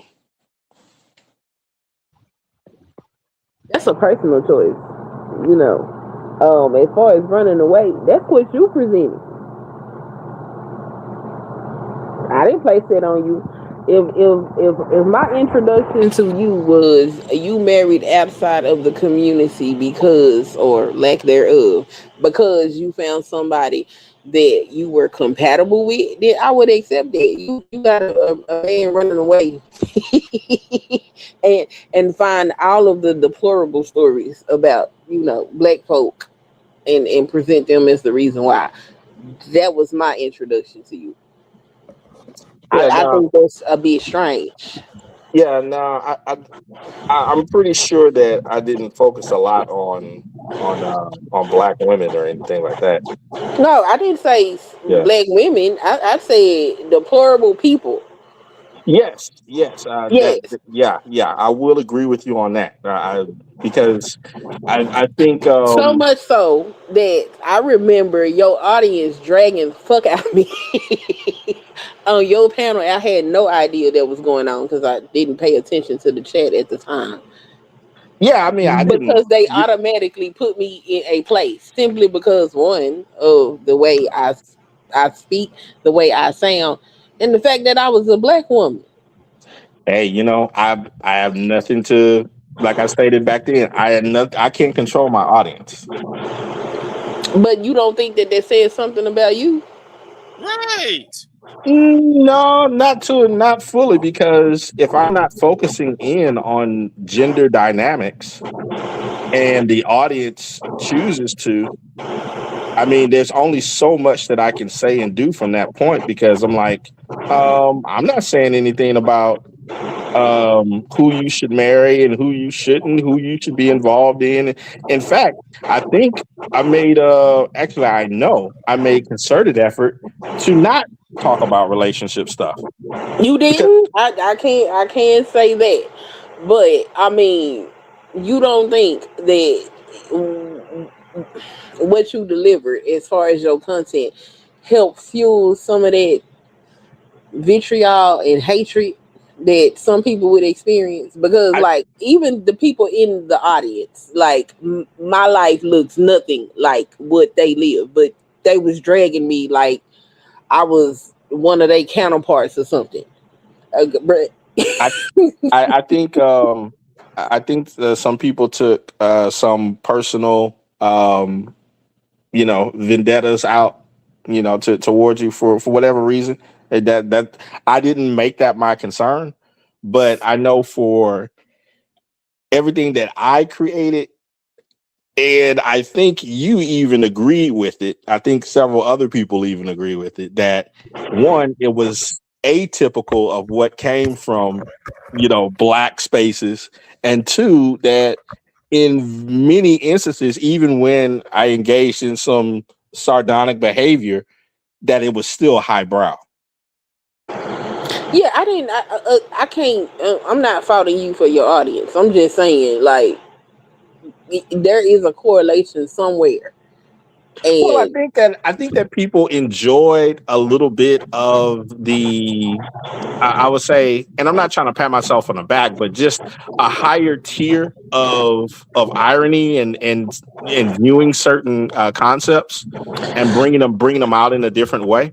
And you had a lot of people at that time that was doing so much relationship content stuff that in between watching that stuff, they would come over and look at my channel, and they are the ones that made a lot of the links between this and that, but they also agreed with the high brow content.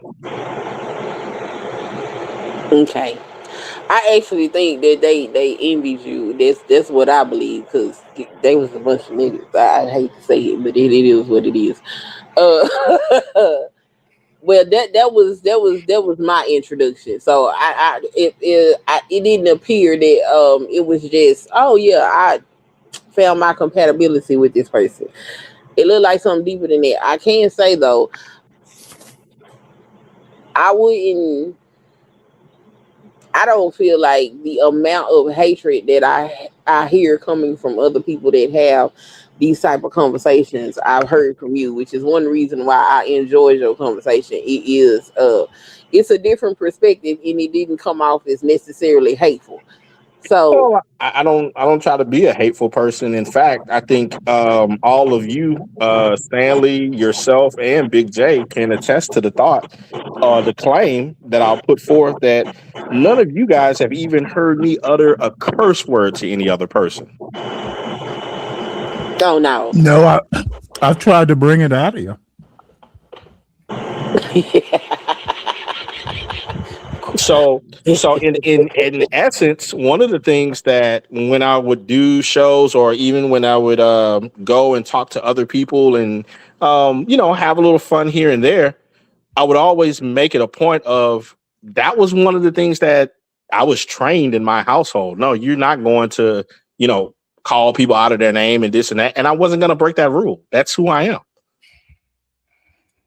I mean, that's cool and everything, but I'm just saying, at some point, there is a correlation between certain people gravitating toward your content. And I mean, hey, you got to take the good with the bad. You can't just dismiss that like that's nothing.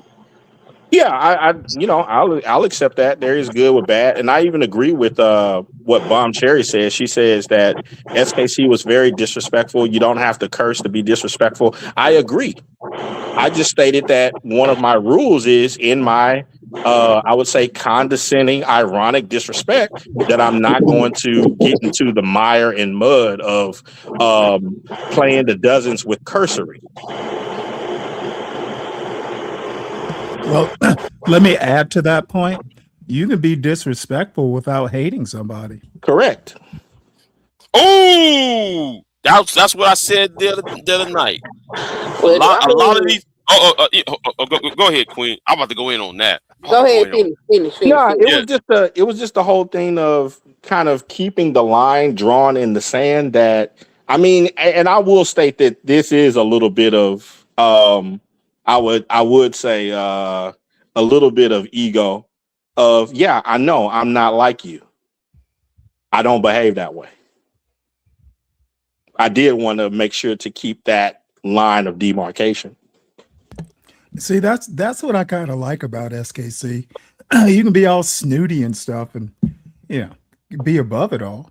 Yeah, but if the person doesn't have the bandwidth to understand the disrespect, or they can only sense it through the tone of my voice, so be it.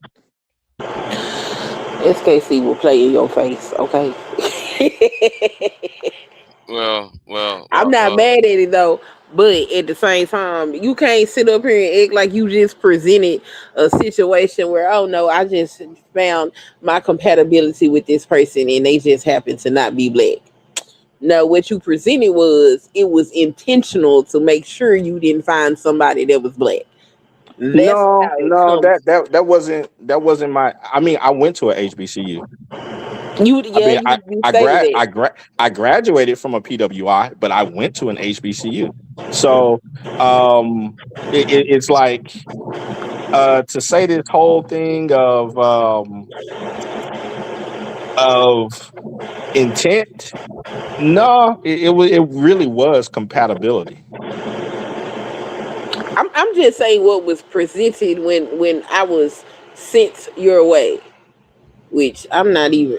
Sometimes I think there was a setup, but I don't know who sent you. I'm just good mother Oh, sent me. Yeah. So that that's what I got, right? My preference is to date somebody that comes from a similar cultural background as myself.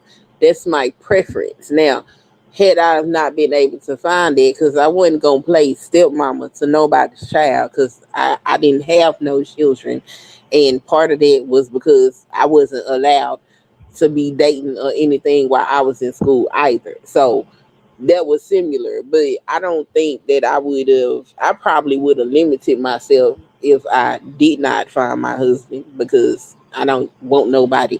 I want my children to look like me. Call it vanity, whatever. That was just my preference. I'm for people that go outside of the race. That hey, that's their business. If they can do it, congratulations. I just have a problem when he looks like self-hate. well, I don't know. I never. I guess one of the big differences about all of that is that my great grandfather was from Spain. So, um, Yeah, all my family black. I yeah. grew up around black people. Like all I know is black. Like right now, I live amongst a bunch of white folks, and this is very strange to me, and I don't like it. But I mean, my children they good, so that's all that really matters at the end of the day. But yeah, no, everything around me was black. That's what I knew. That's what I was comfortable with. But there was also a standard that also had to be met as well. And so some of the stuff that y'all talk about, like these people, I don't be around and I don't watch because no, thank you. That shit is dysfunctional, and I don't find it entertaining. I find it sad and disgusting most of the time. So I don't even watch these people. The mention of the IQ of folk that sit here and watch this type of foolishness while basically these people making money while laughing at you. I'm not participating in that.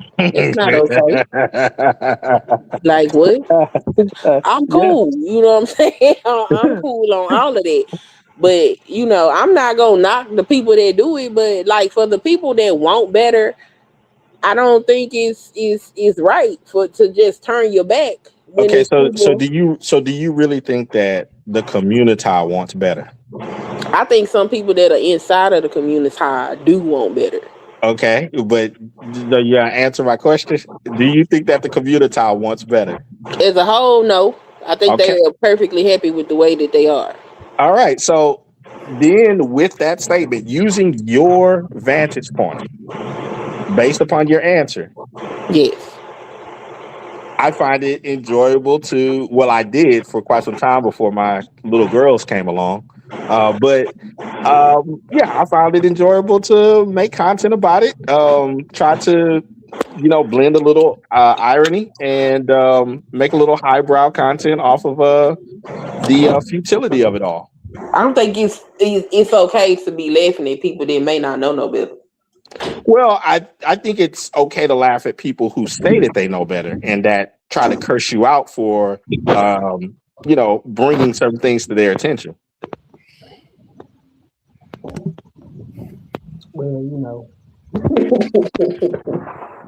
I don't have an argument for that. Well, all I have to say is there are a lot of people that are 35 and above. I have no mercy on them. You don't know better. If you don't know any better about 35 or above, if I mock you, I mock you. I don't really care about your feelings. Individually, like if somebody came one-on-one and said, "Oh, hey, Stanley, You know, you hurt my feelings. Yeah, but as a group, as a rule, the other thing that I find fascinating is that grown black people or grown people in general literally think that listening to a YouTube panel can actually improve you. Like I'm like I have a 20-year-old and I make this joke a lot. If I ever wanted, you know, if he ever came and said, "Hey, I need dating advice" or something like that, I would either give it to him or maybe I'd get his grandfather's, something like that. He's got an uncle who's younger than I am. Dude, YouTube would be the last place I would ever send him. And I wouldn't send him. I think most of the people who talk about relationships on YouTube panels, dude, I would not. Oof. I'm like, no wonder we're in such a mess. Yeah, it's insane, Stanley. From my perspective, it's insane because the concept of taking life advice from people who are not invested in you, who have not, invested resources, time, attention, love, the whole Love, nine, yeah, that understands absolutely. your weaknesses and your strengths, knows you as a person. That it's like it's such a ridiculous way to go about forming good opinions and activities on life. Well, in a way, and let me backtrack just a bit. I'll backpedal just a little bit. I can understand somebody who might have grown up, in bad circumstances. Okay. No firm parenting or male role model or stuff. Okay. So in a way, some of these panels are almost predatory. That certainly could be the case, but I think like you were stating when you said the people who don't have those, who have those backgrounds that may be a bit challenged. I think it is very, very difficult for them to take advice from people who have backgrounds that are a bit more traditional. I agree with you on that. Almost mistrustful. Yeah. This space is predatory.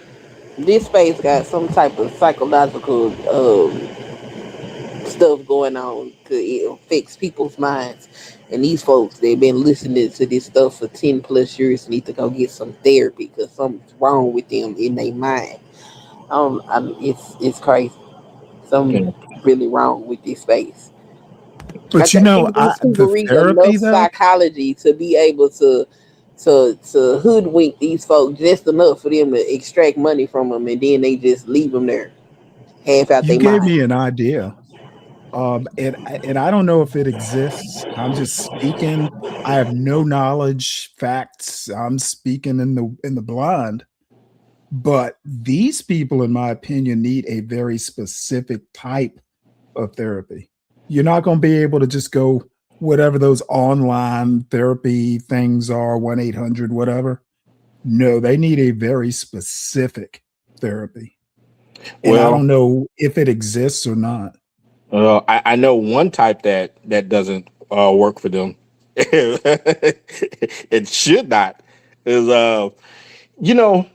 some time ago, Stanley, I used to hear all of these conversations. I think with the last time I was on here, so there was some lady that was supposed to be some like HBU guru, something like that, and she kept going on about we as black people, we need therapy about the blackness and everything that happened with the Ida Wells, and I'll go back into all of the history and all the blah blah blah, and taking her style of advice, that would have been someone who would have listened to somebody like Adita Real. And where is he at right now? What have His leg is in federal prison right now. But it seems like these are the type of people that they want to take advice from about life formation and what they should and shouldn't be doing and so forth.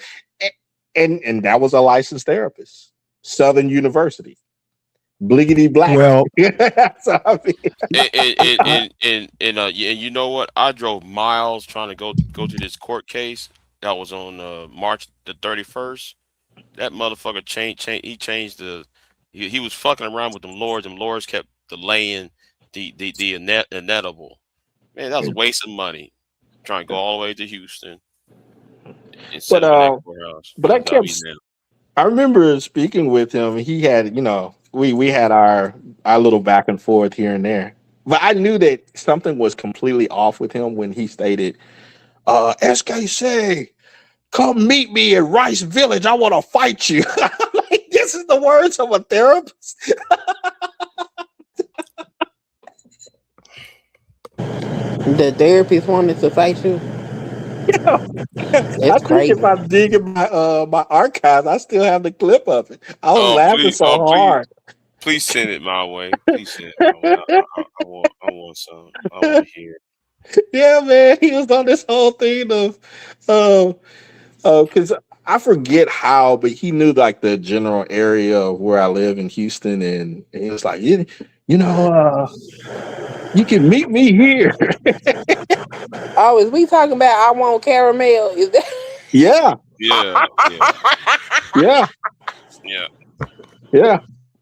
Yeah, man. But never would have out of all the quote unquote therapy type of dudes and so forth, all of that, never would have conversation about family life ever. But I remember asking him one time during a conversation. I just wanted to touch bases with him. I'm like, what do you enjoy about family life, D. Darrell? And he can never answer it.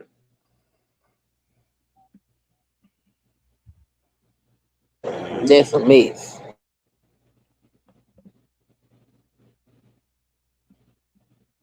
Well, you're not going to have a family life if you spend so much time on YouTube.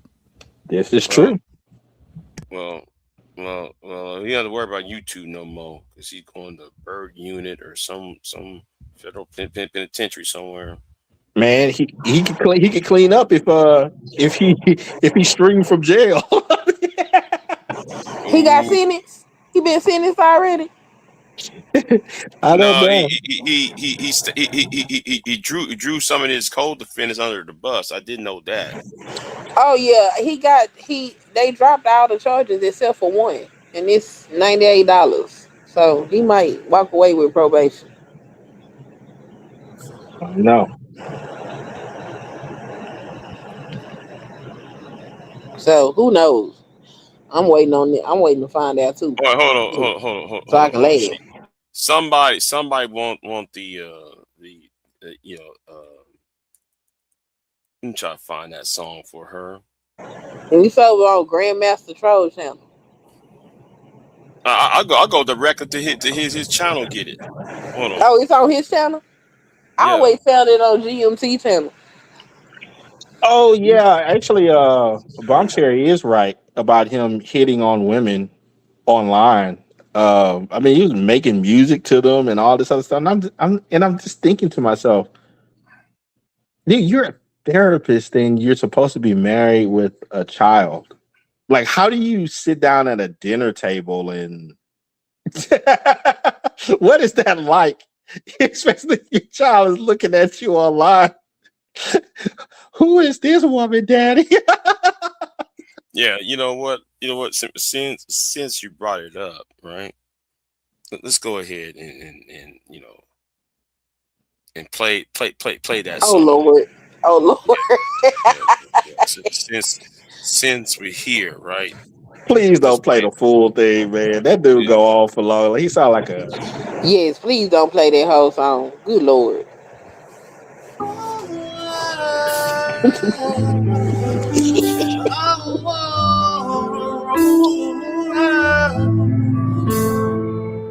Just like country road. Oh.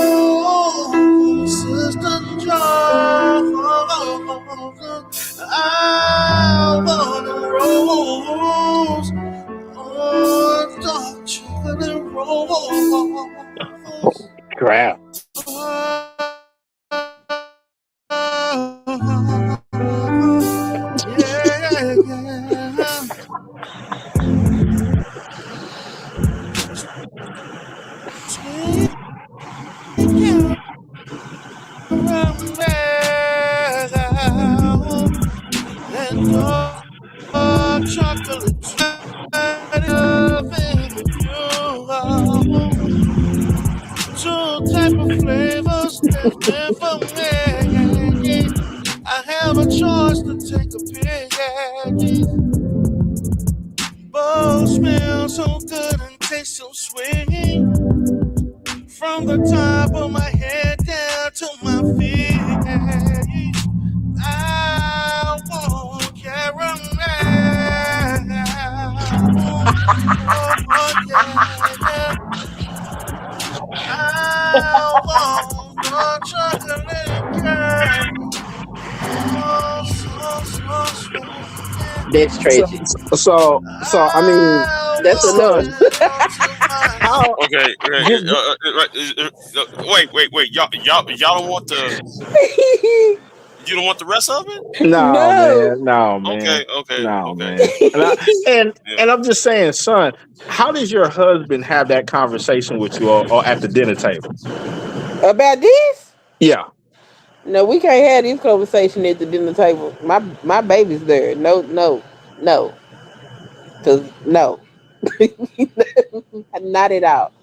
So Mm-mm. then when questions come up about, like I was saying earlier, Big J, about family formation, Mm-hmm.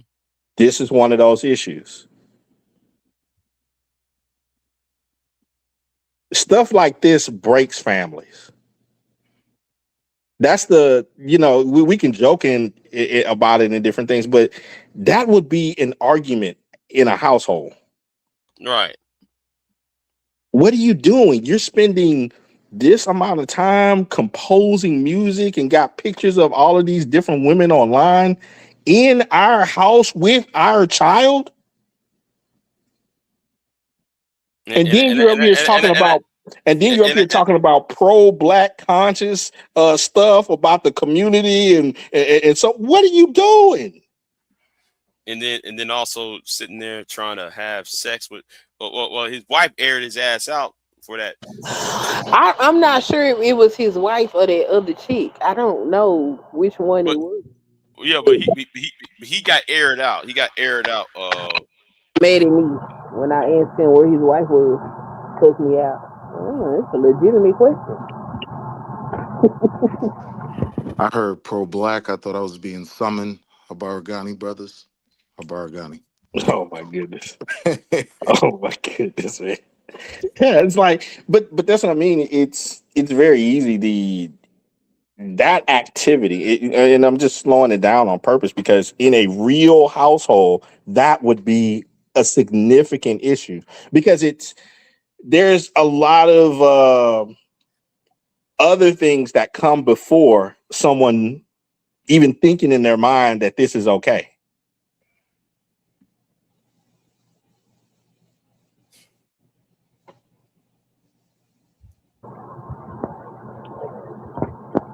I don't know. I was like, that's weird. But all right. Yeah, and such a person is not qualified to give. From my perspective, if that would be a quote unquote pro-black therapist, then that gives you rationale of why a lot of family dynamics wouldn't be working. Look who you're taking advice from.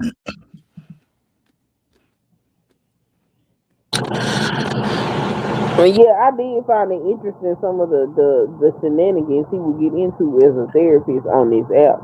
I was like this, but then I've seen some doctors and people in very prestigious positions that be in some nonsense on this app. Correct, and that's what I mean. So far as the behavior, it has nothing to do with. You can't just put it all on race, and you also can't put it on status either. So people saying that they're educated in whatever university that they went to and all of the things they study and whatever, blah, blah, blah. If their behavior patterns are the same as the dude on the block that goes and is trying to, do batting practice with a whole bunch of chicks and stuff, it's like... It's almost like the Roland Martin fiasco that's happening right now. Man, don't. Like Roland Martin is supposed to be a pro-black, came from right here out of Houston, but went to Texas A&M, Texas A&M, Texas and, A&M, yeah. and all of that. What is he doing even in the same arena as a streetwalker? Wearing leopard print. Who has affiliations with some sort of gang? Gang? What in the world? Man, yeah. There is a crossroad. There is an intersection. So that's what I mean. It's like if your behavior can connect with someone like that, that means y'all behavior is pretty, or you have behavior patterns that are aligned at some point. Intersection.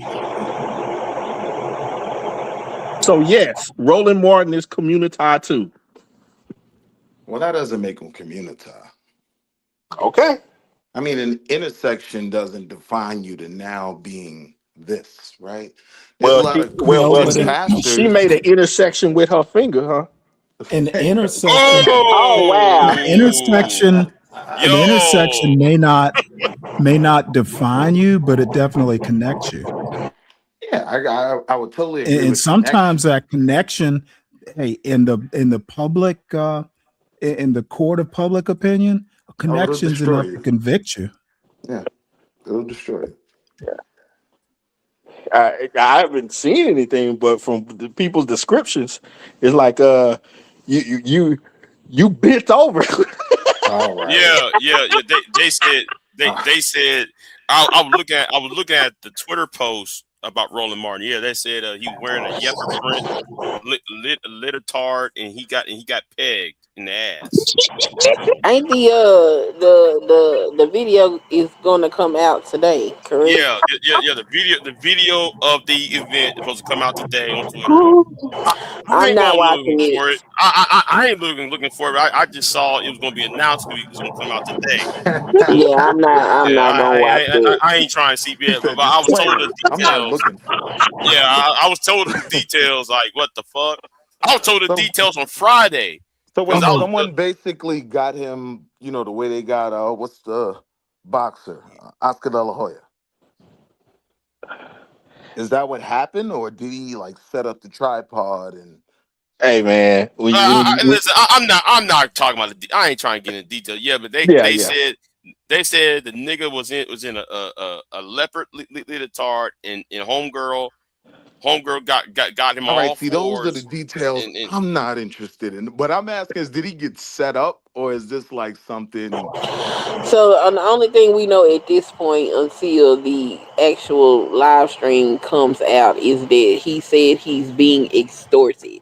There you go. That's what I. And that those pictures are allegedly their old photos, and somebody's trying to extort him. Yeah, look, let's be clear. Let's be clear. He said that's what he used to do. 69 God. If the footage is out there, he's 100 a freaky 69 God. But this extortion does happen. Like the same thing they did with Oscar De La Hoya. That's how we found out. Like he likes to wear, you know, heels and leggings, whatever he had. Man. So Big J, does this change your opinion of Rolly?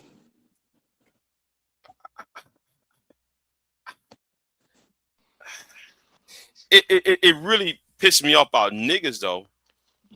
It pissed me off about niggas. Does it change your opinion of them? Why? For giving it life?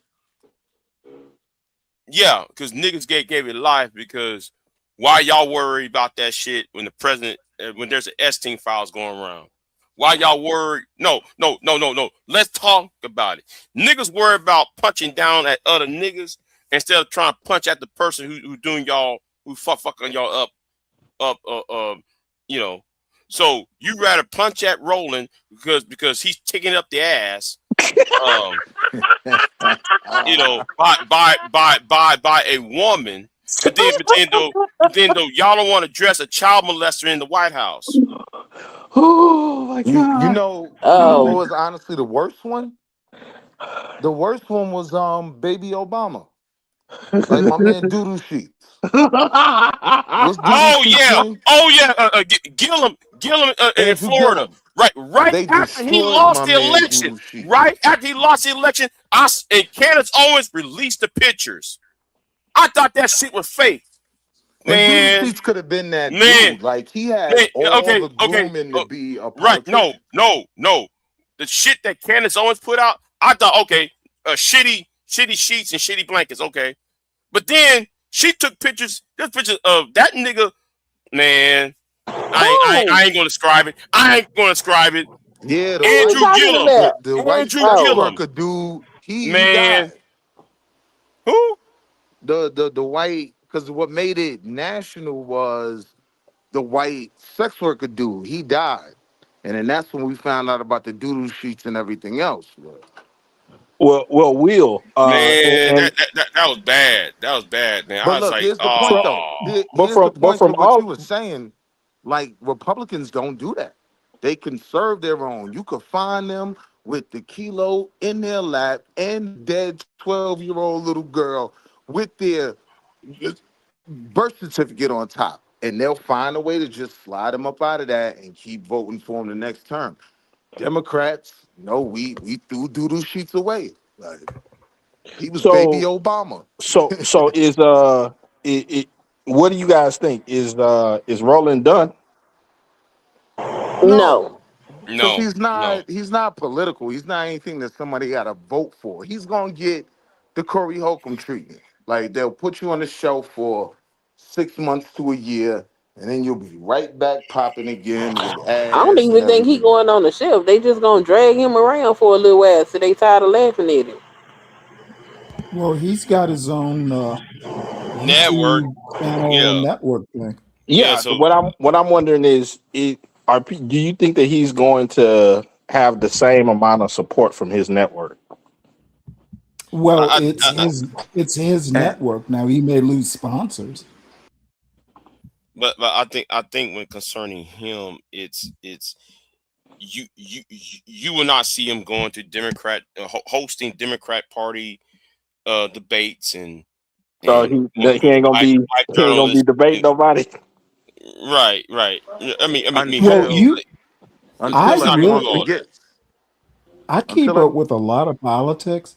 Roland hasn't been in like mainstream, you know, giving speeches at Democratic conventions and that sort of thing. He's been kind of off to the side for years. Yeah, yeah, I mean because that's what she said. he hasn't Yeah, engaged in I the don't think political. I don't He's think this is good. I think oh, it's I going to fuck hurt that. him, but it doesn't matter. Oh my That's what she He God! said doesn't. He's too. primarily chasing money. Like he's been Right, on but the my point is he's not a player, wasn't a player a year or two ago. political. He's No, not a player. And It and for hurts him. It the hurts him. and for the chat, yeah, he does have a wife. but we're talking about his, the financial aspect of it. And you're gonna have like some of the people who come from what he claims to represent, like the black church, the defending democratic leftist side of things. Some of them are Yeah, gonna stop he watching may for lose his a few network, months. but I mean, I think it's going to hurt him, but he's old. He's made his money. Even if it folded tomorrow, he should be able to live a good life until it's over. Yeah, he'll be okay. Do you think that the same people are going to be coming on his show talking about serious issues? I think Nope. the big interview is gonna be No, when no. TD Jakes interview him. Like, they're gonna make that national. It's gonna be an Because event. doesn't he typically have like a round table of like black pro black people that come on and they're Greg, supposed to be like highly educated in different I things? know Greg Carr. Greg Carr is the only one that I've really kept up with. I haven't watched Roland Martin in 3, 4, 5 years. Yeah. He normally will go viral with a monologue or two every 9 months. Not even semi-annually. Like he don't get attention like that.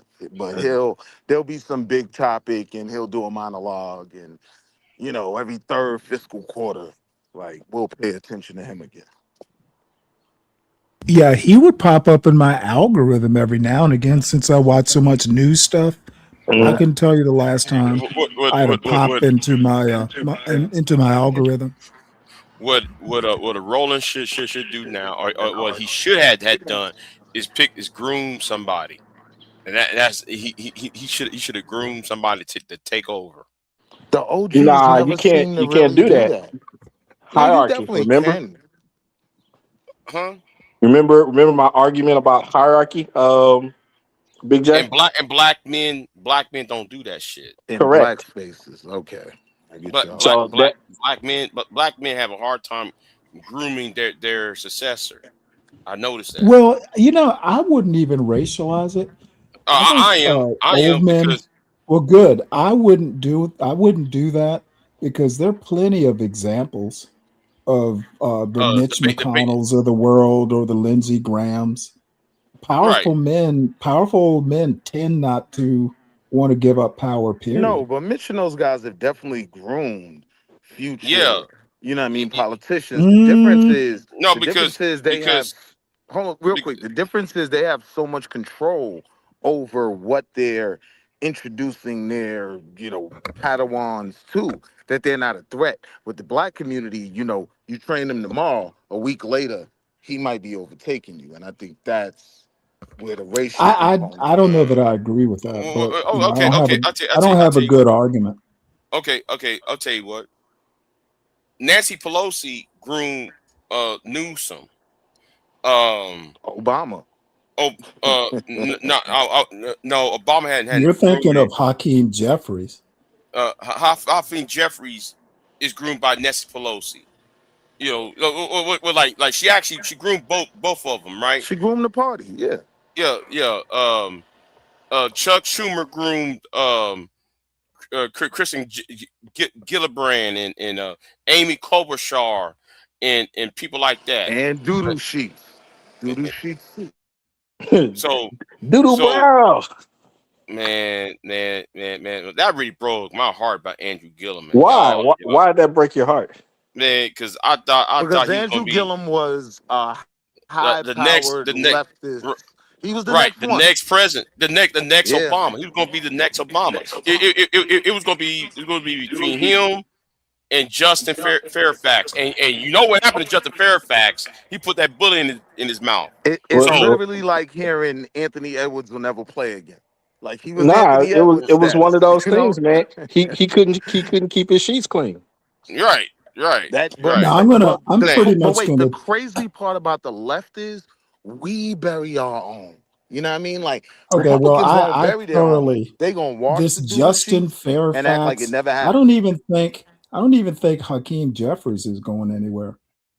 He is where he is because of Nancy Pelosi. He's a podcaster, Leftists, bro. I don't think politicians in general do a good Wait, job Uncle of Stan. grooming. Wait, Uncle Okay, Stan. sir, Understand. let me finish, please. I just want to clarify you. I don't think left or right does a real good job of grooming predecessors. They don't want them. And I don't think that black people like Roland Martin are any different. I don't think it's as racial as all that. Is all I'm No, saying.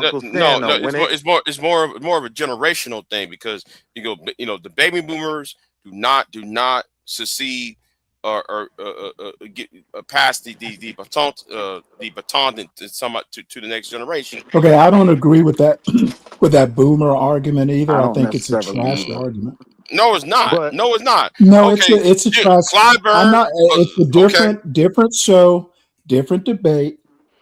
Our generation Don't even didn't bother make ourselves arguing. available I'm to not going to people. even bother arguing it because my mind won't be changed. Nah, but Stan, I ain't agree gonna. with you. I ain't here to change your argument. I'm telling you what it is. Yeah, I Okay, actually I agree and with I'm here as to a- tell you- I am as a here to millennial- tell you, generational arguments are trash arguments. Yeah, No, it's I not. agree. I agree with Stanley. Glenn Eiffel wrote in her book The Breakthrough. Even she I don't talked care what about Glenn it. Eiffel wrote. Who is she? Yeah, Oh my god. I agree with I know Stanley, who she man. is. I'm literally saying she's a journalist. Good she I'm wrote saying it, that but you I don't take it as some political truth. And there is a pattern. in black I don't agree political that there's a culture pattern. that happens all the time. Well, wait, I I gotta think it stop you No, there. you happens. got, I but you got I people in think disagree. it there in the way. happens. I don't think this boomer argument. I don't think generational arguments hold Well, water. no, that definitely happened with the boomers, but Yeah, it my did. No, opinion it on it, didn't happen my with the Yo, hold on, boomers. my yeah, opinion yes, it on did it. happen with the boomers. I No, don't, it but did here's Stanley, not. no, I Okay, don't just ask a indict. question to everybody there on the is chat. no such What I thing. don't do is There I is don't no such indict the thing as I a don't black indict the boomer boomers other for that, than right? age I'm cohort. saying that. Hold on, real quick, Stan. I'm saying that our generation was the fight the powers that be, public enemy generation. We didn't want to Who be is groomed. our? We didn't. I'm I'm 61. How old are you? no, no. Listen to what I'm telling you. You're closer to the boomer age, right? I'm saying the generations that they were supposed to be grooming. That's my generation. There'll probably Okay, never be the a Gen X. idea Hear that what I'm they were saying? supposed to Hold on, hold on. groom Hear what I'm saying? a Hear what I'm saying? God damn it.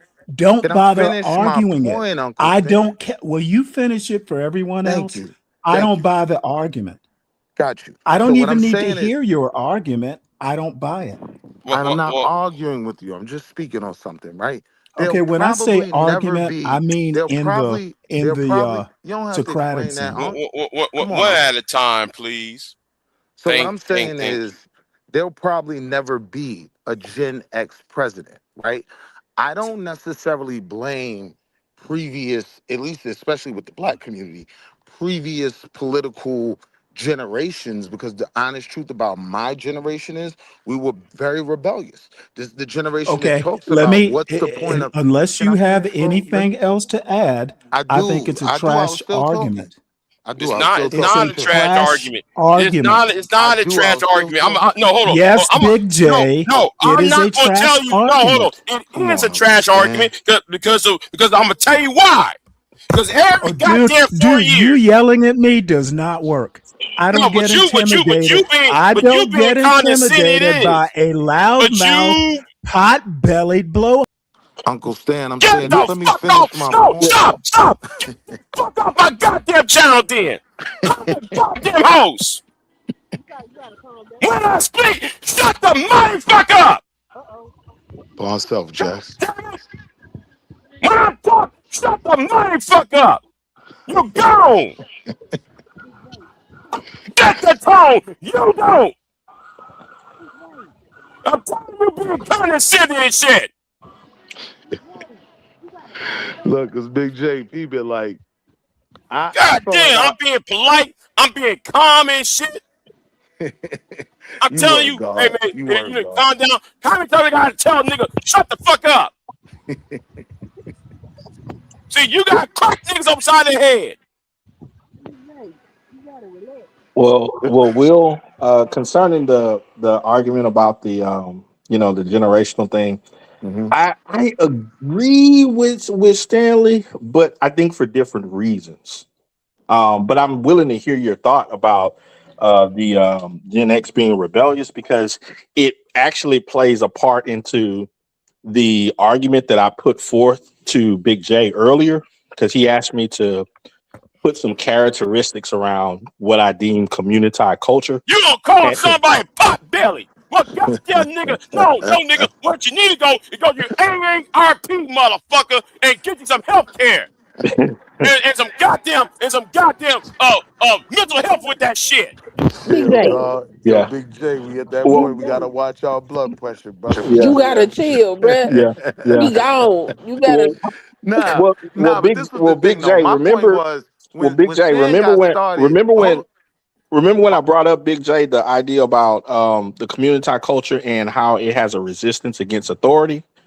Now, Will, go ahead into your Gen X I like the way you rebelliousness did thing. that. Hey, you tried to line me up, but Yeah, go ahead. it is valid. Like I understood that when he had his criticism of it, saying he doesn't agree.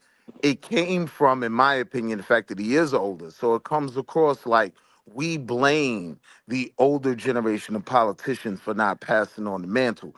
In reality, though, my opinion at my big old age right now is that I got to be honest, we weren't putting ourselves in line to get the baton. Like the one thing I will give this last generation right before us who should have passed us, whatever, They were the last generation of being past something. They went along with the play. You know what I mean? If Martin says this is the goal and this is what the Southern Baptist Ministry group, I'm still, even the ones that just passed. What's my OG from Maryland? The old black dude, right? They were still a part of the structure. We were trying to break everything. We were public enemy. Don't believe the hype. Fight the power. That was our generation. So to make So this argument that someone failed us in passing something that we weren't trying to receive, I gotta be honest, coming from that generation, nah, I can't put all that on the OGs. I can't. so see what I mean about yesterday, Son and Big J? And I was talking about, I was I'm telling not Ruth. co-signing the communitado. Don't try to Well, line me up. I talk well, about well. I mean, accountability. I mean, you're in lockstep with me because one of my main arguments is the resistance of hierarchy, Oh, yo, you diabolical, bro. authority. You tried to make me a black conservative. You did a No, good I'm not. I'm job. not You a connected conservative. it. I'm not a conservative. Oh, yeah, all right. No, no. I just, All of the black people don't behave that way. yeah. And like to dismiss the ones that have standards and values is also minimizing them. Yeah. And Well, that's my well. issue with the rhetoric. When we like, why consistently highlight bad behavior? It's like always paying attention to the child that's just gonna do the wrong thing no matter what. If you start to ignore them, they might self-correct. Well, But if you continue to highlight it, like for instance, we got a glowing example of this with one Jay Prince for president. If people would stop paying him attention, I guarantee you a lot but of they, that behavior he exhibits would stop. but they can't. That's what I'm saying, son. Is they can't because you recall what Will just stated that there was, and it's not an overstatement. There was a generation of rebellion, a generation that did not want to deal with any sort of hierarchy, any sort of authority. You don't have the right to tell me this and such and such. I can do whatever I want to do. Who are you to say this and this to me or blah, blah, blah. That was a generation and it's connected to the community. It is. Now, here's the thing, though. The major difference I would see is because it's not like white folk haven't done it too, right? But the Yeah. difference is the hippies and all those guys, when you got to 2026, they fell back in line. They were all, conservatives, they were Republicans, and so it's like at a certain point, rebellion can be okay, but it's like, you can't be locked in that if it's not winning. No, I would say this. I agree with you, and I'll take it a step further and state that the rebellious nature was passed down. But then, so how would you even address like the police? Because I don't disagree with you, but I'm saying when you say rebellion was passed down, that could be applied to the Congressional Black Caucus, which now we would consider very meager, very soft. You get what I'm saying? But at a certain point in time, that was rebellion Yeah, I'm not even talking about on a political level. I'm talking more of like just from a social level. aspect. The when you think about things like for the past 4 years that everybody wants to just disregard the huge pink and lavender elephant in the room. Team takeovers, really? No rolling. I mean, all over the United States. Not in some one isolated area where you just have, you got there go them kids in New Orleans or something, or in Baltimore. No, all over the United States. And then we don't want to play this game by using the term teen as if we're not talking about black kids for the majority. That's rebellion. It's definitely white teen takeovers. But Not at typically, that the level, difference, man. hold on, the difference I will acknowledge is they typically don't end in a shooting. That's Correct. what kind of separates the two. Uh-huh. But in terms of just that whole social But that's phenomenon. As o- that's a big point though, right? I agree, I agree, we but can't just slide that underneath the rug like, oh well, nah. But what that's I'm usually saying not a is though, shooting. what I'm saying is when you factor it out, right? All right, 2 kids died here, but they chill. I know it sounds crazy, but they tore up a bunch of stuff, did property damage too. That No. happens with Slow other. that down. Slow that down real quick, Will. Slow that down real quick for me. Yeah, we be all right. His mother pregnant now. We be Yeah, all yeah. right, man. We gonna Slow be that down real quick. You said, all right, 2 kids died here. right. And then we went on to the whole thing about the property damage and so It's forth and blah tragic. blah blah. Now watch this. I'm gonna throw Son in this. I'm gonna throw Son right dead smack in the middle of this, and I'm gonna say, you see how we can have a conversation and we can say, you know what? Oh yeah, Team Takeover the last weekend, two kids got shot, they died. But then when it comes to Nolan Wales, oh Lord, we need Benjamin Crump. We got to talk about this for 8 months at a time. Nah, what I'm saying is the conversation of teen takeovers is happening regardless. What happens is though, what's lost is white kids is having teen takeovers all over the nation, right? Yes, but Tearing up. people Hold aren't up. Hear me out. dying. Hear me out. Doing a bunch of property damage, tearing stuff up, doing what kids now are doing. Why we're highlighted in the conversation is with ours. They could always put those 2 kids that died on the front page, and it does have a valid different face to it, But right? but But that's what I mean. It's like you can't connect we that we to we we Nolan, bro. we can't you can't on one end. It's a huge face of hypocrisy to say, hey, team takeovers. What's the difference between the two that you brought up? Well, on these team takeovers, there's some property damage. On these team takeovers, there's some property damage. Oh yeah, plus kids Nah, die. what I'm saying is Kids you got to die. They get separate shot. the two. But You then, can't connect the two. one boy goes No, listen to missing. what I'm saying though. You can't connect Nolan to teen takeovers, No. right? I'm not We already connecting the have. two. Hear what I'm I'm not. saying. I'm not Hear what I'm connecting saying the though. two. I'm You not are connecting the though. two. What I'm saying is you see how easy it was for the community to say something like, and I'm using your words, but Go this is ahead. what actually happens. Oh yeah, two kids got killed. Right. Okay, what the new versus thing was going on? What's going on with that? But when it has to do with a kid that was with some white kids, oh, we need to have fundraisers, streams. We gotta have this on front page news Now, this is 24/7. why. This is why, because you're missing the point, right? You skip before we get to watching verses again and just chilling. Understand, right? 4 kids got locked up for them 2 kids that got killed. They caught everybody. They prosecuted them to the highest extent of the law, right? So now it just becomes about dealing with teen takeovers, which we are the face of when in reality, right? All kids are doing this, so it's crazy. But the one thing we know about the 2 kids that were taken out, they got justice. Nobody on the black side ever gets away with that. Now, you can't compare that to a Nolan Wells case where we're talking about the literal institution of how kids get away with things, right? But It's not about the event itself, right? Like people get high and drown at these boat things all the time, right? It's about all the things that are hidden. It's about how none of the kids, how they weren't all rallied together and brought in a precinct to all be interviewed, right? Like they but all of them did cooperate with the no, police. only 3 have given interviews. Only 3 of them. Three All of the these four, kids on the right? boat. Three? No. There was only 4 people on the boat. No, it was way more than that. It was a pontoon.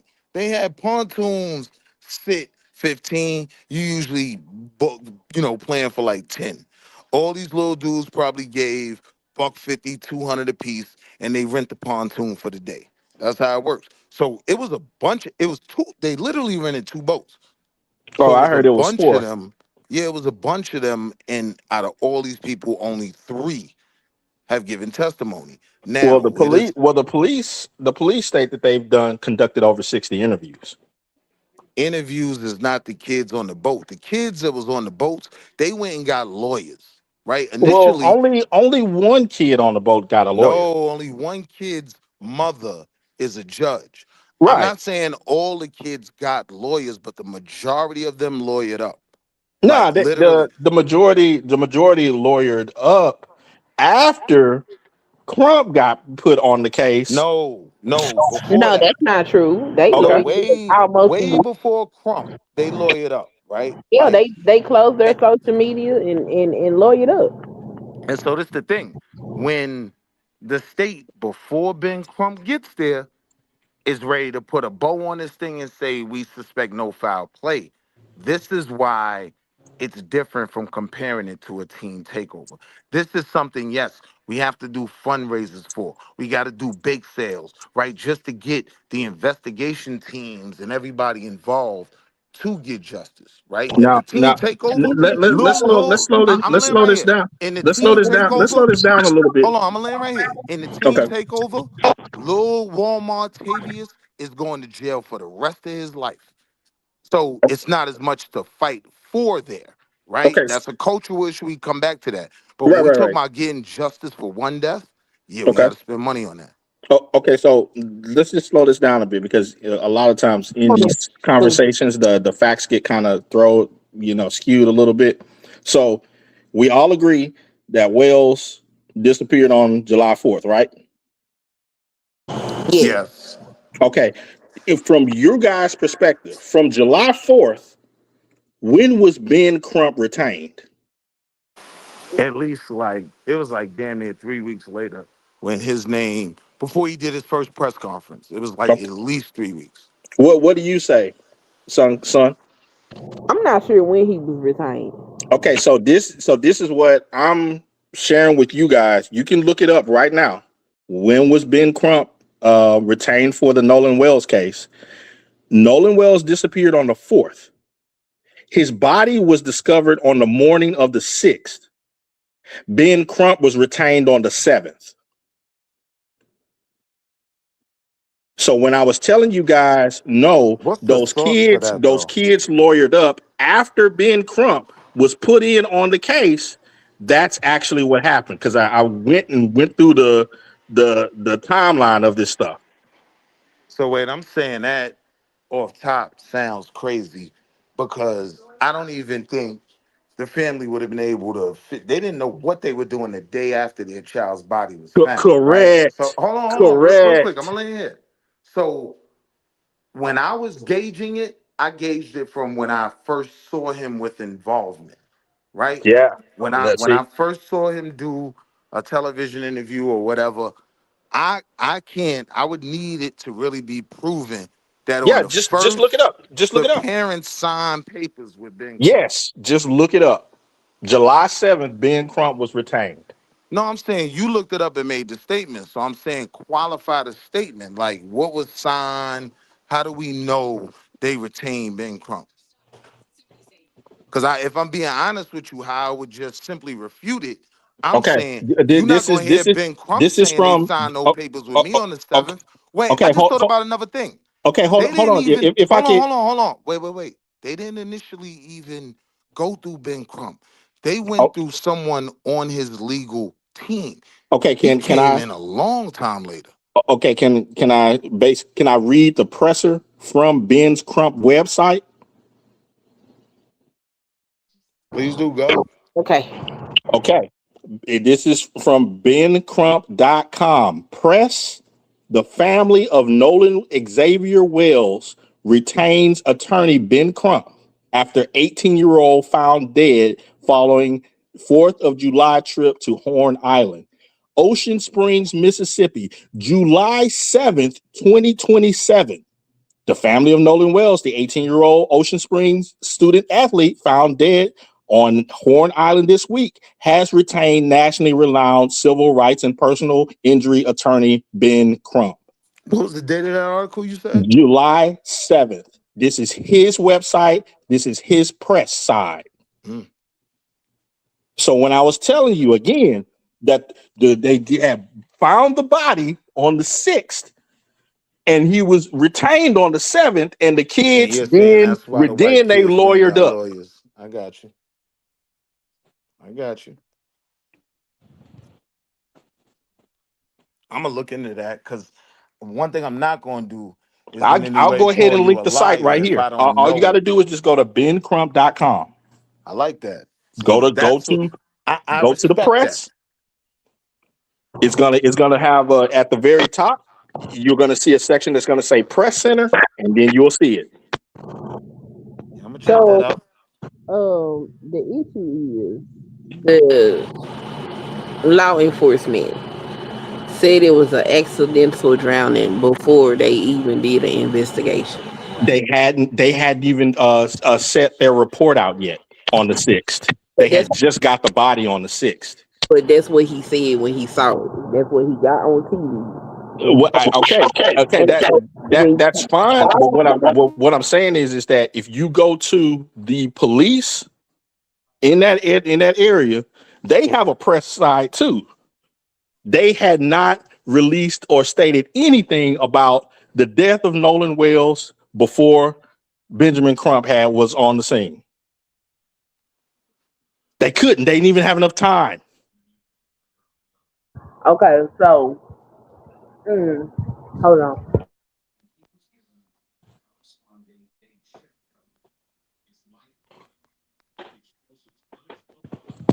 Okay, so this says that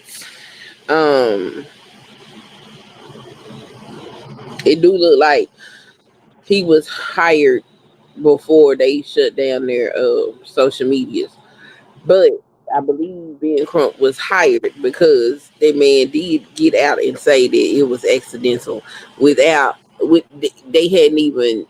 The police hadn't even made a statement yet. That police officer did make a statement. They did not make a statement. It's an accidental drowning. What I'm saying is okay. No. We just go through the timeline. He was missing on the 4th. On the 6th, they found the body. No, that's a fact. And on the 7th, Ben Crump was retained. The police had not made a statement yet. But now you left out what they were retained for. They were retained for an independent review and investigation. Right, but the police hadn't even made a statement on any other evidence or anything. Mm-hmm. They had got the body. Right. So now to this point, though, before I think their first initial autopsy was even complete, the cops was talking drowning. The cops hadn't even made a statement yet. Nah, they had, bro. I'm not saying before. Hold on, I'm not saying before Ben Crump. I'm not saying that. But I'm saying before the initial autopsy was completed, they were already talking drowning. Okay, so let's go to the police and go to what they let out to the media. Because when any kind of case like this, they have to make a statement, correct? AI says that law enforcement officials stated that they suspected an accidental drowning on July 6th, the same day that Nolan's body was recovered. Now, stop right there. Hold on, stop right there. Where is this your at? argument? Wait. If your argument is that these kids we ain't got the lawyer because Ben Crump is coming to town, well, now why wouldn't this mother go get Ben Crump when the day before the conversation is, oh, he drowned? No big deal. So Jackson County Sheriff officials stated that there was no foul play suspected. Right. When? Preliminary indications pointed toward a drowning on July 6th, reported by CNN. Yeah, let me see. I want to see this. Everybody else. I want to see this. Just Google it. I Googled I am. This is a good bill, though, because you did challenge me to say, oh, the brother is right. But sis came right back. Like, so why wouldn't the mother, if the cops is already talking about, oh, yeah, no big deal, normal thing, accidents happen. It would be a civil rights violation, so you would obtain a civil rights attorney. I'm going to get Ben Crump, Sharpton, problem. Yeah, I mean, I like Farrakhan coming in the morning. white people And kill. you said CNN, right? Yes, I just put the link in the chat. Okay. It's not, oh my God, the white people killed them, so we have to go on this big crusade. It is the fact that justice is not being carried Y'all not out. even trying to look. Right. It's not, justice is not being carried out the way it's supposed to be carried out. So now we have to get somebody to force this to happen properly. Even the fact that they wouldn't even pass all his body parts over. Okay. So what I want you to do, and what first of all, where'd you read the date? I think it's paragraph 3. Okay. Let me see here. Paragraph 3.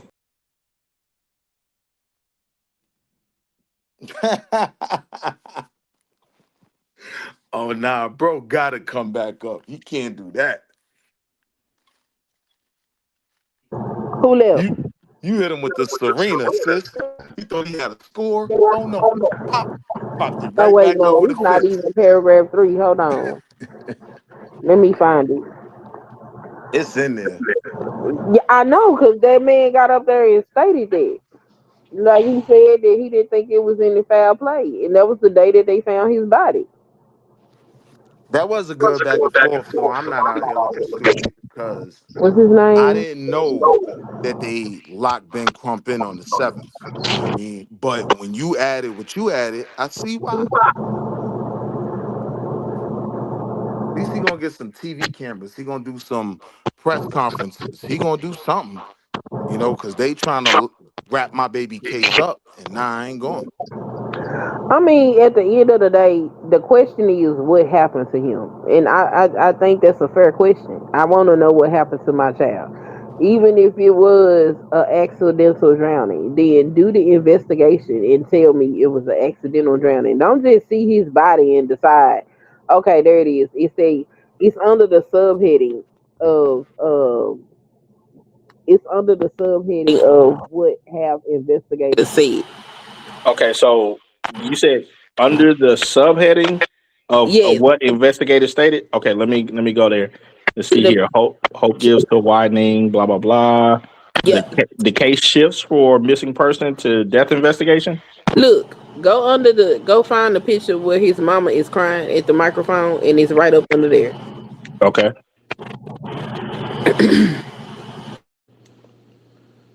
Yes, it says here the sheriff department on July 8th, right?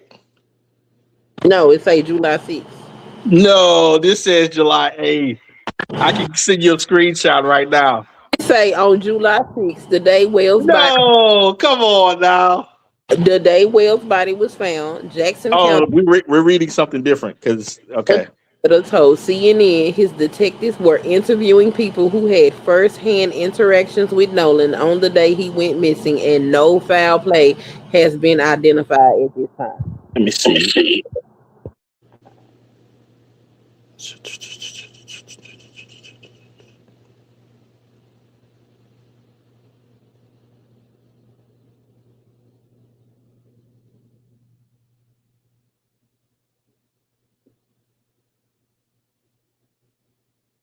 Yeah, it does say a statement from the sheriff on July 6th.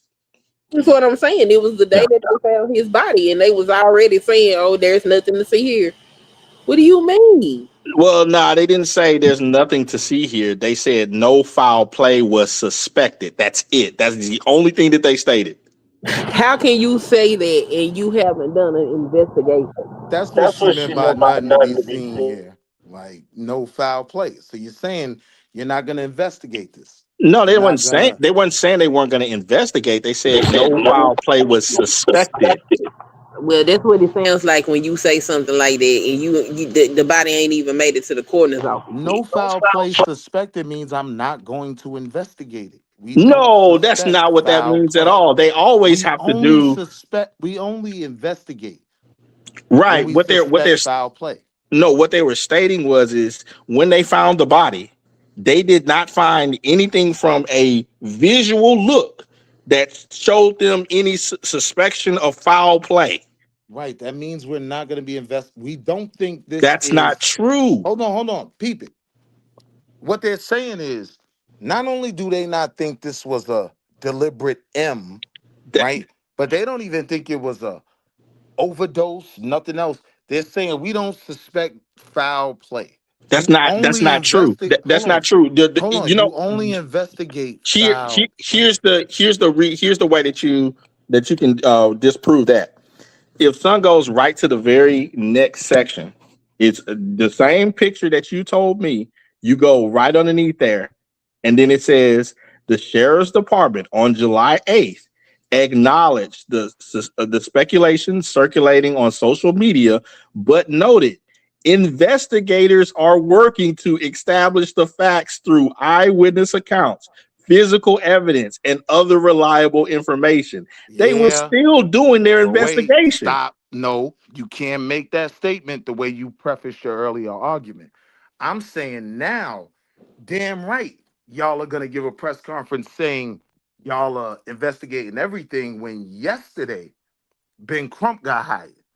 You know the cameras are coming, right? But you changed your tune from the 6th. The 6th, you were trying to No. put a bow on this, wrap So it on up. the same Wait. day, Just one thing real quick. You know that the sheriff's office still says the same thing. They still say they see that there is no foul play suspected. Okay. They're following their investigation, but they still hold that they see no foul play suspected.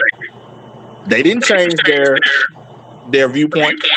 and that's okay. All of that's well, cool, and fine. But if it look suspicious, it needs to be looked into. That's why Benjamin Crump got hired. Because you don't go find somebody's child. If it's my child and the police make any statement that sounds like they're not going to investigate what happened to my child, I'm going to go find a civil rights attorney as well. Because what are you doing? Police have made that statement on a multitude of occasions where somebody has come up dead, where they have stated initially, we don't see any foul play suspected. And it has come back differently after they have done their investigation. Well, it didn't look. That didn't sound like you gonna do an investigation. It didn't say pending investigation. They simply said we don't suspect foul play, and that's a red flag. So No. That's the way. Keep it a Hold band, on. bro. For them to come back on the 8th, the day that Ben Crump got hired, and say, "Oh, we're doing further investigation," and then all this foolishness that's going on with the autopsy and his body parts being missing, like it just looks bad. Because we could keep it this simple. In that first, press conference from the police, they didn't say we'll still be investigating. They ain't say that. Actually, that's what I'm looking up, because the only snippet that was taken from on CNN was just those you just 4 wanna words. see it in words. I like that. That's I it. respect that. So it would be easy for a journalist to try to skew something by only taking 4 words, and I can guarantee to you that the sheriff's department did not come out to a presser and give a 4-word statement. Sound like a press release, press conference review. That's all I'm saying. Like, just do the investigation and do it properly. Turn that boy's body parts over to the second autopsy. And if What they did is not rare. Right, but what does make it rare is when you make the statement that you believe it was due to a drowning, you at least have to prove that. That doesn't even disprove the potential of foul play. But how are you claiming you believe it was a drowning, but you won't release the lungs? Where we could simply say it was enough water in the lungs.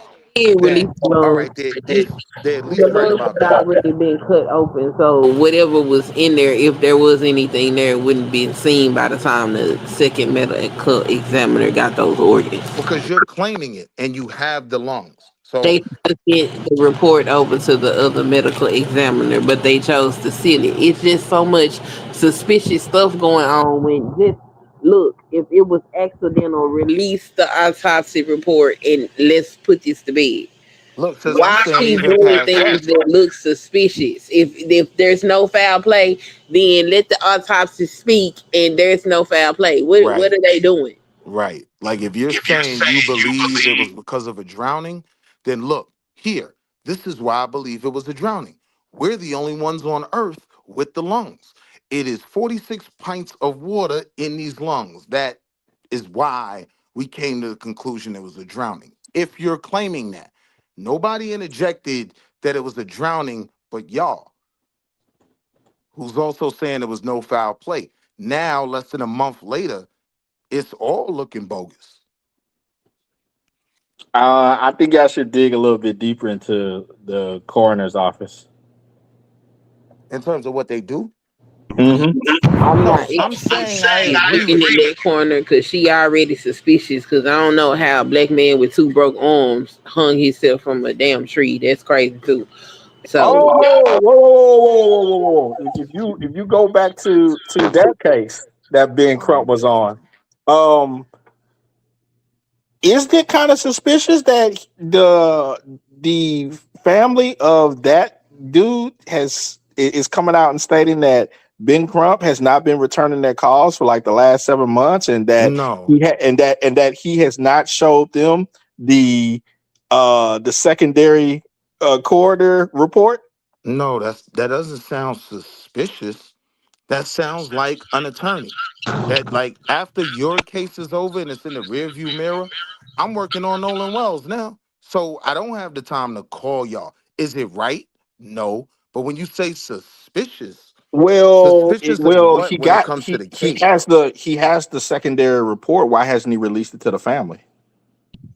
The secondary he needs to get coroner him. report? Yeah. He needs to give them their report so they can know what happened to their loved Wait, Oh, are we ones. talking about Nolan's family? because it doesn't go with the angle that he was trying to present. Wait, you're saying Nolan's family? No, she brought up this Oh, the kid hanging. that Yeah, was yeah, yeah, hung yeah. I know about and that. everything, and what it looks and what all reports have shown is that he did it to himself. But as soon as that secondary coroner report came out from the one that Callan Copperdick or whatever his name is paid for, they came up with the exact same thing that the original one stated. And then as soon as that happened, everything went cold. Big Crump gone. He don't want to talk or nothing. The one thing I said I'm not going to do with this Nolan Wells case, I wasn't going to jump out the window. Because I did jump out the window with some of the arguments on the Carmelo thing, even though I still think that kid was justified. But I wasn't going to jump out the window with this case. I wanted to really hear the facts and just not say, all right, this makes it racist. Even though I do believe the racism for me, and I want to be clear, it's never in the act with these kids. It's about how these things are handled, processed, prosecuted, litigated. That's where the racism comes in. I don't really never even like I can't say even after knowing for a fact that Austin's father's a scumbag racist. I just think, Carmelo was the cool kid from the other team. Like I think Hey, if you put a blonde white kid in that same situation and tell Austin's real story and Carmelo as a blonde white boy having this story, oh yeah, he protected himself from a bully, and Austin had police close to his hey, man, father. y'all can run with the Troubled narrative child. you can run with the narrative all you want, but I think when I was hearing bits and pieces of that case and then kind of sat down and heard different people's opinion of it, the one fact that really turned my thoughts on it was when other people that were of his peers, his classmates, described him. Who you talking about, Carmelo? Yeah, His classmates. yeah. Carmelo is Yeah. baby Jesus on paper. And this was like immediately after the event. It wasn't like many weeks and months and stuff after. It's like immediately after the event when they were asking different questions to some of the peers that could talk and so forth that weren't under gag order or something like that. Two of his peers stated, man, yeah, all I remember, I don't know a whole lot about him, but what I remember about him, he's always fighting. That told me everything I needed to know. Wait.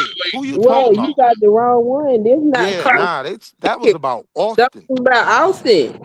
On paper, Carmelo is Cupid. This young Nah, man bro. jumped in Nah, bro. water. Nah, listen what I'm saying. You're And talking about a the straight A student that literally jumped in water and saved a child. I'm saying if you put a blonde white boy bob on him and some white skin, that whole argument is coming from completely different places. so Carmelo had 2 jobs, and his supervisor at, I think it was Foot Locker, got on somebody's podcast, and she said that he's not a fighter, that they've never had that type of energy come from him. And then when you look at this case, a lot of the evidence that would support him, he needs to defend himself, was not allowed in there. When you look at Frisco, it's not just Carmelo Anthony. They just had a white woman that's been fighting for her life for the Oh past yeah, 5 years, because she had the audacity to run for a judge seat against a white man and won. And they tried to prosecute her for that. So for the past 9 years, she's been fighting to stay out of jail. And along the way, there were 2 other people that actually ended up going to jail. One for 18 months. His sentence ended up being commuted because it was unfounded. So Frisco real funny with the way that they deal with the law down there. sis, And sis, uh, Frisco got yeah. a history of that type of stuff going back to the 1800s. Okay, so just a question. I think I'm echoing on the drop. They're not from Frisco, Texas. No, they from Louisiana, but they moved to Frisco. Why? I guess they well, they said they wanted a better life, so they was down there in Louisiana, and well, hey, it is what it is. So Will, explain this to me. Oh, he's not here anymore. I'm confused. I'm confused, son. Explain this to me. Why would a black family that it seems to be like in the whole thing of being, all in together now, making more better now, and all that type of stuff. Why would they want to go live around all these white folk? Because I think they under the impression that it's a better place to be. Well, where would they get that kind of idea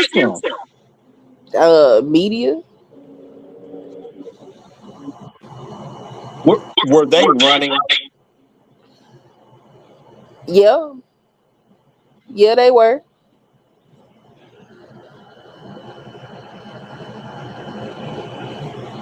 Yes, they were trying to help me to understand this. So Will. this is I'm my confused. okay. So I'm this is my confused. this A this black family, a black family moved from a more black area, Mhm. and they wanted to move to an area where the racial demographic in Frisco, Texas, is about what, 5% black. If that, Why would they want to do this? Will? because they think it's better, and this is my issue with what they Help me understand. This is what I'm saying, because the media depiction is the white neighborhoods are better. Okay, So it's now not even that, right? Typically, especially when these people have kids, it's one reason and one reason only. School zones, right? These schools are typically better funded. These, like, he got all type of monogram jackets and whatnot. It's that real, 90210 experience yeah, as no, I don't want opposed to hear none to of a lot of the that, high schools we went to. because you have places like Duncanville and DeSoto with thriving black populations that have well-funded schools. They completely remove themselves from being black and go put their children in these type of environments. I wouldn't send my child to school in Frisco. Them people is racist. But wait, sis, I think he moved there because of a job. So if you got an amazing job with a good salary, he should have the right to Y'all go know there, be going able to to work live every there. day. Get on that road and drive that hour. Don't put your child in that type of environment. Like that's not even like okay, where I am, this Damn. is predominantly white. I think in the town that I live in, it's literally 6 black people that live here, and I think four of us, the 4 of us, count as part of that 6. Okay, so um living in this environment, I get a closer view of Uh, white folks. son, son, son. DeSoto is only an hour away. That's what I'm saying. He could have commuted and put his family over there where that boy Oh, he would could have have been a killed little him. safer. Oh, but so then explain this to me, Will. Why did a black family, an all black family who grew up mainly around more black people in Louisiana, why would they want to move and settle in a place that's about 5% or less black? I Why told you did they want to do this? two basic reasons. One, because of economic opportunities like jobs and stuff, and the other reason is mainly school zones. When they look at the graduation rates of these schools and whatnot, and what I would also argue is more often than not, it doesn't end up in this situation. Look how drastic it got to get for that decision to be a bad thing. Most of those kids, they leave and go to Wharton and all other schools. They get a white wife and you know what I mean, live their best life. Oh, so you're saying that there's a high degree of success when black people do this. Correct. Yeah, I would, especially a town like that where there's literally a handful. Yeah, typically Oh, they're just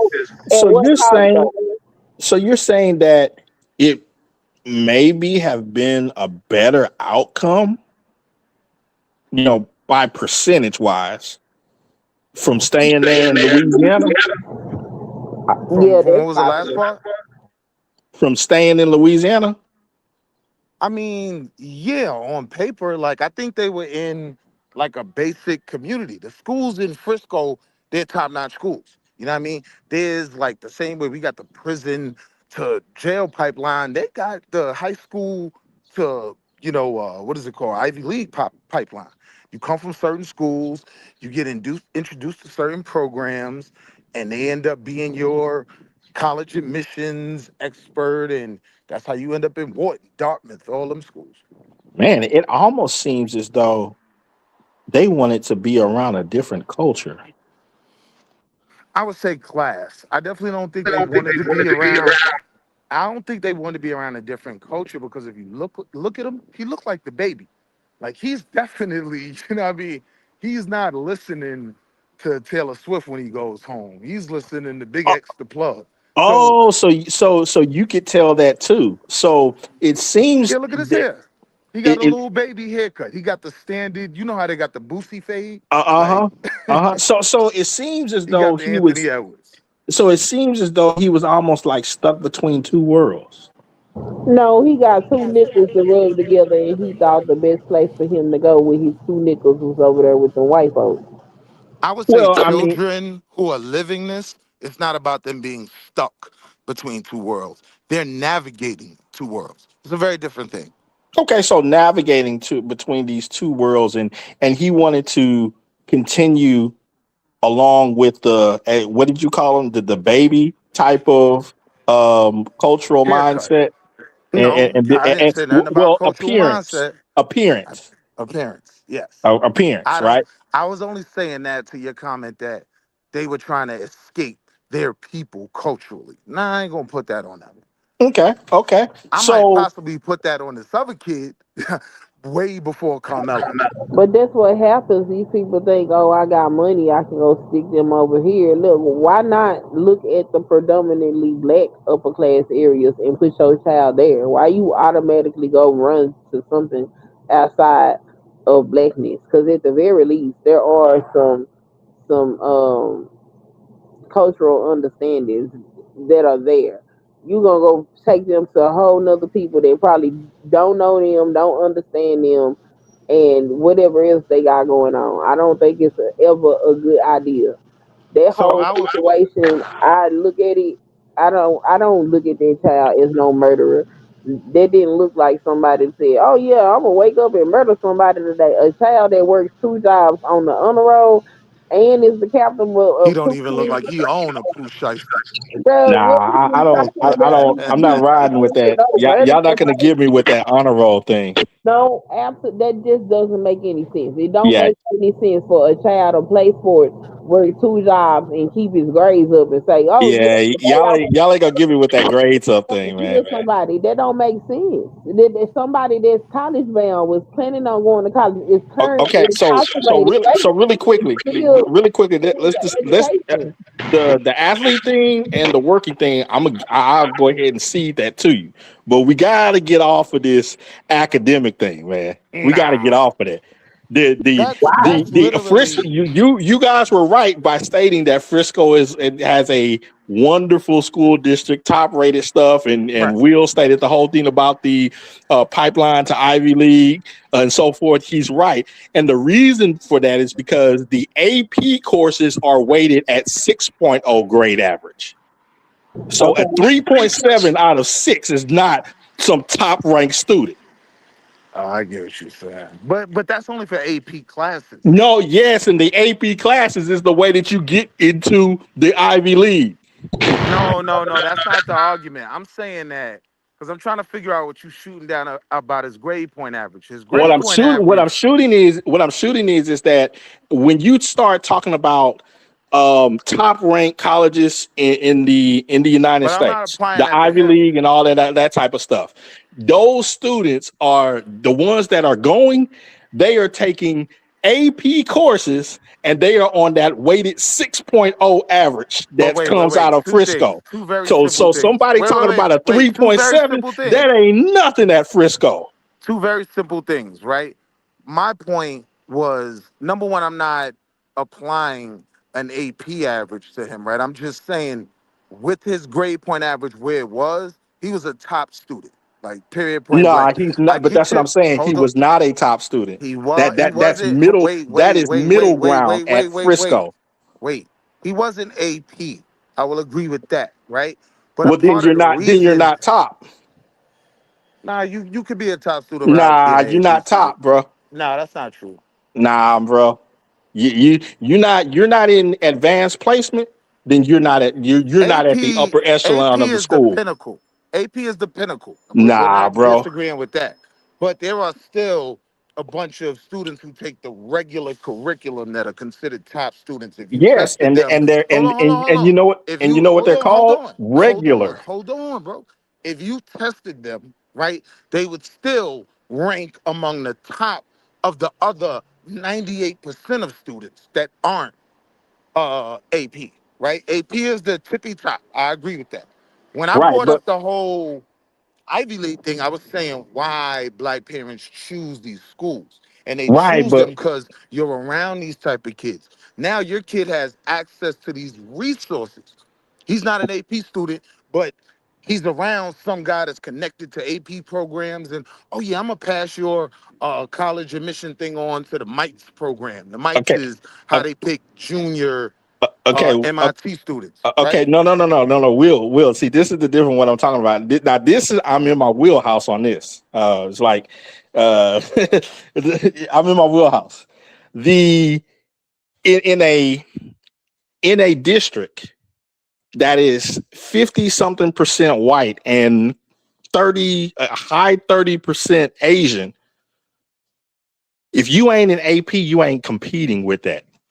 But wait, you're saying in that district. What I'm saying Yes, is, hold on, hear what I'm saying. Hear what I'm saying. Yes, you're not the top in that school, in that district. But when you rank this kid nationally, because he was raised around all these AP students, because his school has a certain base level production, right? Nationally, yeah, he's a top ranked student. Nah, bro, He's it's not not even AP. close. He's It's not not. AP.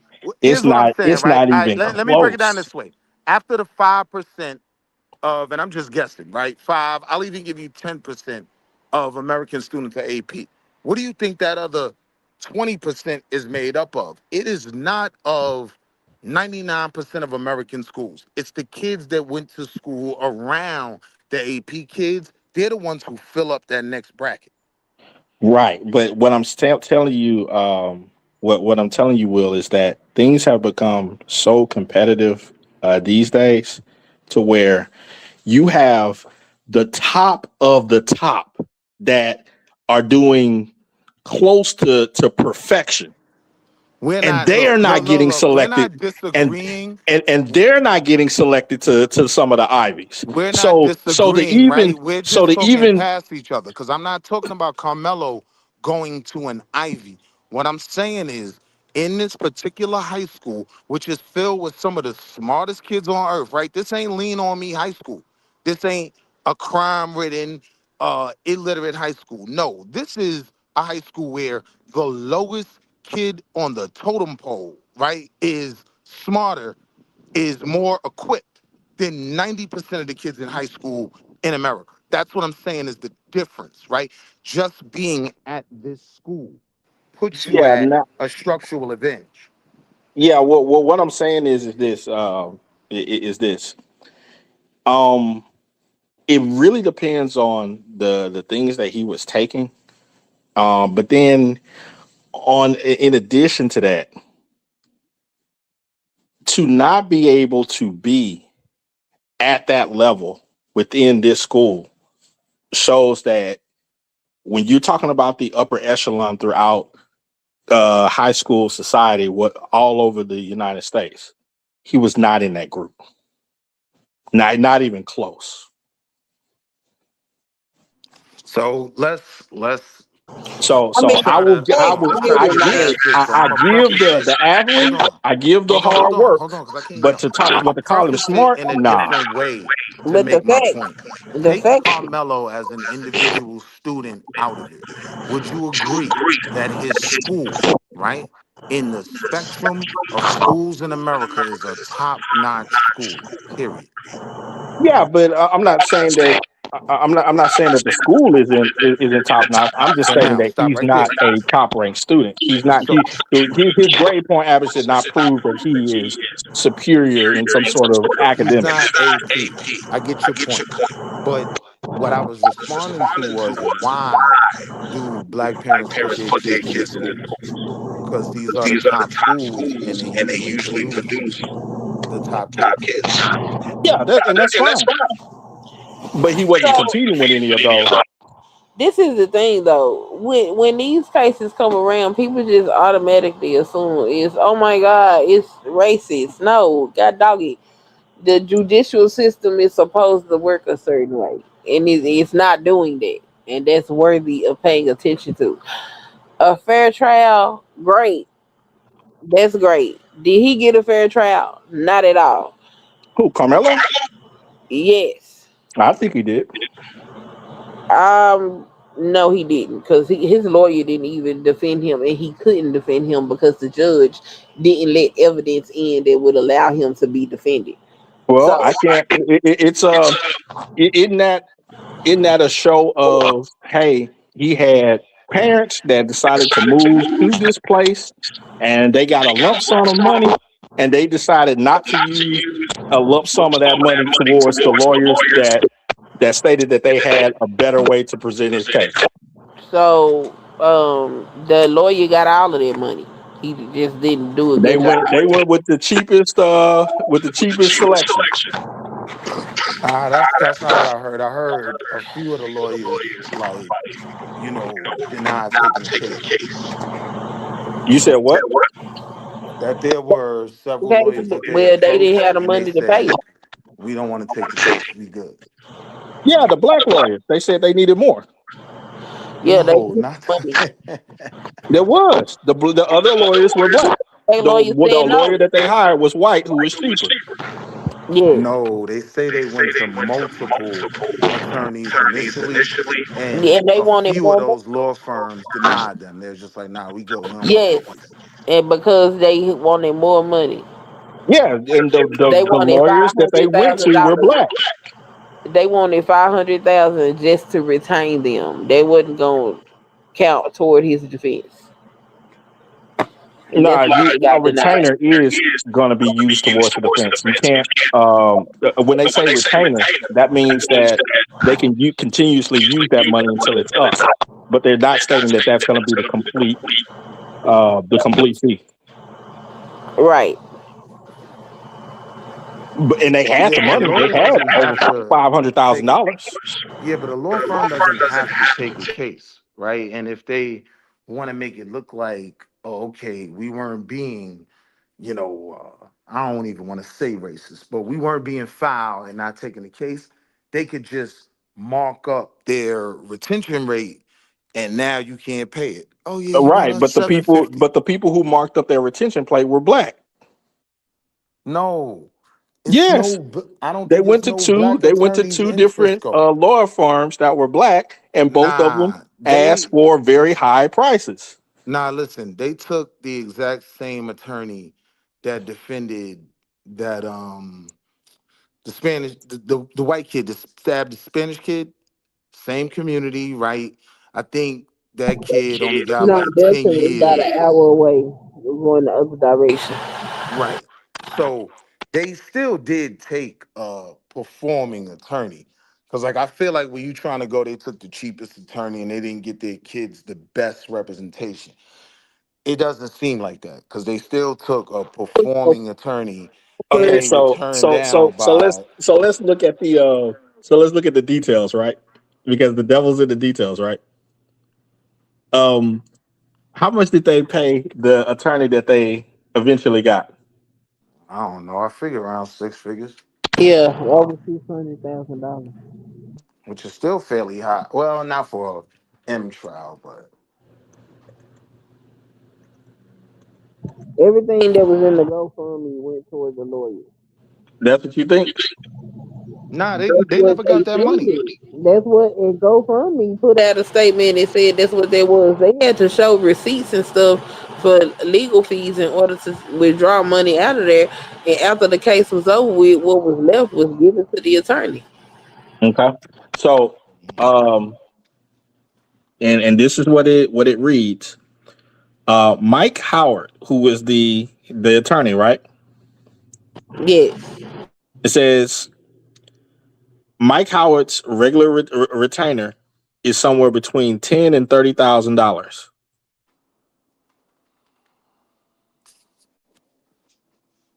Okay. How much did they get from the crowdfunding? 600 something $1,000. Oh, okay. Right. So Oh, the okay. retainer itself doesn't even Okay. pay No, the no. lawyer's whole fee. There Number were one, but then it's also not factoring in investigators, right. paperwork people. Those people were paid. They were never called to the stand.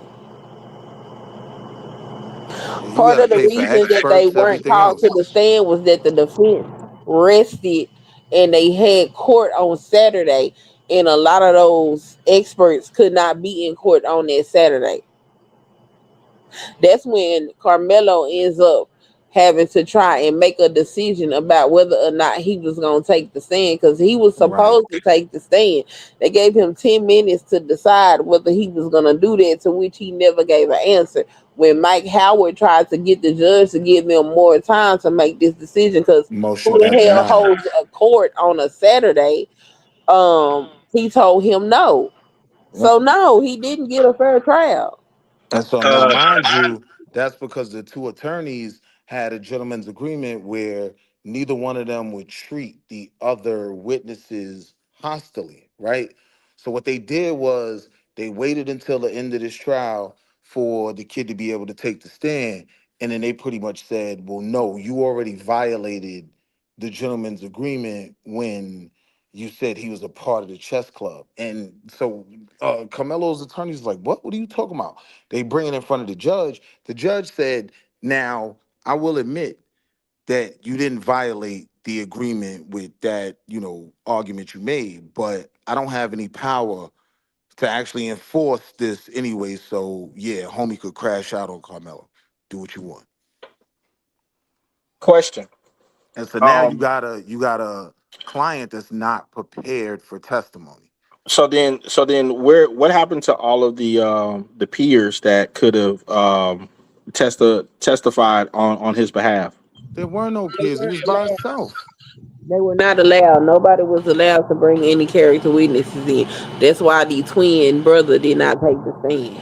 Right. They took character out of it up Oh, until and so you and guys will know, the black attorney Dominic Alexander, his initial quote was 500,000. Yeah, that's what I said. They Mike wanted. that's one attorney Mike though. They went Howard to multiple. Mike I- Howard, who they went with, agreed to take the case for 75K. Right, but I'm saying they went to multiple attorneys, and you just admitted that's not the typical fee, right? What it looks like is a lot of these law firms didn't want to take his case, didn't want to defend him because they kind of knew how this one was gonna go, and so to make it look like they not on no BS, they gave him 1.5 million. Yeah, so these You know were what I'm black. saying? No, there's probably only one black attorney in the state of Texas. Not because they Frisco, were Frisco is purposely not seeking they were flush. purposely seeking out black first. Yeah, And the No, I black don't even think that and was the the ones that case. they were seeking out black first gave them exorbitant prices. and it's understandable why. Yeah, Nah, that's because not how that go. You interview they multiple said attorneys. we see your we see your crowdfunding. We know you got it. I don't think that's why. I think it's because Frisco is corrupt, and the work that they was gonna have to do to give this boy a fair trial was gonna be a lot of work. And it was, So then I have a question then, Queen and Will. Um, your son is on trial. You got in GoFundMe $625,000. The best lawyer says that he's a black too. He says I need 500K. Are you gonna give it to him for your son? yeah, I am. No, not for a retainer. No, because we're also gonna have to pay fees for specialists. We're gonna have to pay fees for private investigators to do this at a third. No, I'm not dropping 5 for a retainer. I would if I put my son in that position. I'm gonna drop it, and then I'm gonna just have to work for whatever else needs to be paid. Cause I ain't. Because automatically you already had the quote unquote community behind you.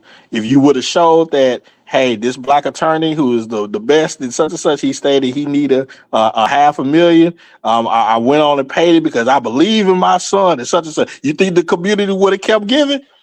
Yeah, they would have kept giving. That's why they shut the crowdfunding down after the boy got found guilty because people put more money into the thing and they shut it down. So So it really was. So then why did the parents didn't want to come off the money? have you watched any of the interviews with them? So I'm trying to figure out where you trying to go with it, right? So I'm not trying to give the attorney more money, right? Like for me, I'd probably be ready to beat the attorney up, Well, right? Like, I'm yo, just saying. it should be a I'm just saying. decrease in that family's price. Like Now I'm trying to figure out where you trying to go. the only thing I'm saying, Will, is your Who's the son's crook? life Are is you on the saying the line. attorney's the sucker or the family?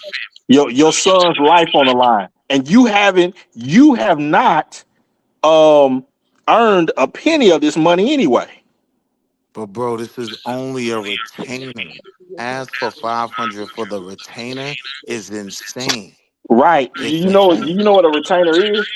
Yes. What is it? Just to retain, literally the word used, the services of an attorney.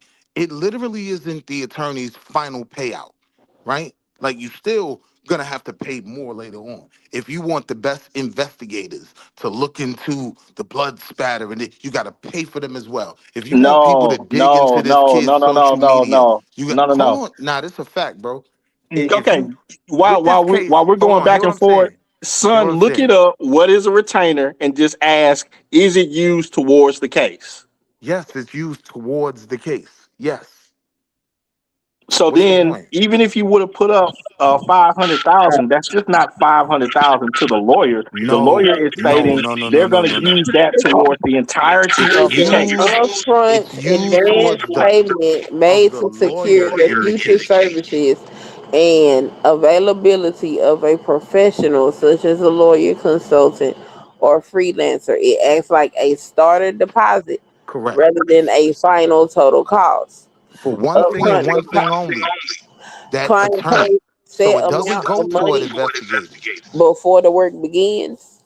And for legal professionals, this money is typically held in a secure trust account and does not immediately belong to the provider. As the professional works on tasks or logs hours, they bill against the retainer pool, Correct. withdrawing funds as they work is officially earned.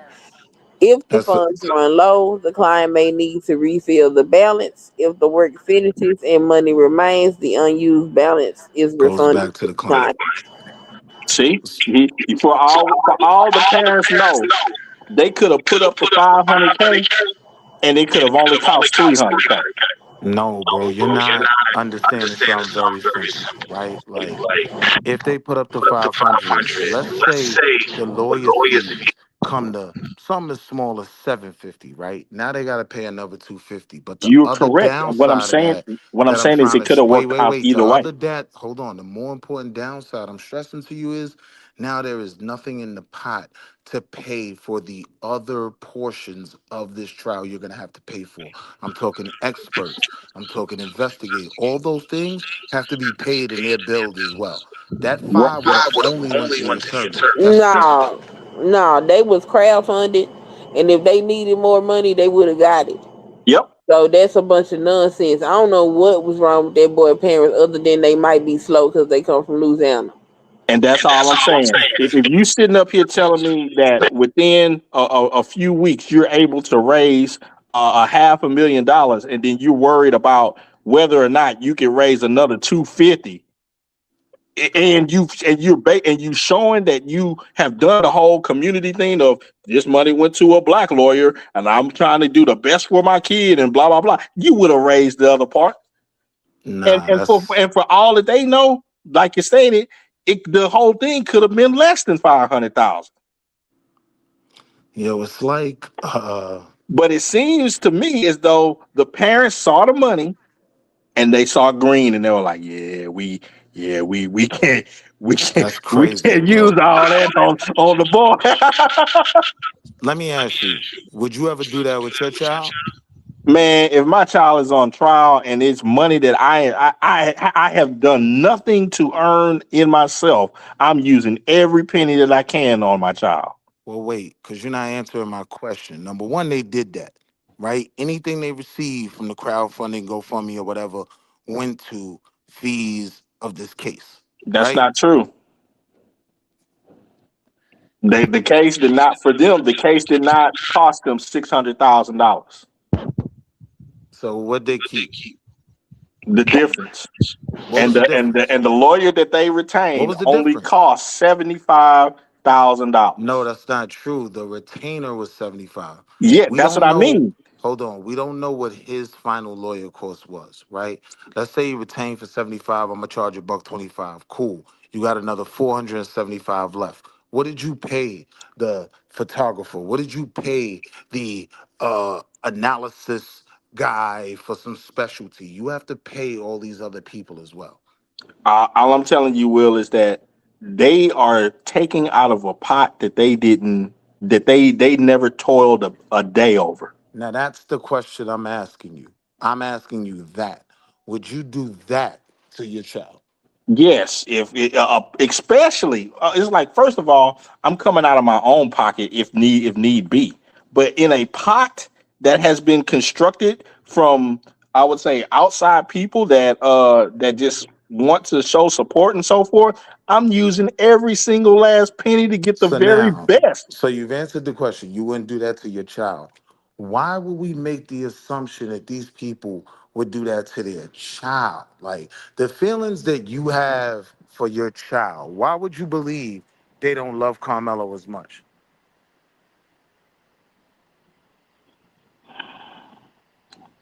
That's their baby. We went over this. No, you Uh, ain't answered that one. Like yeah, I did. why Yeah, I the did. way we love, the way me and you love our sons, right? Or our daughters, because I got a daughter too, if you got a daughter, right? The way we love our babies, if we wouldn't do that, why would we make the assumption that they wouldn't do that, right? Okay. Because then, Okay. because Here's the and let me just land here real quick.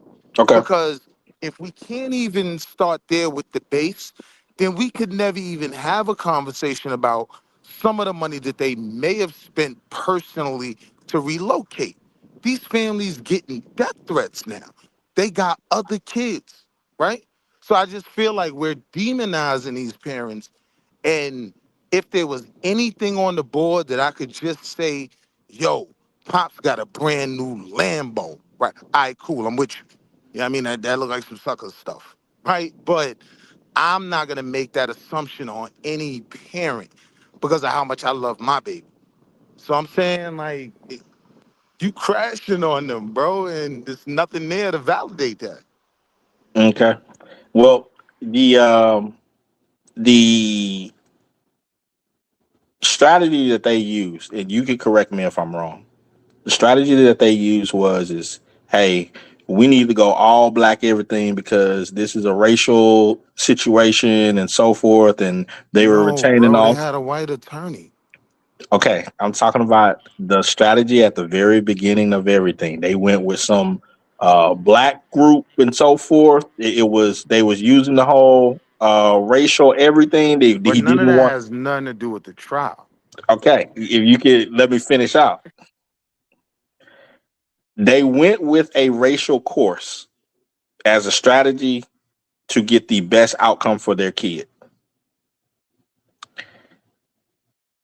The majority of the funds that they were getting was based off a racial strategy. Then when it came to the point of following the racial strategy and using the high costing black lawyer, they decided to switch it up and go with the white dude. Some of their momentum in funding ceased because of that. If they would have continued the course and stated, "Hey, I don't care how much this money ain't mine. This is the people, the community, our people trying to save my son, the black child that's in this white area and such and But such." see, you making But stuff up though, but bro. but but they Because didn't none do of that. that is valid. They Like didn't do that. if we even talking about them raising the money, understand GoFundMe shut them down. That's why they had to move to another crowdfunding source. So like none of the stuff you're presenting right now as blackity black, I agree they were trying to do except for knowing they could raise money off how they knew their people felt about the issue. Yeah, it was black money going into that pot. But I don't even think they had to do anything to play into that. Like it was just cash. I don't think they did anything racial. I Right. don't think that was everybody else. I don't have a So single statement from them that sounds racial. Nothing. I don't think they did anything racial. I think people say that because it's just the category that folks like to stick black folks in. At the They end of the saying day, racial. black folk They wants. saying racial just because they know me and your black behinds were the ones that funded it. Yeah. At the end of the day, black people want equal protection under the law. Period. Give that child a fair trial, Right. and whatever comes down, it is what it is. We'll deal with it. Give Nolan Wells a proper investigation, and whatever comes down, it is what it is. But the fact that we got to keep looking at suspicious behavior and things of that nature just to get the same treatment that everybody else get is strange. Like it shouldn't happen. we shouldn't have to be like suspicious that the police or the investigators may not do their job because this is Mississippi. That's not okay. It's not okay that Frisco has the level of corruption that it has, and it ain't just because that child was black. They did the same thing to this white lady. I think she just got from under that case last week. That's a problem. Like, it's a continuous problem. It's a small place. They all shake each other's hands and they do underhanded stuff in the legal system. And that is the problem. Like, people act like the systemic issues are not the things that a lot of black people are complaining about.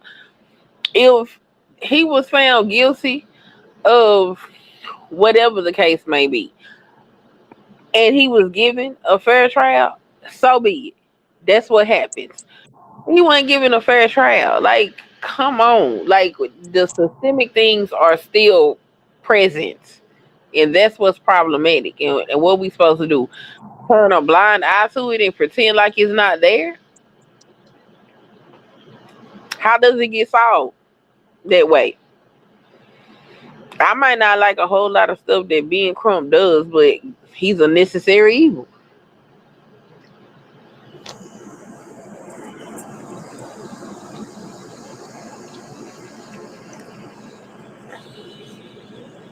Yeah, I think a lot of people fall into the racial bias, particularly on the black side of things, and a lot of details and facts get smeared over because of people wanting to fit square pegs into circle ones.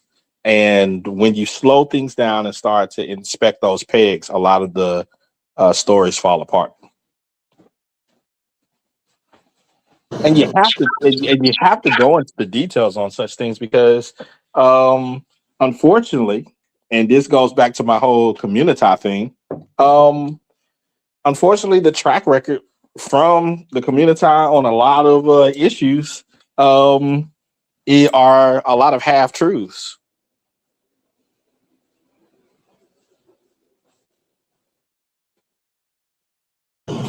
Well, for this particular case, I watched it from the beginning till, and I'm still watching it now because it's not over yet. And it was a lot of interesting things that went on with that case that wouldn't have went on with anybody else. I've So never seen a sentence come in that fast. You know what I mean? Like, the conviction may be one thing, but I have. they convicted and sentenced him within hours. Yeah, that has happened in a multitude of cases.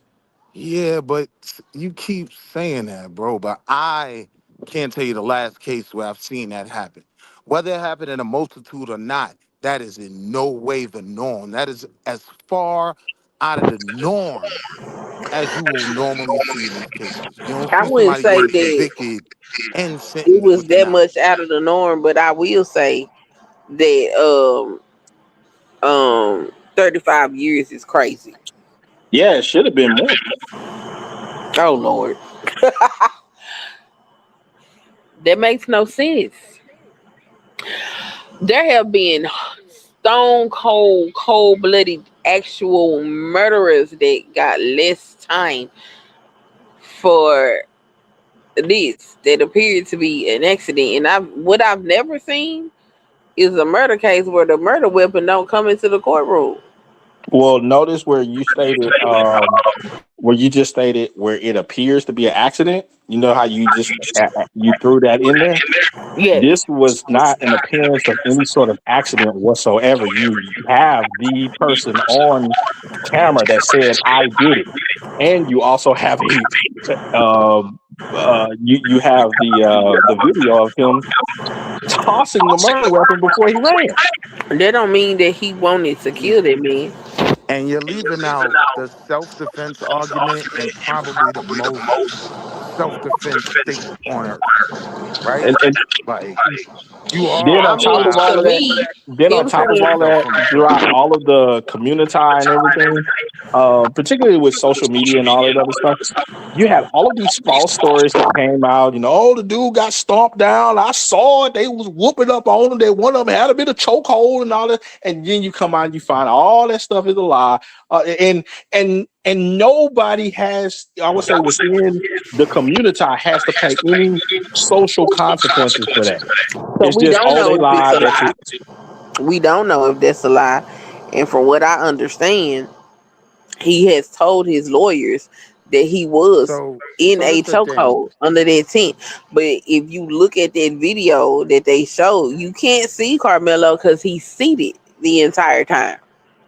When you You look at see that him when he video goes and you over to see the those tent. boys walking down on him, right? I'm telling you this. Had it been 4 or 5 black boys walking down on anybody, even me, right? That would have been a gang. That would have been OTF, right? You saw how they was moving. They was moving with intent. They was getting ready to run down on something. But all of a sudden, these arguments go out the window. I'm not dealing with the bad arguments other people have made. I'm So dealing now with what we he's an saw. aggressor while sitting on his behind. That is the most craziest thing I ever heard. That's a very subjective uh, depiction of what happened. That they were coming to do some bodily harm to this kid. That's what it looked like. How do we prove that they were trying to walk up on him and toss him up and they Why was just they came Well, for that walking part in him? doesn't fast? have to be proven because that's literally what they did. Literally, Why was right? they We walking in fast? we And were why that able to boy, watch them walk when he down this got there, kid. why he walked right directly to where Carmelo was seating at? And the bigger point is the only way you could deal with it is being real about it, right? And what I'm saying is, any of us, if we saw 5 people walking up on us like that, we gripping up. We trying to get up under the car seat real quick. Like, what is good? Like, you see them approaching him aggressively. Somehow, all of that turns into people focused on the bad arguments. I agree. It was some people were lying, or he got jumped, this, that, and the third, because people got ahead of themselves. But what I saw, yeah, that kid had a right to defend himself. And under Texas state Before law, where you could put That somebody in is the dirt true. without contact. That's before I true. get out of here, because I gotta go to this tumble class and go pick this girl up. But before I get out of here, man, I just have a quick question for Sung and Will. A couple of questions, rather. Are all cultures equal? I ain't hear you, bro. Are all cultures equal?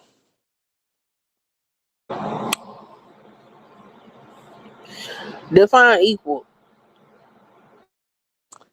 Okay. Define equal. Okay. Equal The is same way that I described it the other day. Will, what's 3 plus 3?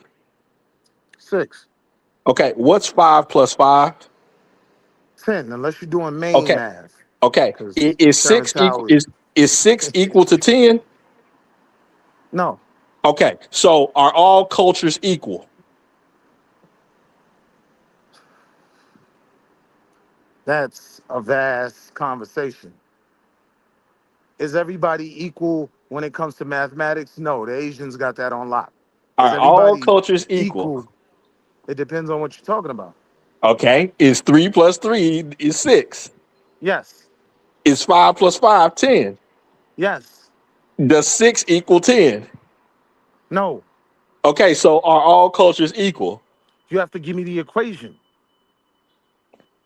right? Okay. Because in each one of those, you Are, gave me an equation that I could define as equal, are right? What I'm all are saying all is, in order cultures for me to answer that, you got to give me the actual equation. Are all okay? cultures equal in math? Are all No. no no okay? Are all Koreans got it cultures on lock. adding up the same stuff? I'm not understanding what you're saying, bro. Are they adding up the same stuff?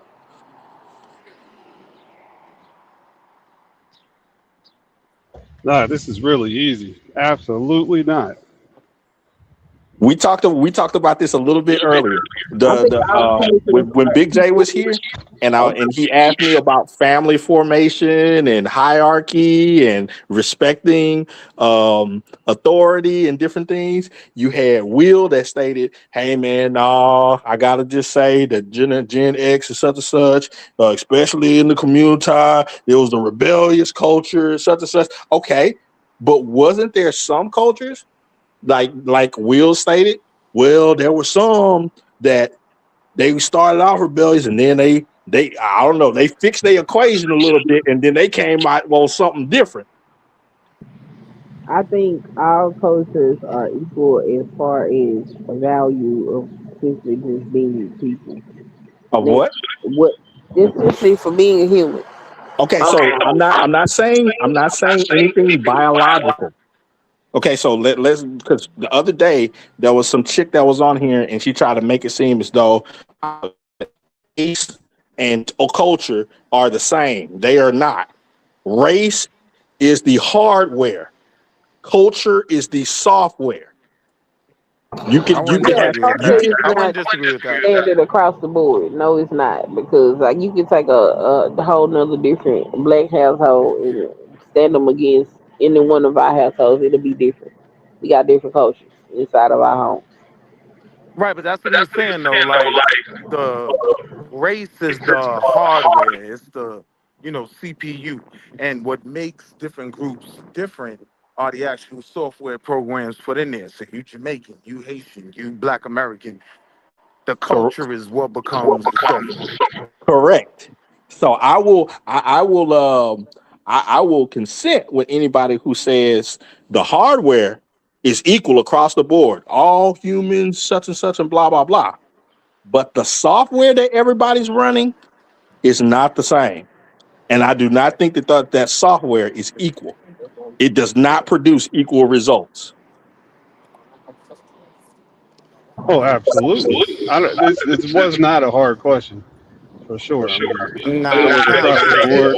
You It's could a pull it in any complicated aspect you question. want to look at. You could compare and see that the results are completely different. It's a complicated question because what are you measuring by result? If you measuring by result, then what result are you looking for? Because Civilization, because every culture, culture is comes from the agricultural term, so forth, of growing something in order for it to be fruitful. So just as a farmers, when they go out and they work the field and do all of the other items that they are engaged in, they do so with the end goal of having a fruitful harvest.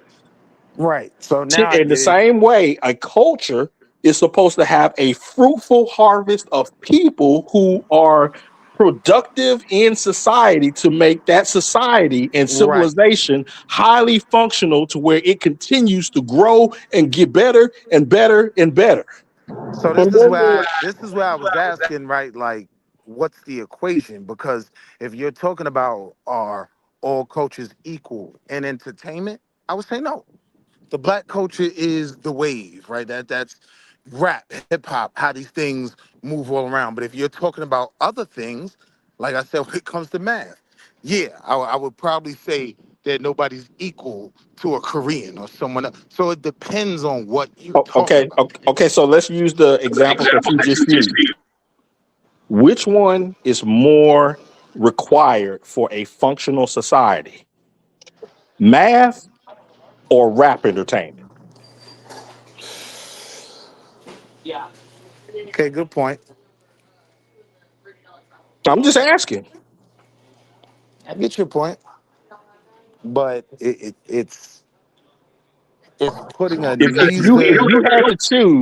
you had to choose, you're creating this cultural software to download into your children, and you had to choose between, oh man, I only have so much memory left for either rap or math excellence. Which one are you going to put into the download into your children?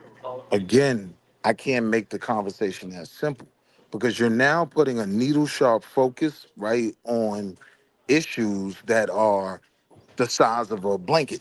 right? Well, Like the only thing that I used is I worked hold on. Let me within finish. what Let me finish. Let me you finish. said. Let me finish. Let me finish.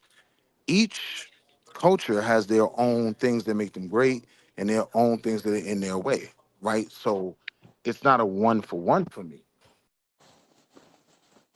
No. That's what I'm. Even the most successful coaches have those subcultures that some would consider degenerate, but they are part of the civilization. So whether or not the culture is equal is going to depend on what you are looking at as far as the outcome, and you are looking for civilization. Yes, you are looking for you're looking for functional society because at the end of the day, the goal for parents is that they want the next subset of their generation that they to have it better for them. Right. Now So then when you map that out different over for each all culture. civilization, that is the main goal is to continue for the human society to continue to grow and grow and get better and better and better and better. And So that is going to be so different for each culture, right? right, You would right, agree that right. one culture that has their own land and has pretty much a homogeneous culture, they're going to have a very different need for the things that they need to push their culture forward than we would, who we aren't in a place where we're even the majority, right? We don't have a homogeneous culture where everybody wants the same thing. Now we out here fighting things. So to a certain degree, pride and things like that are things that aren't required of those who just need math. So Right, that's why you but can't do it as a one-to-one. right, and you well to a certain degree we can start to because one of the ideas is that um we have to be.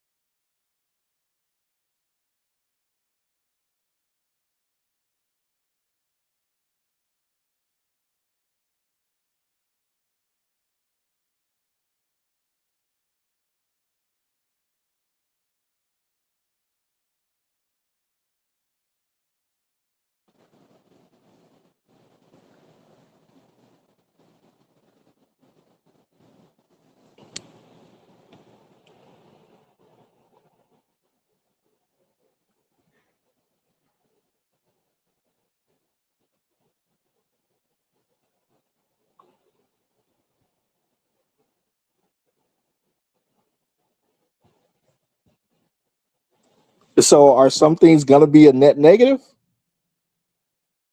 or not? What happened? He fell out. Yeah, I'm not sure. But Yeah, it what I went was stating silent for a was is second. that but what I was stating was is that we should be able to understand that there are gonna be some attributes within cultures that are gonna be a net positive and some attributes that are gonna be a net negative. Yeah, I can agree with that, but That I don't that think. would require. My bad. Sorry. No, go ahead. No, that would require a certain level of honesty. Some people just deny that these things aren't net positives and these things are net negatives. They're just not being honest with themselves about what it is they're dealing with. Uh, Like we put this grandiose title on things that really don't matter. You have to be a little bit more serious if you want a better result. Well, it just depends on what you think is a positive outcome. Right, but then that's where that honest conversation has to come up because you are going to have some people that will like take for instance like a Jamal Bowman who will say rap is the best thing that ever happened to me. I learned more from rap than I did from K through 12, and I'm like, okay, interesting thought as an ex principal. But if you actually believe that that is true, then basically you're stating that rap is more important than K through 12. Yeah, that's a little crazy. So he's welcome to have that opinion, but we would be fools to agree with that. Yeah, but it depends on the person and what the goal is. If Okay. whether or not we're equating, because for me, it all has its value. Whether I value it or not, it still has its value to whoever is participating in it. And in that regard, then that will make them all equal. Correct. I agree with you. That's why my initial equation, 3 plus 3 equals 6. 5 plus 5 equals 10. But 6 is not equal to 10. So even if a person wants to believe that their 3 plus 3 rap is going to give them a great 6, somebody else that's running a no, we're building engineers and such and such over here, and we're working with 5s. Their 10 is always going to beat their 5, that 6. Right. I can agree with that. So I mean, if it's like I need this specific result, then no, all of them would not be equal in that regard. But that simple question dumbfounds a lot of people in these spaces. One, they instantly look at it as a racial thing. And then two, because they know the honest truth on a lot of it, it's very difficult for them to answer openly. Like even when I was asking Will, hey, okay, so which one would you, if you just had to pick one or the other, these are the things that you brought up. I didn't bring it up. You brought up rap and math. Which one would you rather download into your kid if you just had to pick one? And he said, I got your point, but he never answered directly. Yeah, I'm gonna download the math because what the hell I'm downloading rap for? And you see what I mean? It was a hard thing to just swallow and openly say, yeah, I gotta let that rap thing go. Because so many people have a vested identity interest in something like that. But then it goes back to what outcomes are you looking for? Right, but nobody in their right mind would say, unless you're Jamal Bowman, who's going to say that rap is going to give your kids a better outcome in worldwide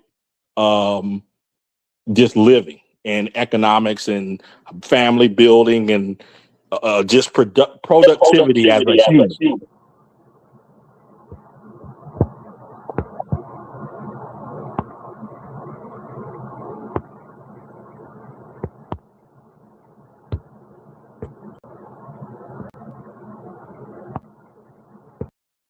And you can do that on a ton of subjects. It doesn't have to be something as simplistic as, just rap and math or such a blah, blah, blah.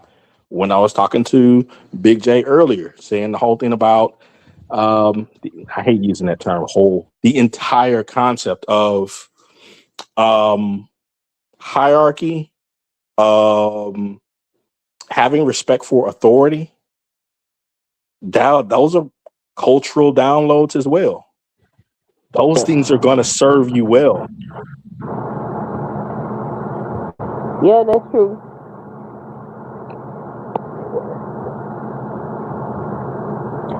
I don't disagree with that. You're speaking the value systems. Correct. Value systems are going to be built upon principles. And so,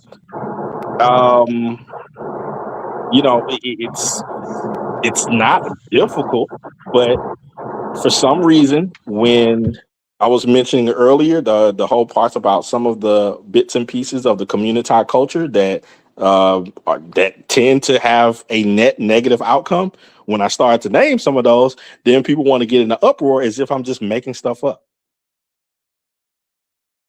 Yeah, it offends their sensibilities. You can't. But why? Because it's like all they know. It's like you're crumbling their whole foundation. If somebody has to turn around and see that the basis of everything they believe is on a pile of poo, then it's hard for them to just be like, you know what, you might be right, because that would require some work to be done for them to change or to see things in a different light. It's not a natural thing for people to do. For those who don't know how to look introspectively, Deacon. just actually evaluate things. Deacon, the other day, the women were talking, and I was able to just have a little short conversation, me and Rue and all that other stuff. He's more of the whole, I can, eat, sleep, fight, bust them down and all that other stuff. And I'm saying, hey, my functional background is that, no, you can't do all of that. Now, if I look at the math of everything and say, you know what, let's put math into the equation. There are more black women than there are black men by about 2 million. How, if you would just pair up 1 to 1, that means that there's going to be about 2 million that is standing. They're not going to get a chair. They're not going to get a mate. So then how does playing batting practice help the black community? Yeah, it really doesn't. It doesn't help at all. And even by doing that, you still, if you just so happen to get a mate, you're bringing in other elements to compare him to. So then it's not going to be a happy situation. Wouldn't that happen with any situation though? Nah. Right, You but come the with a entire subset of values, they come with a subset of values. You put those together and y'all come up with your own set of values. That's how they work. right, but here's the problem. Take for instance yesterday. Yeah. The I'm the running away coon. But Okay. the other dude is saying, yeah, I gotta do my thing, I gotta get my batting practice on and such and blah blah blah. And but black men need to stay with black women and such. Now, are you married to a black woman and who have been faithful to a black woman for several years and so forth? No. But I have been faithful to my wife and my kids and family and so forth. I'm not hurting your Right. community. The person who you're co-signing is hurting your community, has broken Right. hearts, has bust down people and got them into all sorts of situations where they're emotionally stressed out and all this other stuff. And the next person that comes behind them is going to have to deal with, oh, you don't really measure up to this dude and such and such. That's all. That's coming in that package over there. How is the quote unquote coon who is not harming any black women the ire of you shouldn't have left? Well, I already told you, at least from my perspective, this is the way that it would take it. It seems like you got like the guns are pointed at the wrong person. Yeah, they absolutely are. I agree with you. They got mad. I'm not gonna say they got mad, but like it was almost as if they took offense to you having a happy situation outside of black, and it came off as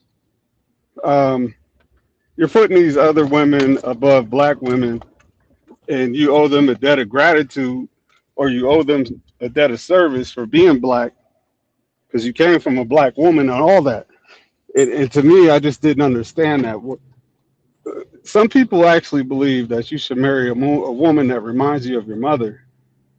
That's okay. Yeah, I That's don't know crazy. nothing That's the about most, that. to That's me. crazy as hell. Who want to be laid next to their mama trying to have intimate Yeah, and time? when I It's first crazy. heard it, it was the most asinine. But No, as far as having, but then when you have some dudes, and I'm not taking up completely for everything they say, but when you have those dudes and sitting up online talking about matriarchy, does that kind of make sense? People up here sitting up here talking about, oh, you should pick somebody like your mama. You came from your mama. it definitely sounds like it. It sounds like matriarchy.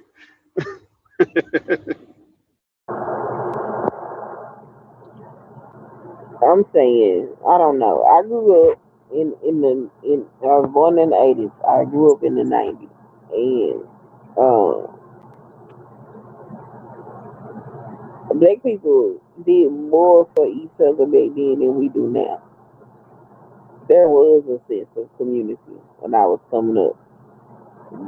That's no longer a thing. So I think like a lot of the community ideology or mindset is something that just kind of fades away over time. And I think that inside of this society, black people get painted with this broad brush of dysfunction till we don't even want to be around ourselves. And a lot of this stuff that some of these people talk about, a lot of these people ain't grew up or lived in it nonsense. I'm not exactly sure why their behavior is attractive. I don't know why it look like, I don't know, good time at the club or something. I'm confused because it looks crazy to me. I'm cool, but people are attracted to that nonsense, and I don't understand why. Cause like you actually look at how they came up, like what you ain't even grow up like this. So I Be, even had a do family you, member I had to take in at one point because for whatever reason, he decided that it was time for him to get in trouble and run with the riffraff. And I'm like, what are you doing? You live in the suburbs, boy. What's wrong with you? okay, so this that isn't operating in a vacuum. What that is influences, and where is that influence coming from? It's not just coming out of nowhere, and that's what I mean. Like, why are we trying to play this game as if there is no overarching community culture that is affecting people at all different strata, statuses, and so forth. And a lot of them are black. There are white people that fall into it. There's Asian people that fall into it. There's Indian people that fall into it. But Well, the majority of the people that mm, fall into the mm, community culture are black. well, that's because they black folks. 'Cause up here, these white folks got their own stuff going on, and it don't look no better. And if I wasn't black, I wouldn't live here. If I was a white person, I would not live here because this shit is the ghetto. But I feel largely invisible here because I am black, and so I don't be bothered by this. But the stuff that I'm looking at with these folks, I'm cool. Like they can't tell me nothing else about us no more based on what I have seen living amongst them in close proximity. This is crazy. But I think these things are choices because, like I said, that child had to go and find those people. He wasn't raised around them people. He didn't go to school with them people. He had to go find those people to get involved in that and go down the path that he was going. And all I'm saying to you is it wasn't. He did not have to search high and low Yeah, he probably didn't. He probably because didn't. because that is presented by a lot of other black people as being authentically black. Well, I don't. That's not authentic. It's just some ignorance. It's just ignorance. That's what it is. You can find it in comedy. You can find it in music. You can find it in various speaks online. You can find it in movies. You can find it when you go out in your normal day and interact with people from within that line of thinking. That is how they behave. That It is how is they how they view behave. things. That's true. They're running the same software. So you have like a Roland Martin that can speak all of the pro blickety blickety blackety stuff, but at the end of the day, he want to bend over and get poked with the finger. It's the same thing with D. Rail, where he's saying all of the pro blickety blickety black stuff, and he down for his people, and people don't understand this white supremacy and such, and he's scheming and scamming and not paying attention to his own family and dealing with federal charges. It's crazy. Yeah. It's the same software. Yeah, these conversations were they find you offensive, not you or me, or you know, Klug does it pretty good too. But it almost boils down to the same thing. It's just like, man, you're not putting any thought into it. Excuse me for thinking. Put any thought into what? Into why I even think the way I do or what I think. Like, I could come on a panel sometimes. Like, I remember the first time in the space, I went on Max Black's panel, and everything was all good till he asked me if I had a woman, and I guess because the way I talk, he assumed that I was with a white woman, and I said no, she's not white, and then he was like, well, is she black? I was like, nah, she's not black either. Then you can see like the dynamic in the conversation change, like just that alone. He didn't ask me why or how that worked out for me, or if I ever tried, or any of that. He just got offended by it. I don't know. I don't know what it is with people, but they click and they Well, I fire off mean, in a certain direction because I like the to way I ask live my why. life isn't palatable to them because I I didn't like go do it the way they did it. I like to ask why, simply because I want to know who I'm talking to. I want to know why you made the choices that you make and how your mind works. Because what I don't want is to be talking to, entertaining, or looking at somebody that looks like me on the outside and really they can't stand me. I'm cool on it. Like, no, you can go on back to business. Go where you want to be. You ain't got to be here if you don't want to be here. It's okay. I never felt the need to turn around and throw dirt on black women or anything like that. Nah, I don't do that. I mean, that's fine. I mean, what does it matter? I'm happy. I don't. I got enough going on in my life to where I don't have to think about that. And why should I? That's why I was trying to get the concept from Rue, and you is the why should I have to feel obligated to have a black family and I whatever. mean, I can't be happy without it or what. I didn't get but it. I'm not gonna say that because clearly you are happy where you are, and if you don't feel like that's something that you need to do, that's your prerogative, you know. But um, my great grandparents was black. My grandparents on both sides were black. They were all fairly successful. My mama black, my daddy black. I don't see how black people is this dysfunctional, don't know how to behave group of people. I didn't come from that, so I don't look at all of us like that. I look at the things that are attributed to the so-called community, and could some things be better? Yes, but no community is perfect, you know, and our community is different than everybody else's community. So I can understand certain things, especially like I used to have this idea that people that was poor, they was poor because that's what they wanted to be. And then I got put in this situation where I actually got to see people that lived in abject poverty, and watching the way that they live, watching their mindset, what was going on around them, and things of that nature, changed my perspective about what I thought.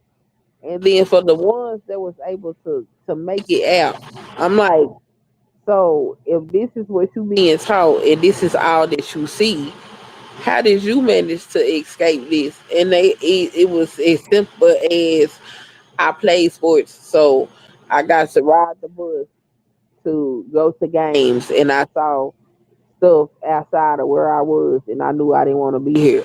Or some person from the past came back and they would come back and show us all this different stuff, and I knew I didn't want to be here. So like for folks that's like, oh no, abandon it, don't go back to it. No, it's people that are there that actually need you, and like I get it. It's a lot of folks that you just don't want to deal with. Then don't deal with them.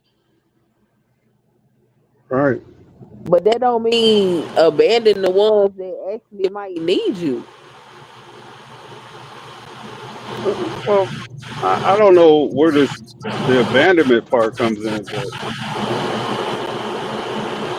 I think all the people get swept into a pile, and there is no separation of what is valuable or versus what is trash. And I think that is unfortunate for the folk that claim that they walking away, going away, or whatever, because it's some people that may be very valuable that are getting left behind, and it's not necessarily their fault.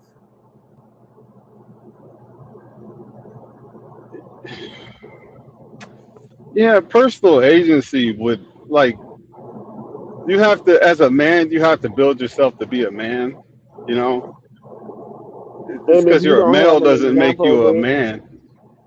what if you don't have an example of that? Let me say this: if I have a group of guy friends, right, and one of them just can't figure life out for whatever reason, and everybody else does, and everybody else helps, and I just grow tired of the situation, I walk away from it. Is that the type of abandonment that you're speaking of? Like, I don't get the abandonment part. If you're talking about family, I get that. No, I'm talking about Outside of that, this situation that I saw. Okay, these people lived in this place. Um, I don't even know where the parents were for this young lady that was getting ready to graduate high school. hold on, your phone keeps going in and out where it's hard to hear you. Can you hear me now? Yeah, I think so. Let's try that. Okay, so there was this young lady. She was getting ready to graduate high school, and I don't even know where her parents was. The people that was raising her was her grandparents. Now, the grandfather had passed away, and so it was just the grandmama. But the grandmama was illiterate, like couldn't read, never learned how to. So the standard is you graduate, you get pregnant, you get on Section 8, you get all of this stuff, and then you just raise your baby. Then man, he go wherever he go, and we don't worry about him because we just got to take care of our baby. And that's pretty much the way of life for everybody around her, and that is just what goes on. And she's trapped in said environment. Now, if I grew up in that, and I know that it's some brilliant minds in there, and they just need somebody to show them something different. If they willing, then I should go back and help them, not just leave them in that shit to, well, you figure it out on your own. No, I mean an open line of communication would avoid that. Like let's say you came across an opportunity, you would share that. I mean, you could put the tools in somebody's hand and train them how to use the tools. They gotta want to use the tools to do the job. You know. But And yeah, I just think that we're all adults, and some people just don't want to get right, or they do depend on everybody else because they don't want to. They're afraid of success, or they're afraid to figure things out for themselves. It's very weird. And you know what? If you call that abandonment, yes, I've done that to people where I've left them because they have had every opportunity and probably more than me and less excuses than I could come up with.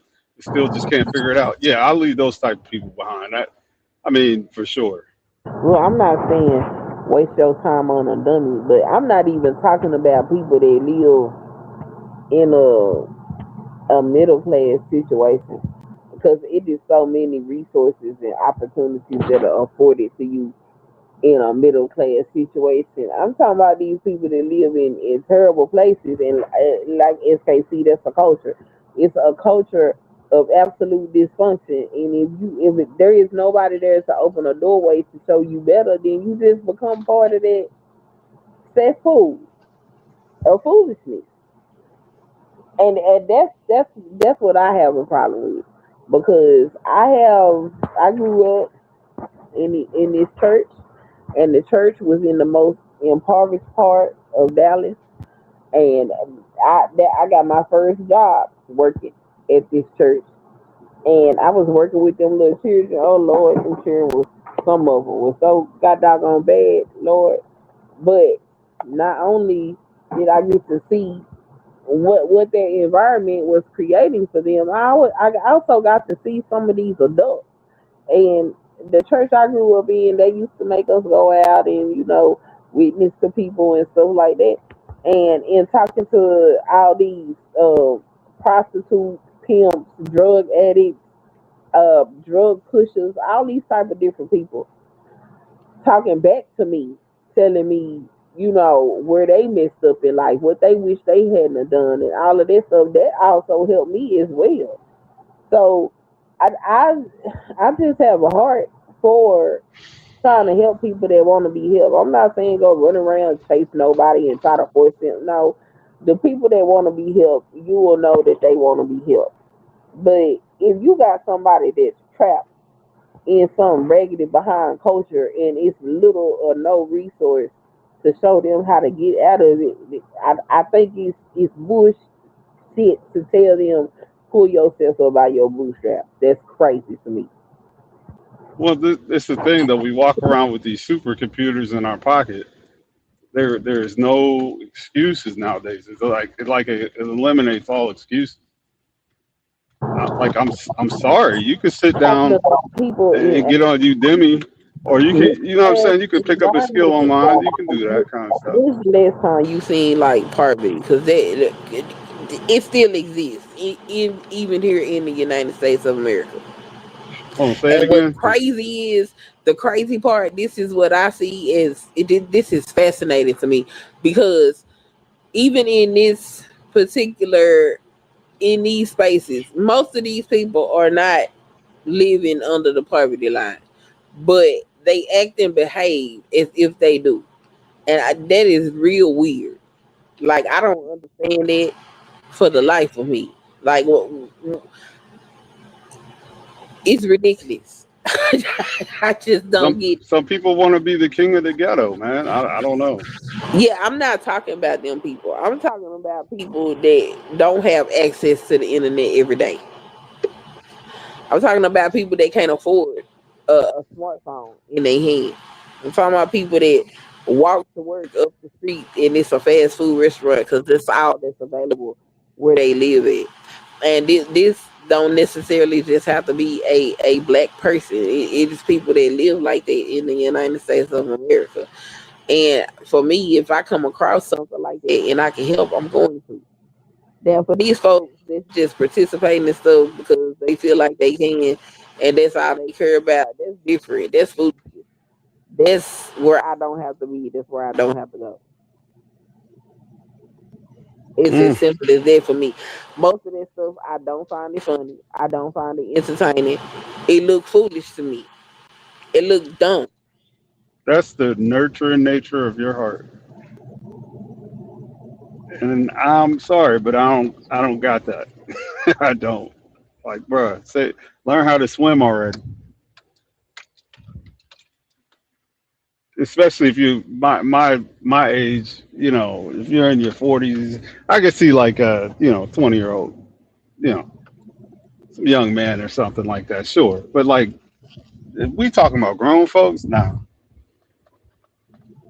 I hate to be so dismissive, but you gotta make That's sure just that you're me. good. You can't help nobody if you're not good. And then if you keep helping, how can you get better? You're giving off the top the people who just I mean, I think can't. you have to have some boundaries at some point. I'm not saying, give till you can't survive. Don't be MC Hammer. But if you can help, then help. If not, that's fine too. But that's just me. I've just gotten to the point in life where I cannot expect that. And now I used to expect it. Like, where where and Lord, we get me in trouble so much. But you know where black folk come from as far as history goes, right? And so there Right. are some disparities and some discrepancies that are there. And I feel like, okay, we should give some grace and some compassion in some areas, right? Some people don't feel that way. And I had to come to an understanding that they don't have to feel that way.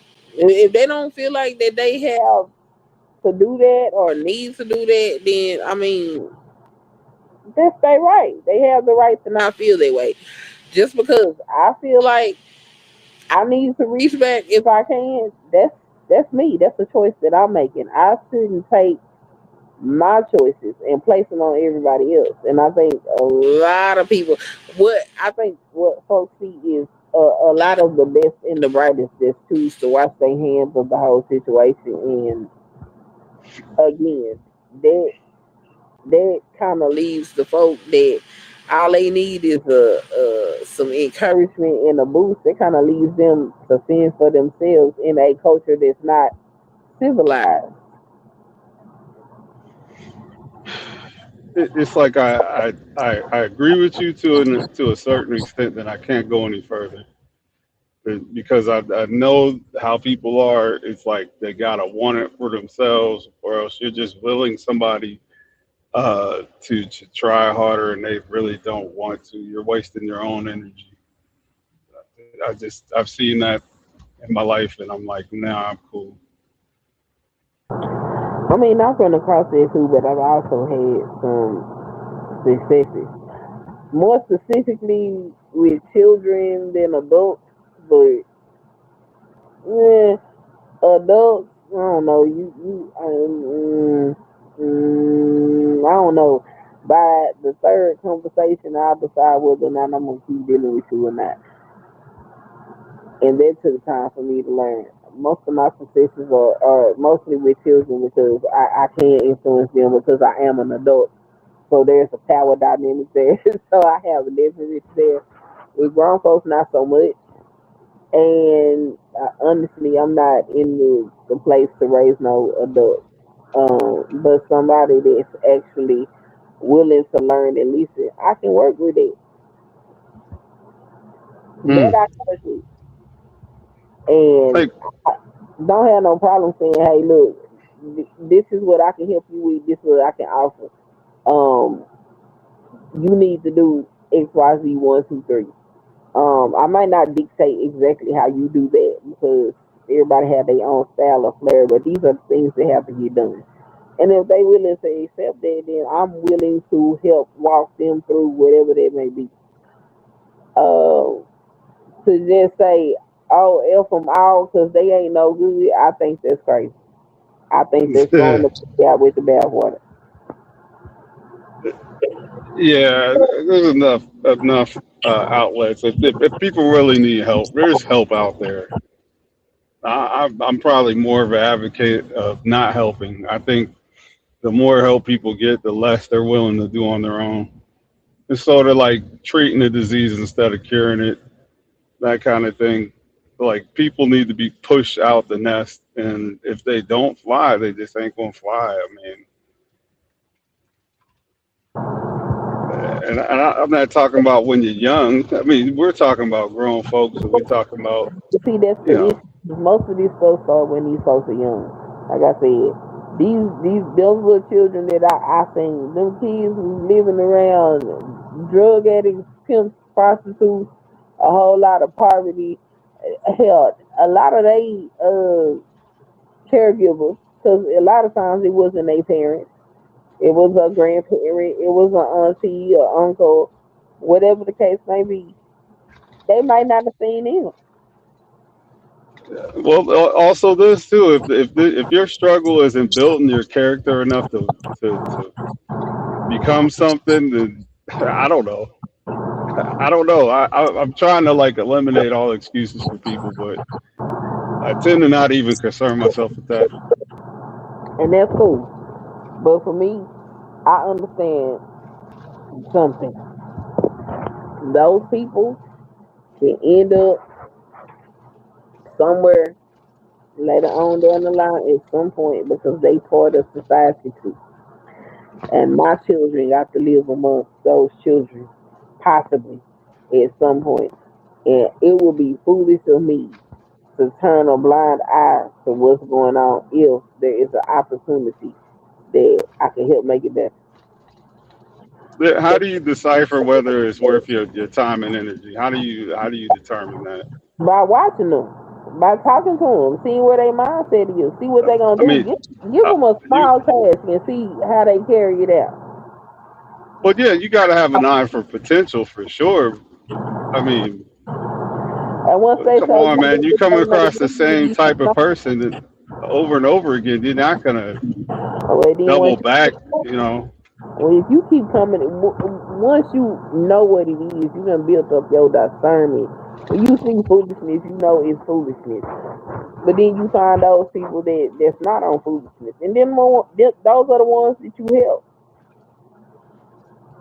yeah, And man. Well, sometimes in helping those ones, you got to watch them and help them understand that hey, you got to cut these people off. They're yeah, you going do. to Once you get affect you. once you get See, burnt, you'll learn. I done been burnt more than a few times in I several only, I ways. only had to get burnt once or twice, and I was good. I've talked Nah, about it before. I've gotten burned a few times because it's just my heart. Like I said, I told you how I grew up, so it's in me. I just learned how to move better as I got older. But that don't mean I'm currently working in social services because I know I got a skill set to be helpful to these most of these children walking into adulthood. They really need somebody that can guide them and show them, hey, you ain't got to go to the streets. You don't have to go get on drugs. You don't have to do this, that, and the third. You can do this. Like we, I had a child that was, despite his circumstances, this child was graduating, and rather than just let that child graduate, I made it a point for me to show up. I made it a point to make sure I got that child to their graduation. I got called to come early because the child was saying they wasn't gonna go to their graduation. You know what? I'm not even giving you the option. You're going because I said so. Now go get dressed and let's go. Because that's a milestone. Despite everything that you went through and everything that you are going through, you managed to get a diploma. It's people that have way more than you that don't get that. That's We're gonna celebrate that. You need that because you got a whole lot of life ahead of you, and it's not gonna get too much easier right now. So it's just in me to help people, but like to just look at somebody, just well, you over there in that, so screw you. I think that's heartless. well, And that's very commendable of you. You know that, and the world needs more people like you. Just ain't gonna get one out of me. I don't know. well, at the same time, let's not get it twisted. I do stay strapped. That don't play with me. Look, you can't be in the belly of the beast and not act like you ain't there. Okay, I don't understand a lot of them people ain't got no sense and don't know how to act, and I'm not the one or the two. Okay, so Right. I'm really a nice guy. I mean, I'm just not gonna stick my neck out and get burned for a lot of the things that I've seen. I just see patterns, and you can't unsee them once you see them. You know. yeah, I'm not mad at nobody for none of this. The thing about it is what I can appreciate about you and SKC, and that's about it. I can't speak for the rest of these knuckleheads. I didn't get vitriol and hatred out for y'all. Y'all just have a different perspective about what y'all looking at, and I understand it. Um, for me, I see a little bit deeper into it just simply because of the way I came up. Yeah. It's not in me to be hatred to have hatred. I'm just more from the fool me once, shame on me. Fool me twice, shame on you type. You Well, know. like for instance, I came up. My great grandma and great grandpa, they was married. I saw that. So were my other grandparents. My mom and daddy, even though they marriage didn't last, they was married. Whereas a lot of people that was in my peer group, they ain't never seen nobody be married. So if you've never seen a family be formed, why would you have the idea that a family is important?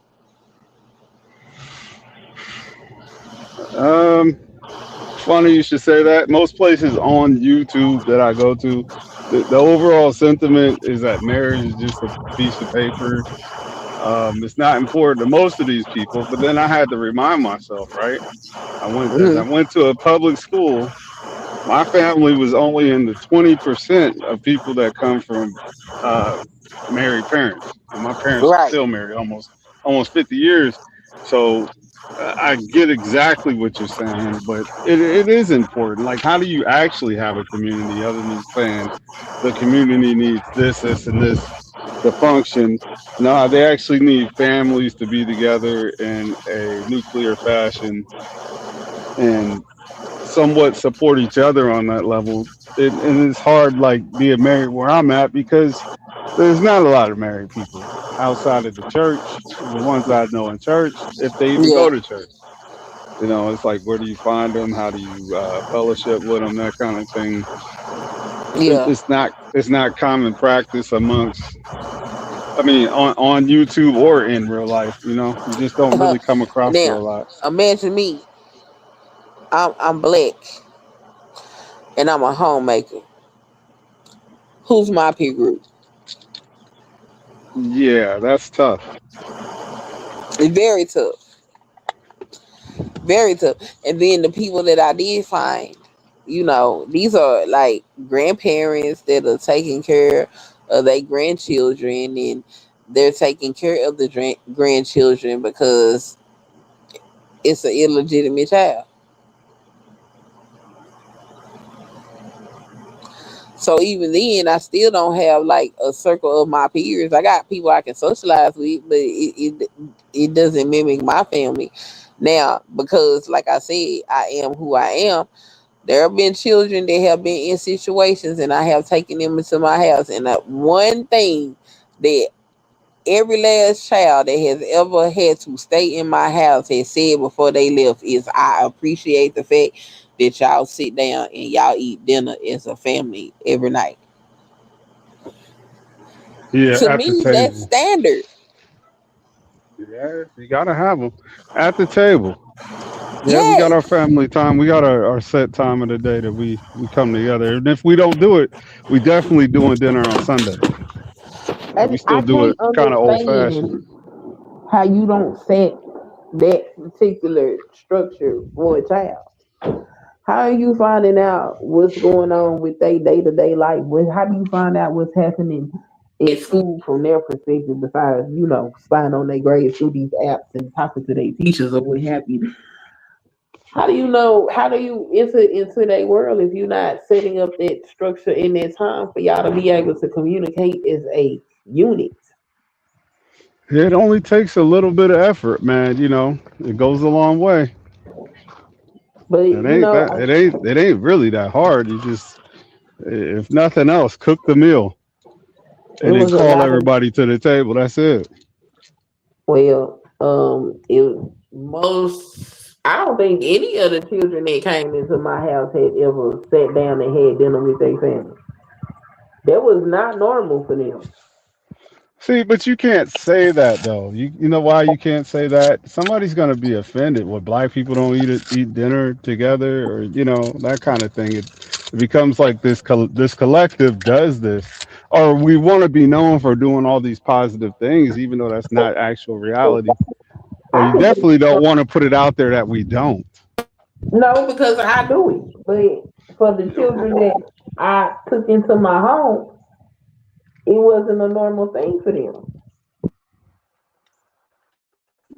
Yeah, it's sad, And really, for just me, sad. we got these people sitting up here talking about family. First of all, they don't even have conversations that are conducive to a family structure. Okay, we let you know they don't know what they're talking about. And I think it's a whole bunch of people that's not qualified to be having these discussions, having them. Another reason why I don't be around this nonsense. Because first of all, y'all don't know what the hell you're talking about. So why would I listen to you tell me anything about anything? Well, I don't know. Those are the conversations I find the most interesting. I mean, I know a lot of people that say, "Yeah, I want to keep my mind and I'm not going to entertain this foolishness," and I go head first into it because it's like it's so far from my reality that it just turns into entertainment. They keep me coming back. Like, what's wrong I with people? mean, I don't know these kind of people. me either. Not in real life. Right. And while But I'm over here running my mouth, my wife is calling. So let me answer this real quick. Erky Ducky. Oh Lord. Ooh. Oh, Dick is still on the panel. Okay. So let's go through this. This been a pretty cool conversation. It's cool to y'all to come over here and pop up on BJ channel. Shout out to y'all. It's good stuff.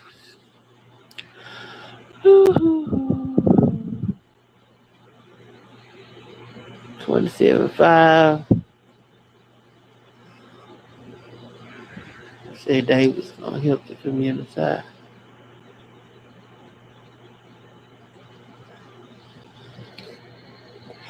BJ need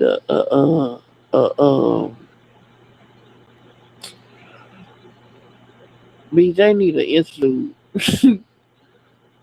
with music on it.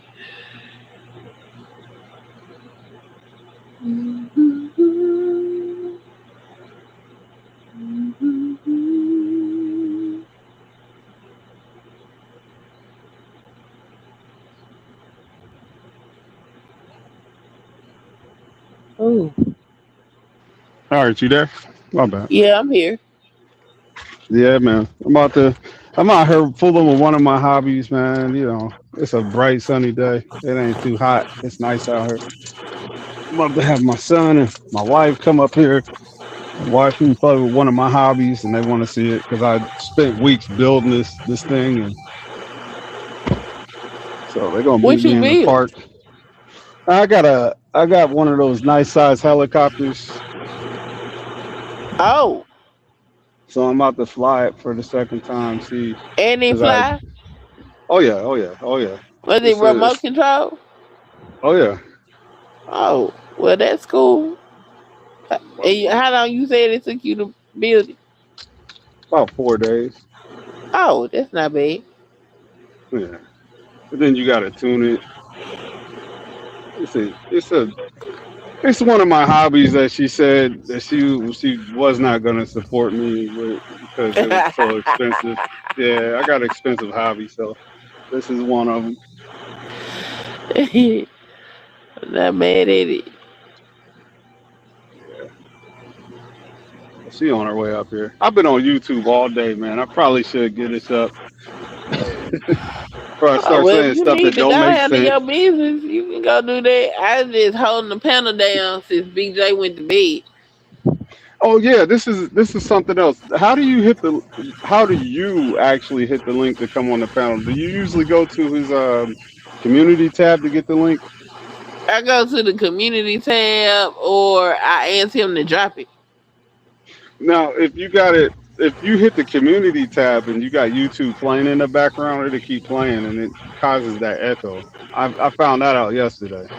It was happening Yeah, to me. so today I had an echo because I needed to change the settings on my so number one,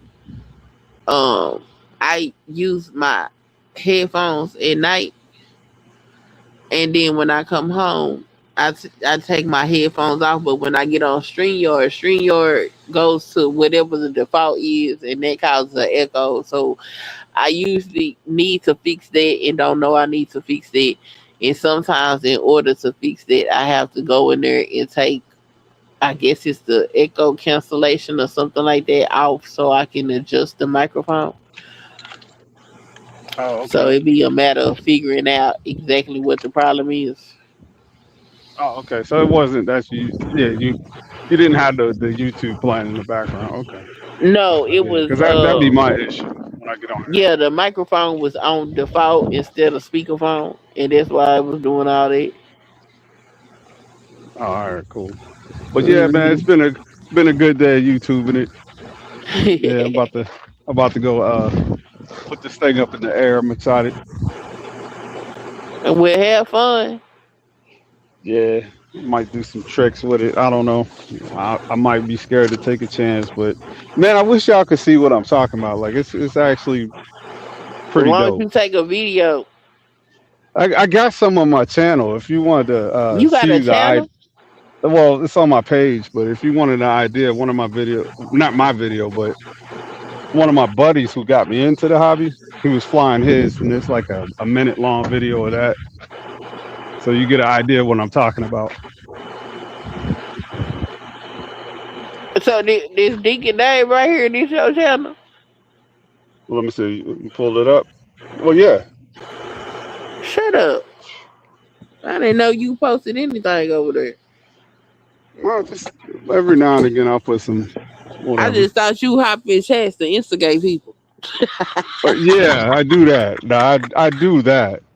But you know, I've been hitting the panels lately because it's more interesting up here than in the chat. Like sometimes the chat is like, you know, sometimes you You might better have a be rebuttal to careful. what's being said. You want to just come up and say it, see how it go. That's pretty much what inspired me to hit the panel. You better get careful getting on these damn panels. These people crazy. Yeah, I know. You I'm shoot. learning. Okay. I used to just be a watcher, and then when I started creating content, it wasn't too bad when I initially started. But once I hit 2,000 subscribers, oh baby, it was on. I was like, "What is this? Oh, these people crazy as hell."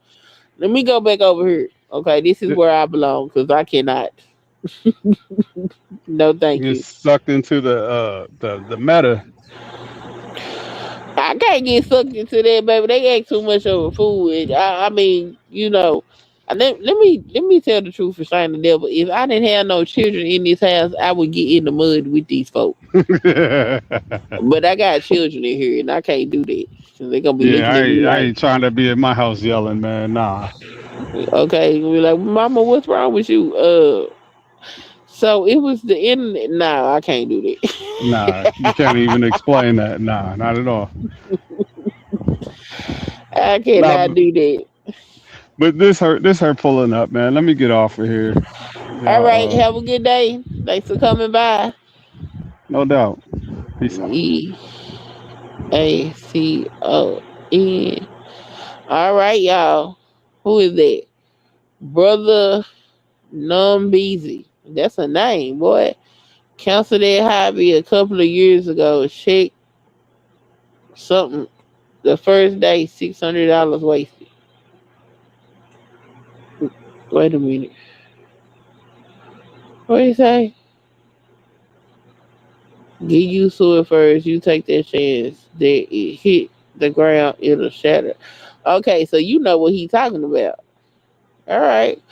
Cool beans. Well, thanks for coming, y'all. Everybody gone. I know y'all ain't come over here to see me, so I'm gonna get on off of here. I need to go to sleep anyway because I gotta work tonight. So, I think I can just hit the end button and life will be good. Hopefully. All right. See y'all next time. Peace. I am not here to debate with anyone. I have devoted all of my adult life to this subject. I only debate with my equals. All others I teach.